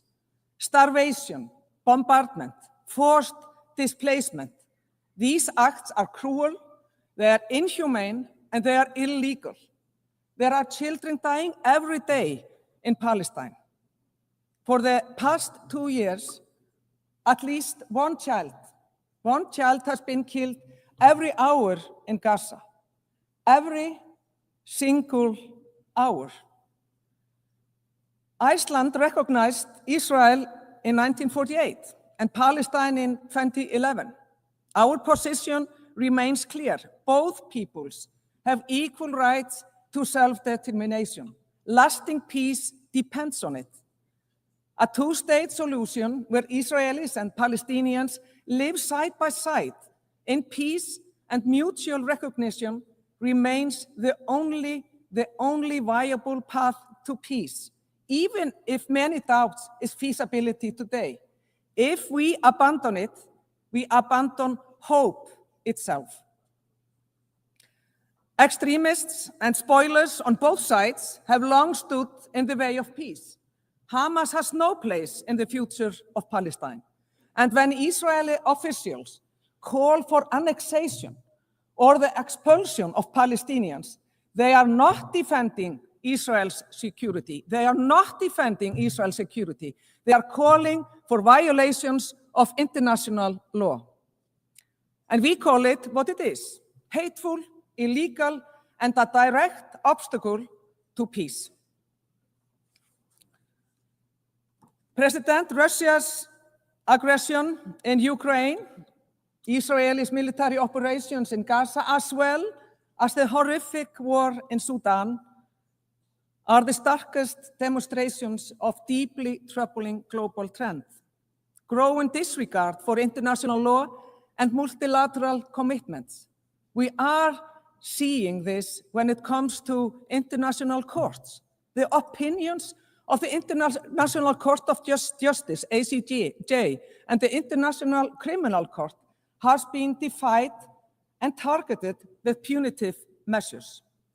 At a time when more accountability is most needed, the very institutions that were set up to exert that accountability, they are now being actively eroded. And it pains me to see friends partake in this. This is especially alarming for small states like my own, whose very existence depends on functioning system of international law and commitments. When the powerful abandon the rules, all nations are at risk.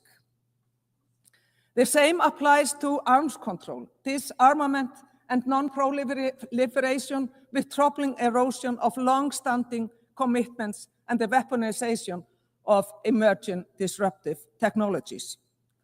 We must also recognize new challenges, global corporations that transcend borders, shaping economies, technology, and also daily life without sufficient accountability. This is a reality without precedent, and one that demands also international responses. I implore all of you, not least those representing major powers, to think about this, to ponder what kind of world we actually want to live in. I, for one, know my mind in this respect. Madam President, human rights are not optional. They are not optional. They are universal, indivisible, and fundamental to peace and prosperity. It is a matter of pride for us that Iceland is seen as a global trailblazer in terms of gender equality. 50 years ago, next month, the women of Iceland set out to strike against the systematic inequality in the so-called women's strike. This set us on a path. But no country is perfect, however, and none has achieved full equality. My government, which is led by 3 women for the first time, is committed to pushing this progress further. And on that topic, Iceland expects nothing less than to see the United Nations finally led by a woman when the next Secretary General takes office. Dear colleagues, I must speak plainly. Those who rely on democracy, human rights, and free trade, we are under pressure. Populist movements are gaining ground, and we see how disinformation and conspiracy theories spread online, corroding trust in facts, in institutions, in one another. The result is predictable: rising intolerance, especially towards marginalized groups, women, LGBTQI+ groups, and persons, minorities, people whose only crime is being who they are. And let us be clear, women are not the problem. LGBTQI+ people are not the problem. Minorities are not the problem. The problem lies with those who spread fear and division. This trend is deeply dangerous for democracy, and it is why Iceland, as a member of the Human Rights Council, will continue to speak loudly and very clearly. Equality is not negotiable. Human dignity cannot be bartered away. Freedom of expression is the cornerstone of democracy. It is also the foundation of innovation, of culture, of progress. But freedom comes with responsibility. To distort free speech into the mass production of lies, propaganda, or AI-driven disinformation is not the exercise of freedom. It's betrayal. Twisting facts into fake news, science into lies, and upending reality is an attack on truth itself. Iceland will continue to defend freedom of expression, but also to insist that it be used responsibly, not as a weapon to harm or to divide. President, as global needs are at an all-time high, we are seeing large-scale reductions in development budgets by several major donors with profound consequences for the poorest countries and the most vulnerable. Iceland, we will not follow that path. Ultimately, development cooperation is an investment in our common rights and freedom, bringing us towards a more stable, just, and a peaceful world. The climate crisis that we are certainly facing knows no borders. In the high north, where Iceland lies, temperatures are rising more than twice the global average. Glaciers retreat, permafrost thaws, oceans warm. And it is the poorest, those least responsible, who suffer then the most. For us Icelanders, renewable energy is the backbone of our security and also of our independence. And the ocean is our lifeblood, our history, our livelihood, our identity. Its health is inseparable from the fight against climate change and from the protection of biodiversity. The ocean gives, but it also takes. That shared understanding deepens our solidarity with small island states and others who are now on the front lines of sea level rise. Their reality must be faced by the entire UN membership together as a global family. Colleagues, the United Nations is not only about states and structures, it is about people, the people who work tirelessly for these organizations, often under immense pressure and even risking their own lives to uphold its ideals. To them, Iceland extends its deepest gratitude. Your dedication reminds us that the United Nations, imperfect as it is, we know that, still has a beating heart. But it is also about us here, the leaders gathered here. These are serious times that demand serious leaders as well. We cannot afford cynicism, short-termism, or the comfort of slogans. We must act with love for our people, with respect for our neighbors, and with wisdom for future generations. This is not naive. This is not naive. It is the essence of responsible leadership, and it is what the world needs from us. President, the undermining the very institutions that have advanced peace, prosperity, and human rights over the past 80 years will only deepen the challenges we face. At this critical moment, it is crucial we reverse course so that we can pass on to the future generations that we may have at times taken for granted. The world needs the United Nations, and we have to be strong as we can be. And yes, we face daunting challenges, but our story as a global community is not only of crisis, not at all. It is also one of progress. Apartheid was abolished. Extreme poverty was cut in half. Treaties were created to protect our skies and to protect our seas. These achievements remind us of what is possible when we act together. For Iceland, the choice is very clear. We will always stand for equality, for respect, for international law, and for peace. Even when the tide turns against us, even when others wish these values silenced, we will not be silenced. We will keep these values alive because they are the essence of the United Nations and they are grounded in the dignity and worth of human person. And let us revive the ideals that inspired the founders in San Francisco 80 years ago and draw on that same spirit today. Not for their sake, but for our children's sake. They deserve a world where peace, where justice, dignity, and freedom are not just words on paper, but lived realities. And that is the legacy we must leave them.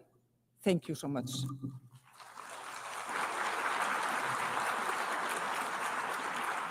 I thank the Minister for Foreign Affairs of Iceland. I now give the floor to His Excellency Subramaniam Jaishankar, Minister for External Affairs of India.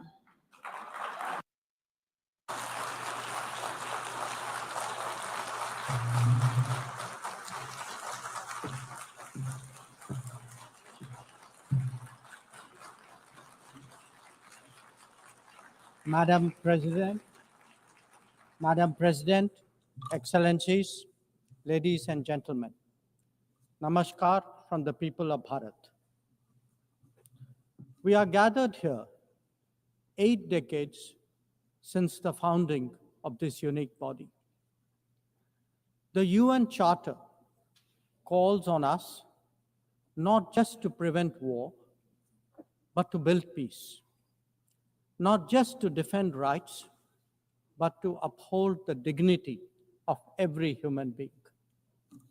It challenges us to stand as good neighbors, uniting our strength so that generations to come inherit a world of justice, of progress, and of lasting freedom. Madam President, forces unleashed by history since the founding of the UN propelled this body forward. As decolonization advanced, the world began to return to its natural diversity. The membership of the United Nations quadrupled, and the organization's role and remit grew significantly. In the era of globalization, its agenda evolved even further. Development goals took center stage, even as climate change emerged as a shared priority. Trade acquired greater prominence, while food and health access were recognized as essential to global well-being. Where security was concerned, the UN undertook peacekeeping operations and promoted disarmament discussions. As a result, the UN became a natural platform to debate key global issues. Madam President, we must ask ourselves today, how has the UN lived up to expectations? And just look at the state of the world. There are 2 significant conflicts underway, one in Ukraine and the other in the Middle East, West Asia. Innumerable other hotspots don't even make the news. The slow progress of the SDG Agenda 2030 presents a sorry picture. On climate change, the reality is of recirculated commitments and creative accounting. If climate action itself is questioned, what hope is there for climate justice? When a once-in-a-century pandemic hits us, we saw open discrimination in access to vaccines and to travel. Energy and food security have been the first casualties of conflict and disruption, especially since 2022. Better off societies insulated themselves by having the first call. The resource-stressed ones scrambled to survive, only to hear sanctimonious lectures thereafter. When it came to trade, non-market practices gamed rules and regimes. The resulting concentration exposed the world to leveraging. On top of that, we now see tariff volatility and uncertain market access. As a result, de-risking is a growing compulsion, whether from limited sources of supply or over-dependence on a particular market. Economic concerns have other dimensions as well. Heightened technology control is one. The grip on supply chains and critical minerals is another. The shaping of connectivity is no less sensitive. Protection of key sea lanes has become a challenge. Restricting the evolution of a global workplace is an issue. Each makes a compelling case for more international cooperation, not less. But are we really headed in that direction? And where has the UN actually made a difference? Madam President, as members of the UN, we meet here as sovereign equals. That is not a formalism, but a recognition of the inherent diversity of our world. Understandably, we have different history, traditions, heritage, and culture. For them to coexist, for them to enrich each other, it is imperative that we foster understanding and respect. This will only happen when we resist political interference and economic pressures, when narratives are free of prejudice, when double standards are abjured, and when pluralism is truly appreciated. Madam President, Excellencies, while asserting our rights, we must also firmly face up to threats. Countering terrorism is a particular priority because it synthesizes bigotry, violence, intolerance, and fear. India has confronted this challenge since independence, having a neighbor that is an epicenter of global terrorism. For decades now, major international terrorist attacks are traced back to that one country. UN's designated lists of terrorists are replete with its nationals. The most recent example of cross-border barbarism was the murder of innocent tourists in Pahalgam in April this year. India exercised its right to defend its people against terrorism and brought its organizers and perpetrators to justice. Because terrorism is a shared threat, Madam President, it is essential that there is much deeper international cooperation.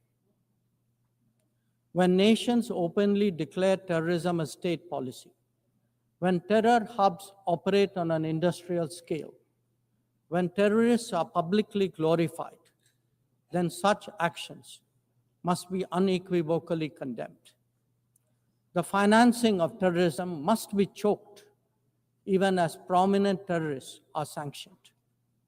Relentless pressure must be applied on the entire terrorism ecosystem. Those who condone nations that sponsor terror will find that it comes back to bite them. Madam President, an objective report card will show that the UN is in a state of crisis. When peace is under threat from conflicts, when development is derailed by lack of resources, when human rights are violated by terrorism, the UN remains gridlocked. As its ability to forge common ground diminishes, belief in multilateralism also recedes. Central to the erosion of the UN's credibility has been resistance to reform. Most members strongly desire change, but the process is being made an obstacle to the outcome. It is imperative that we see through this cynicism and purposefully address the reform agenda. The historical injustice done to Africa should be redressed. Both permanent and non-permanent membership of the Council must be expanded. A reformed Council must be truly representative, and India stands ready to assume greater responsibilities. Madam President, today, the predicament of the Global South is especially acute. Bharat, under the leadership of Prime Minister Narendra Modi, believes that it has both a duty to contribute and an obligation to motivate. That is why we have undertaken more than 600 major development projects in 78 countries, as well as innumerable community-based initiatives. They range from large infrastructure to small livelihoods, from capacity building to people's welfare, from concrete assets to education and training. Turbulent times require that we step forward during moments of crisis. India has been forthcoming in that regard, especially in its immediate vicinity. Whether it is finance, food, fertilizer, or fuel, we have responded to the urgent requirements of our neighbors. Madam President, climate events and conflicts have created a demand for HADR assistance. Reflecting our growing capabilities, Bharat has endeavored to be a first responder. Be it essential medicines or relief supplies, the operations of a field hospital or limb fitment camps, these efforts covered 19 nations last year. The people of Afghanistan and those of Myanmar saw India extend its hand during recent earthquakes. Our efforts at ensuring safe commerce, combating piracy, and preventing attacks on shipping in the Northern Arabian Sea also bear mention. And the Indian tradition of UN peacekeeping operations continues in the Democratic Republic of Congo, in Western Sahara, Central African Republic, Golan Heights, Cyprus, Lebanon, Abyei, South Sudan, and Somalia. To put it clearly, our soldiers ensure peacekeeping, our sailors protect maritime shipping, our security counters terrorism, our doctors and teachers facilitate human development the world over, our industry produces affordable products, our techies promote digitization, and our training facilities are open to the world. These remain the core of our foreign policy. Madam President, each one of us has the opportunity of contributing to peace and prosperity. In the case of conflicts, especially Ukraine and Gaza, even those not directly involved have felt its impact. Nations who can engage all sides must step up in the search for solutions. India calls for an end to hostilities and will support any initiative that will help restore peace. The last decade in Bharat has also seen transformative changes due to the vision of Prime Minister Modi. Our digital public infrastructure has redefined governance and enabled delivery of public services on an unprecedented scale. Our startup ecosystem, innovation culture, and microfinance are changing the face of society. Our rapidly growing infrastructure facilitates both ease of doing business and ease of living for citizens. India remains committed to sharing its experiences and tools with others on their journey of development.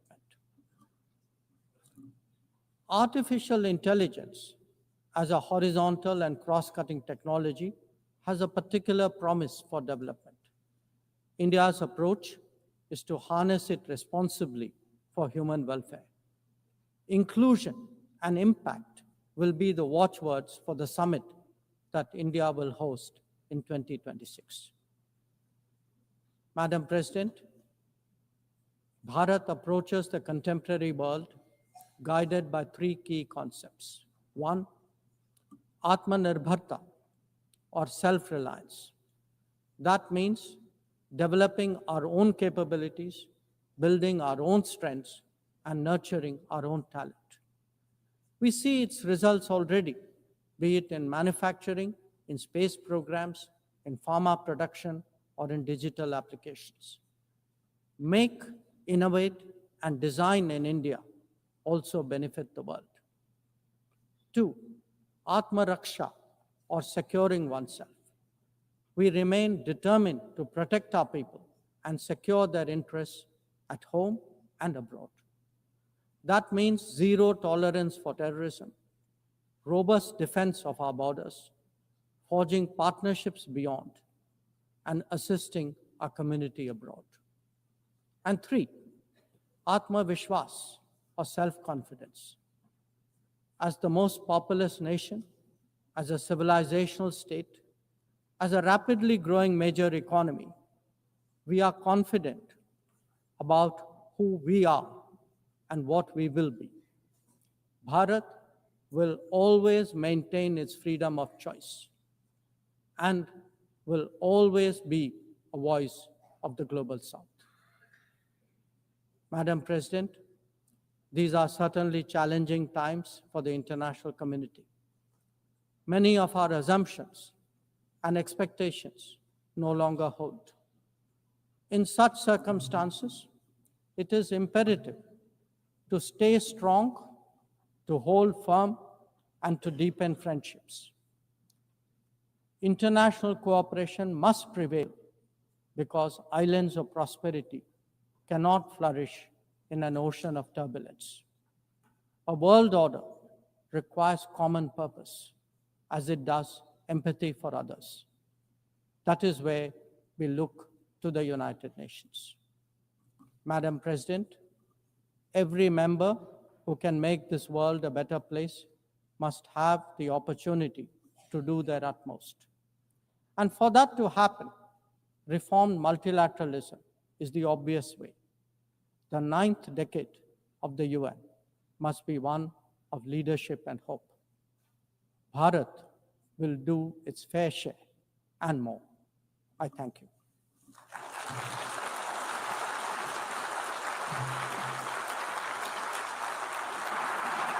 I thank the Minister for External Affairs of India. والآن أعطي الكلمة. I now give the floor to His Excellency Badr Ahmed Mohammed Abdel Ati, Minister for Foreign Affairs, Immigration and Egyptian Expatriates of Egypt.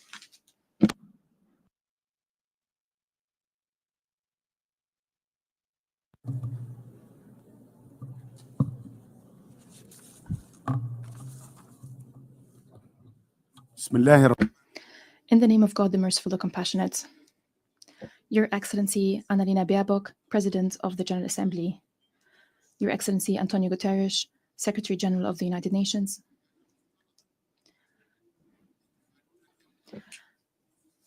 our celebration today of the 80th anniversary of the United Nations was supposed to be an occasion, an opportunity to reflect on the journey of this organization, an opportunity to think of the achievements of the organization in maintaining international peace and security and ensuring prosperity and development for all, and establishing an international order based on international law that are applied by all, that apply to all, to preserve the dignity and rights of all.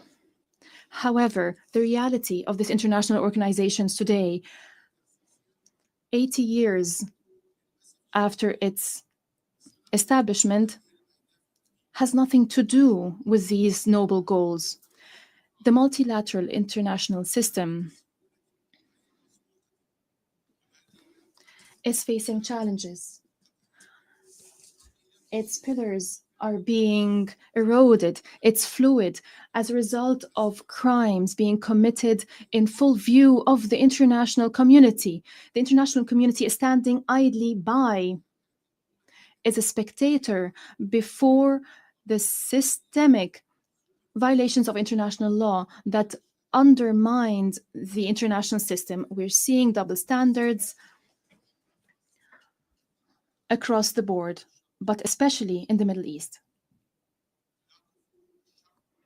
The Middle East is at a point of implosion. The basis of stability, peace, and security are absent. There is no noteworthy respect of international legitimacy. Our Palestinian brethren is falling victim to the most heinous Israeli actions. It's a war, a wanton, unjust war waged against defenseless civilians for a sin they did not commit, driven by an extremist